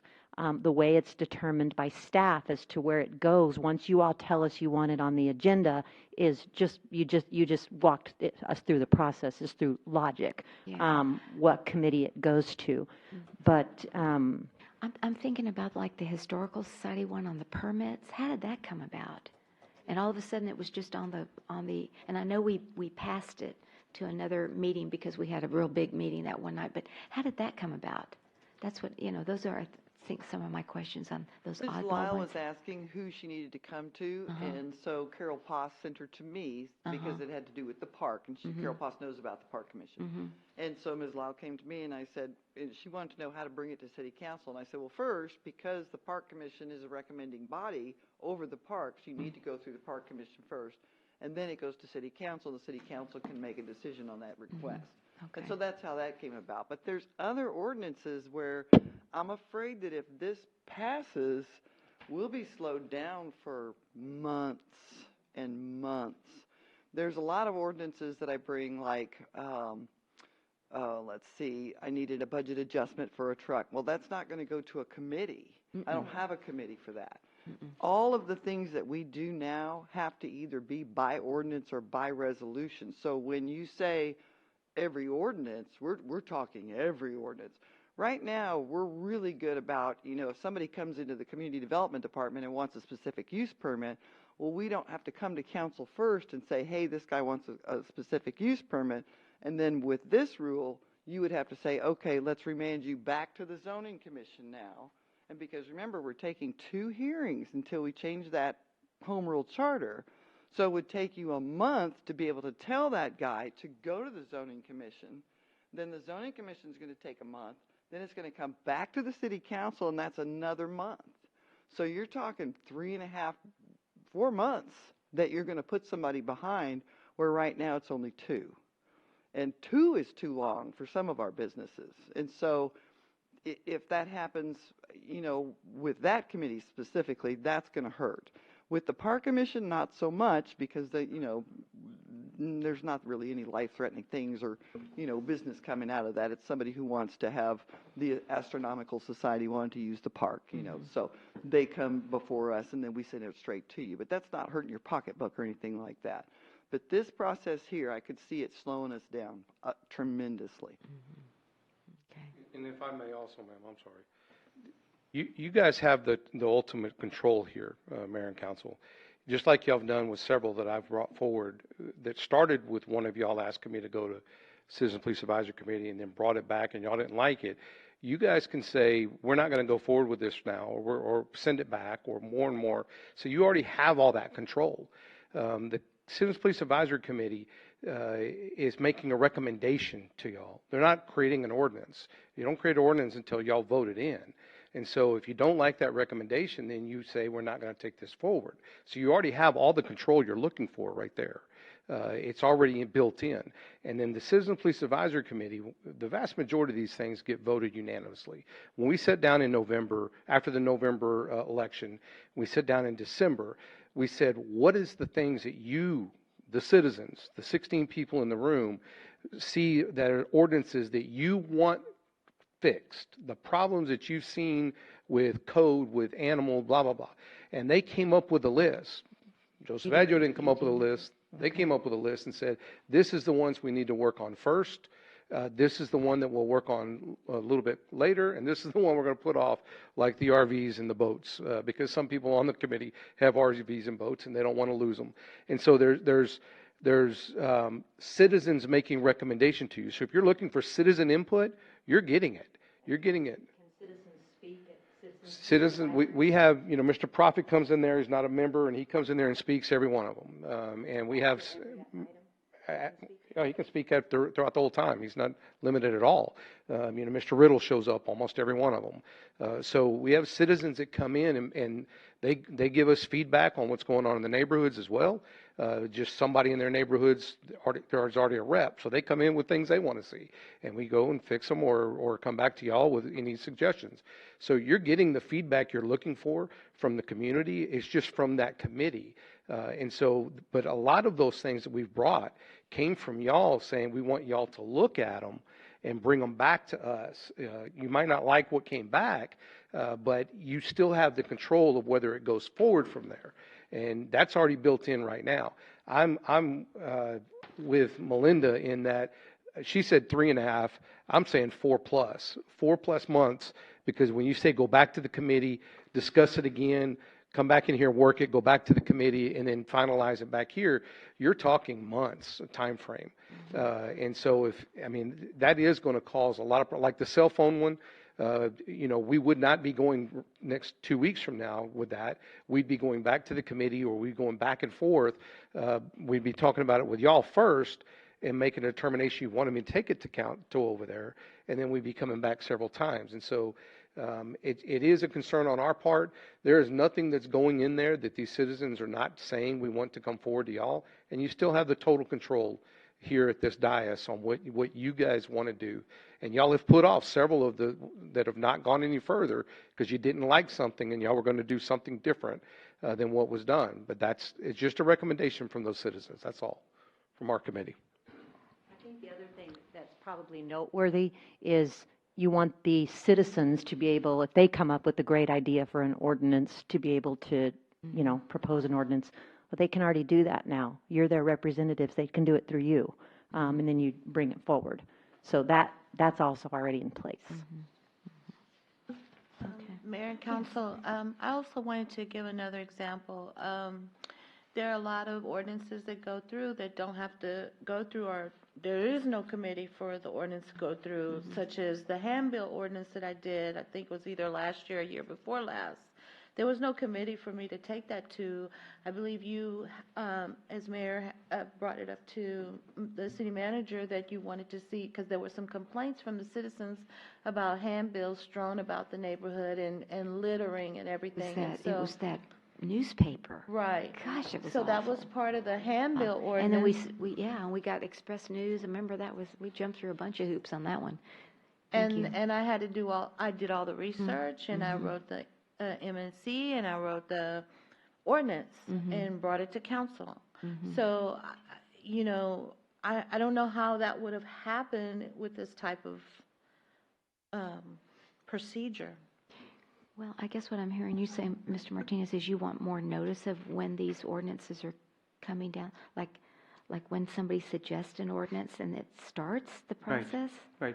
But this had. That could be just, I don't know. But how this we could handle has that. nothing to do with if Melinda wanted to buy a new tractor or somebody goes to community development. It wouldn't have any effect on that, in those issues at all.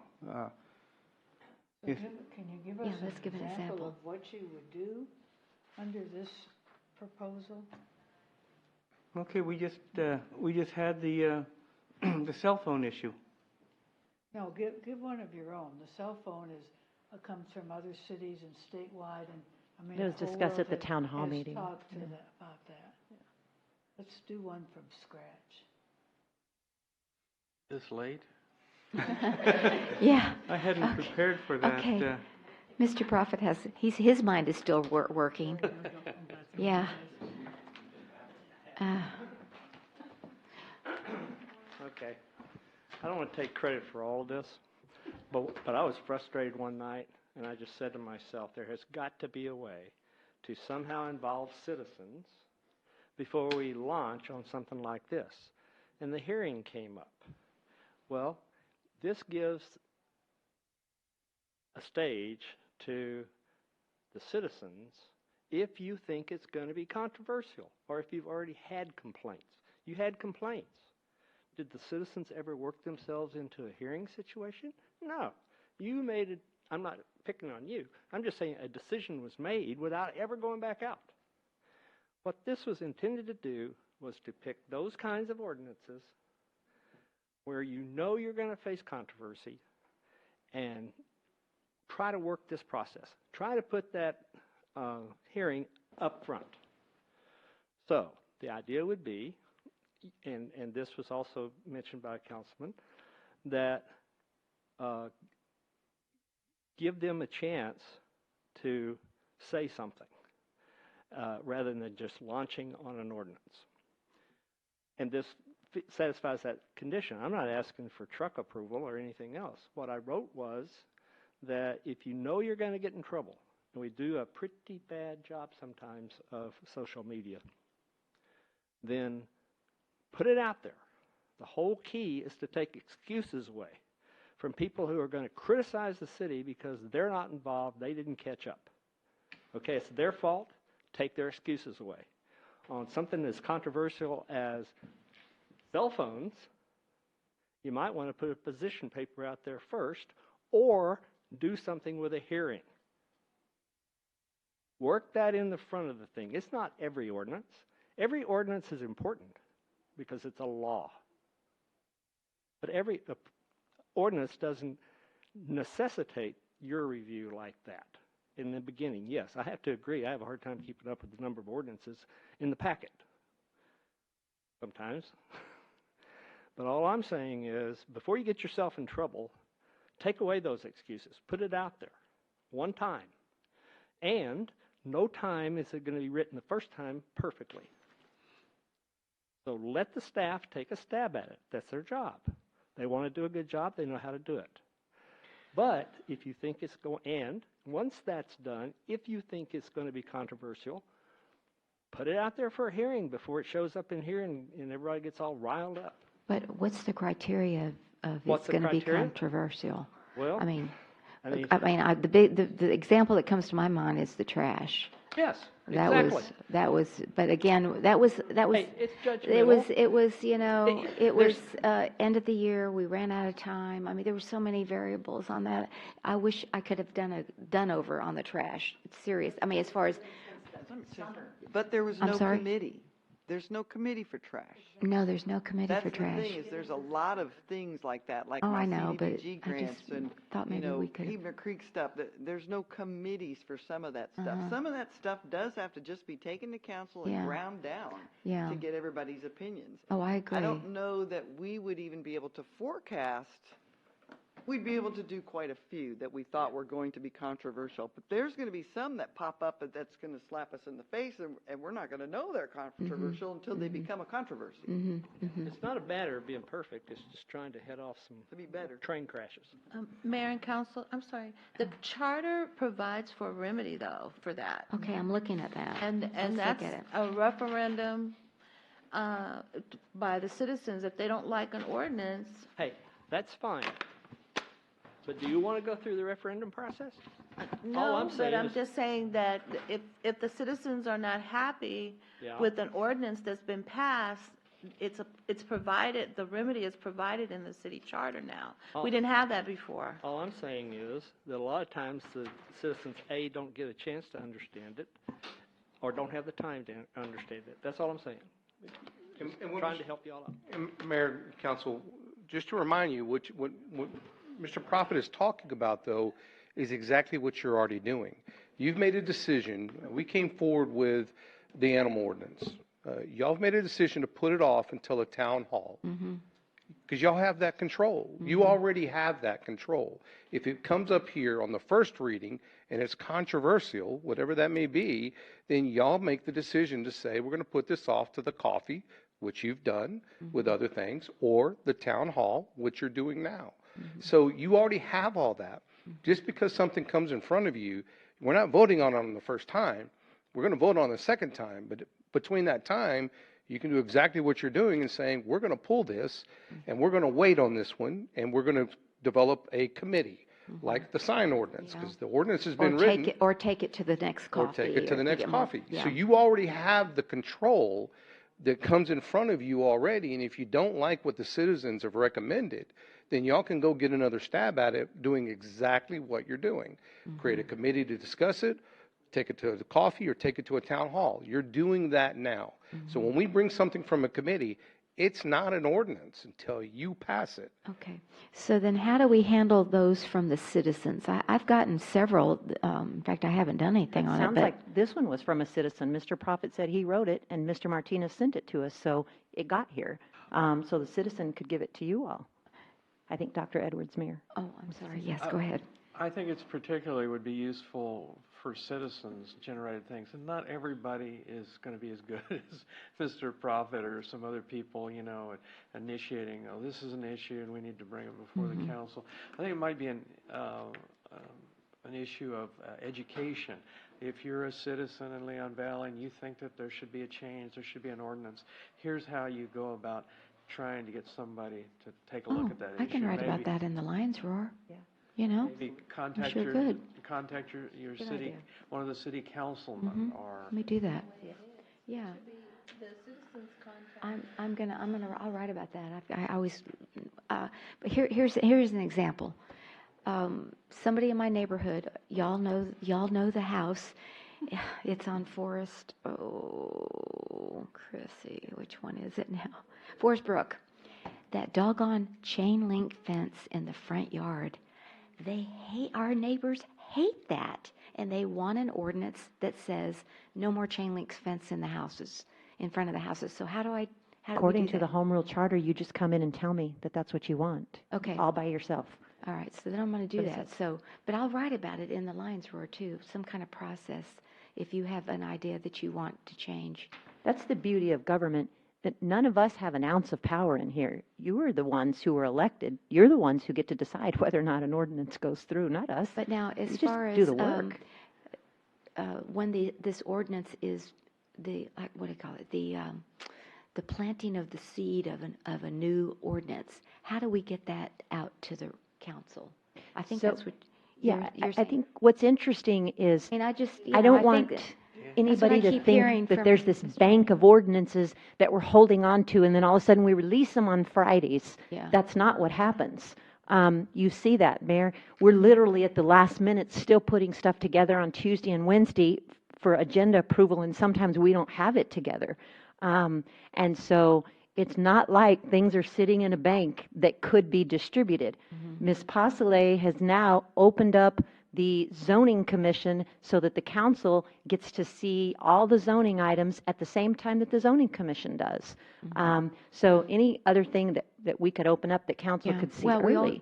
I always get Chief's CPAC stuff. Absolutely. Always. There's another good Always get example. that. You get all I always get everything that. that CPAC's going to do. Absolutely. I don't know about the other committees, but those two for sure.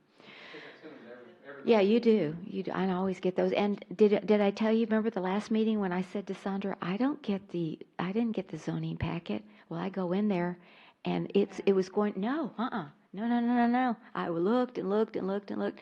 I went in there, and it was sent to file 13, c.riley@leonvalleytexas.gov. I didn't even know where that email address exists. It was 'Cause it's going Mayor into Riley. It's Mayor Riley, Right. but it was going to Right. c.riley. That's why I wasn't getting it. So, but so there was a we did find out what happened. So if you didn't get your packet, then it could be something like mine. But anyway, we found it out. So thank you. We got it corrected. I got it this week. Yeah. So if a citizen comes to me and then I say, okay, I need to talk to the city manager about that, and then it bubbles up a little bit, and there's some push to do an ordinance or talk about it, you could just email us all, right? Sure. So if a citizen comes to you and it bubbles up and you decide you want an ordinance, according to the charter, you email the city secretary, your second emails the city secretary, and then staff starts working on it for you. We're your workers. That's exactly the way it works. Okay. And just to answer one of those other questions, how do they start coming to us? Someone calls the office, and if nobody knows where it goes, usually it filters to me, but then I will disseminate it to somebody. Oh, you need to talk to community development. Oh, you need to talk to the police chief. Oh, that's a fire thing. And so that person gets sent to that staff person who then helps that person get it to where it needs to go in order to get to, if it's going to a committee, to the committee, or if it's not something that's committee doable, like the stop sign on Hurley, where we wanted that stop sign put in on Hurley. Right. That's just a citizen request. It's a public works function, and then that gets brought to you. And so that's how those come in. It's usually by phone call or an email. Okay. And so the consensus among my colleagues is to go ahead and continue, when we can, refer it to a subcommittee, like the parks and the police first, before it The comes list. here, if it's appropriate. Is that, we want to continue to do that? I mean, you've got the summary in your packet, and thank you I thought somebody had to go back from scratch on these. I know, and it took you days, but then it was in Minute Track. Hello. No, it was in the lion's roar, remember? Oh, it was so in she the could cut lion and roars. paste from the lion's Okay. roar. All right. But she did have to go to the directors to Okay, get the well, thank you. information. Thank you for that. But I mean, I was, in my Yeah, they're well. estimation, I thought, everything's gone to the Citizens Police Advisory, but that's not really what the evidence is. It's pretty balanced as far as 10 to zoning, 14 citizen, 12 budget adjustments. That just comes right to us. So, and then city manager, 31 city manager, mayor, or council direction. So, anyway, okay, thank you. Mayor, just one real quick thing. Yes, sir. Most of the stuff that you talked about under home rule as you were going through the process, that you said we want to change, most of those things were ordinances that'll go in front of the Citizen Police Advisory Committee. Think about what we talked about. We talked about the junk vehicles, we talked about RVs, we talked about boats, we talked about, on and on and on. Those are all things, all enforcement stuff that right now, at the time, we didn't have a law that says they can't do that. But if we become home rule, we'll be able to pass our own ordinances, and then we'll be able to enforce it. That was the vast majority of the stuff that the citizens were concerned about, are all things that reside Citizen Police Advisory Well, Committee. the two issues that I went door to door on the home rule was the cell phone and the payday lending. Those are the two. Those are the examples at the door that people, but other than that, the rest, I mean, those are all important. I mean, I've got a citizen who constantly calls me about junk vehicles and, all that other stuff, so you know who he is. Mr. Prophet, what recommendations what are you seeing that we should still be doing other than, I know it's late and we all have to go home because we got to go work tomorrow. I've got to go to New Braunfels, so, To me, this was just a matter of respect. Yeah. We're trying to protect the city against fake news and Making a what? against fake news. Oh, I mean, fake news. We went through a period there, Oh. but during the last election, where there was a lot of stuff out there that just was aimed maliciously at the city. And they used the excuse that nobody knew. And when we take a position not to respond on Nextdoor, which I fully understand, we need to defense somehow. And I just see taking excuses away. And the way you do that is get the people out there. If they don't show up, it's their fault. But don't sit in the corner and make up stuff and expect everybody to buy it. That's all I'm saying. And it's purely a defensive mechanism for the city. It's not intended at anything else. It's not intended to slow anything down. But if you know something's coming, just inject that somehow. Do it through town hall meetings. Do it through whatever. But don't ignore it. So I think the message that, I'm hearing from you and everyone else is that, we have the power to get more information, delay it, have a public hearing. We can do it, So, and I think we just have to remember that. And with, again, those of you that come can certainly help guide the council as well, so. I think Councilor Jordan, did you wave at me? Yes, Did you ma'am, want something? I did. Yes, sir. Thank you. Ever since I've been in city government since 2015, I've never seen an ordinance come before the city council without citizen input. It was announced 72 hours in advance that we're going to have a meeting on the agenda. People have the opportunity to speak at the meetings. We're doing our best to have outreach through social media and through the word of mouth and other avenues. So, to me, I haven't seen anything done in a vacuum. Matter of fact, it's been full transparency. We're trying to open it up and let the sunshine in. So, this Police Citizens Advisory Committee, just like we said, here's another thing too. The Home Rule Charter was voted in by the citizens of the Leon Valley. So, and the process was voted, as a result, the process was voted in.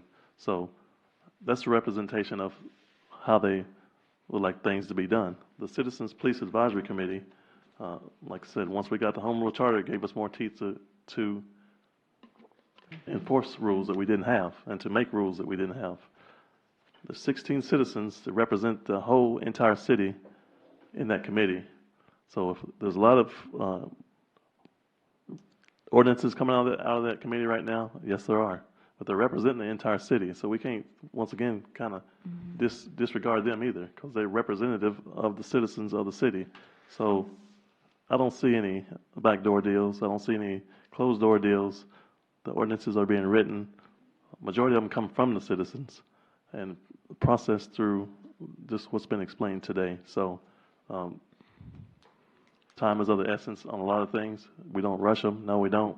Two readings at this point for a total of a month, and people have access to us 24 hours a day, social media, telephone.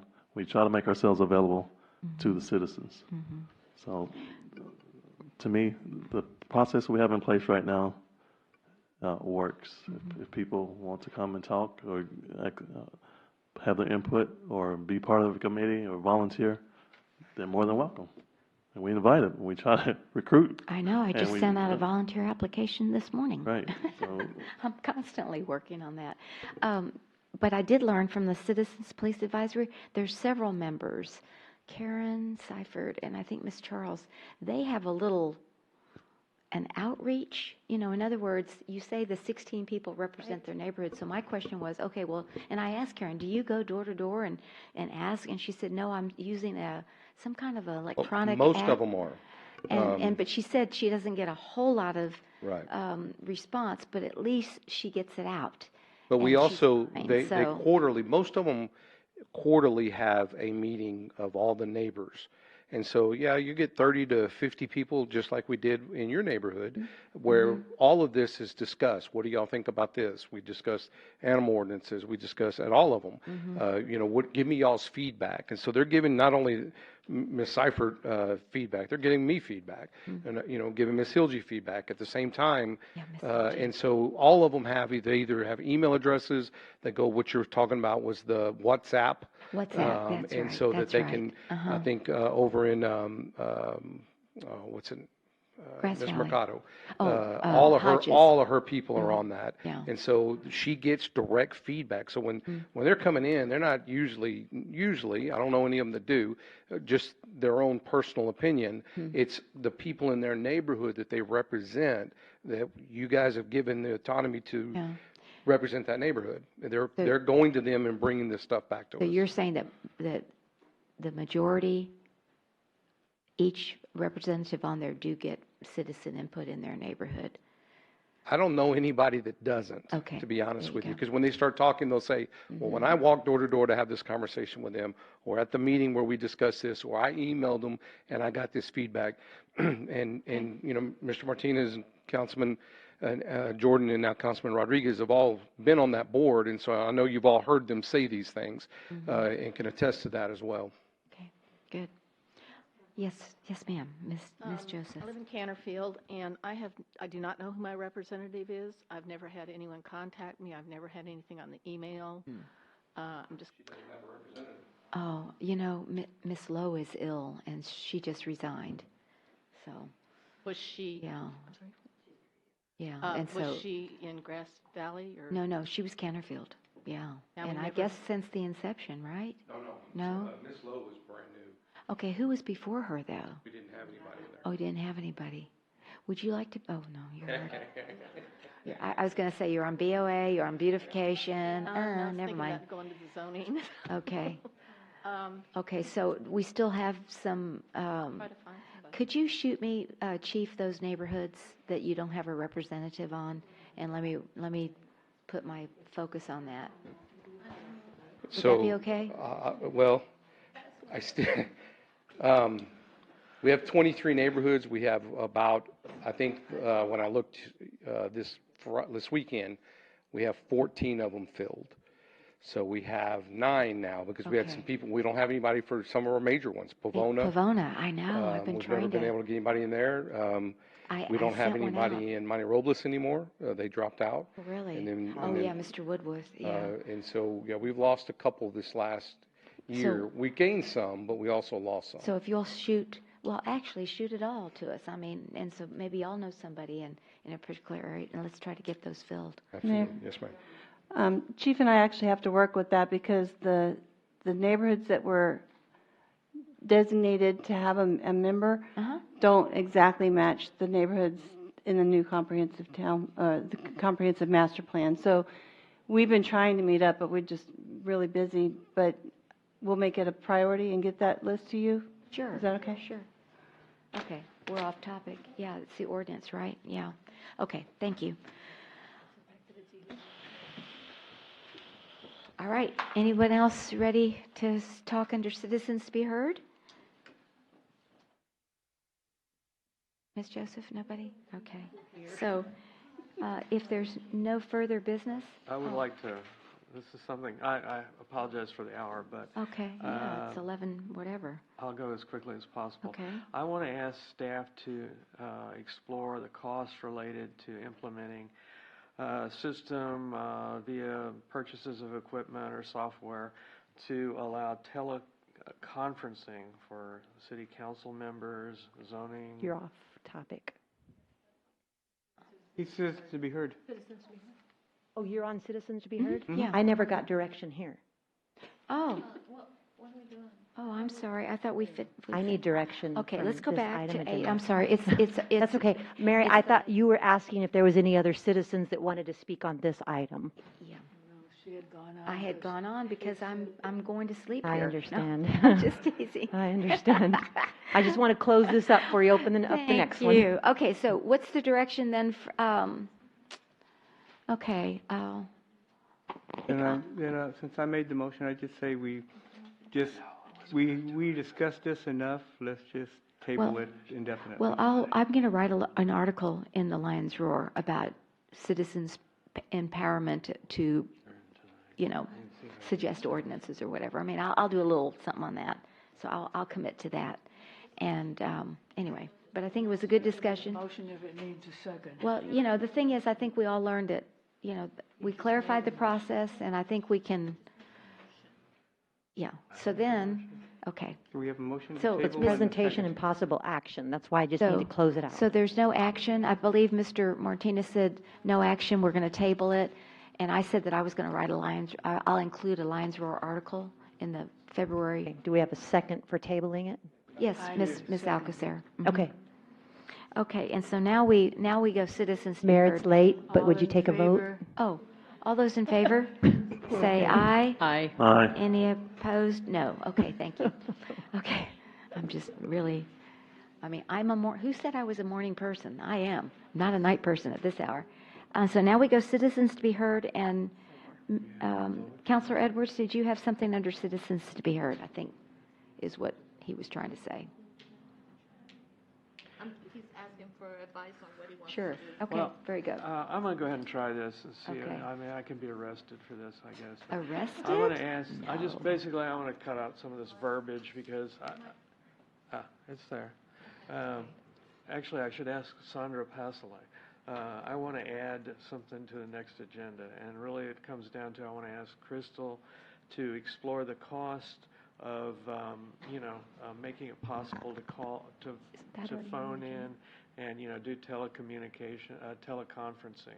We've discussed this at length, and because we decided to do the conference center first, that was the council's decision and direction to me, and I asked y'all to prioritize. Y'all said that I would bring this back to y'all at the beginning of the new year. Okay. That was All the right. collective Well, I was decision. going to suggest for next, I won't be ready for okay, next council then meeting. when, like the second meeting in January, or? Possibly. Oh, no, I would like- first meeting. I would like meeting, to, I would like to do one project. Unfortunately, IT isn't. Well, I'm not asking you to Right, so step I over just the other kind one. of, but definitely we know that that's a priority for the council to get video conferencing in here, and we'll definitely do the same thing that we did at the conference center, get quotes and bids for this facility and bring that back to council. I'm just doing Okay. one project at a time. Okay, sure, I understand. I'll put it on my to-do list so we won't forget It's, about it. it's pending in Excella. Yeah, And so, it's in okay. Or a minute track. Very good. Okay, thank you. Okay. I know y'all want to make it till midnight, right? Yeah. Ice Okay. cream is At over. 11:21? No other citizens to be heard? At 11:21, we'll move to adjourn without opposition. Thank y'all. Good evening, and we'll see you at the next council meeting on December 18th. Thank you. Oh my God, that was a long one. I was wondering what was crunching every time I moved my seat. The tape? Yes. I was like, In the old days, didn't y'all have some, Chris, in the old days, didn't y'all have some meetings that went past midnight, like 6 years ago? well, I think it was Converse or Selma or one of them, it was like 2 months ago. Theirs was like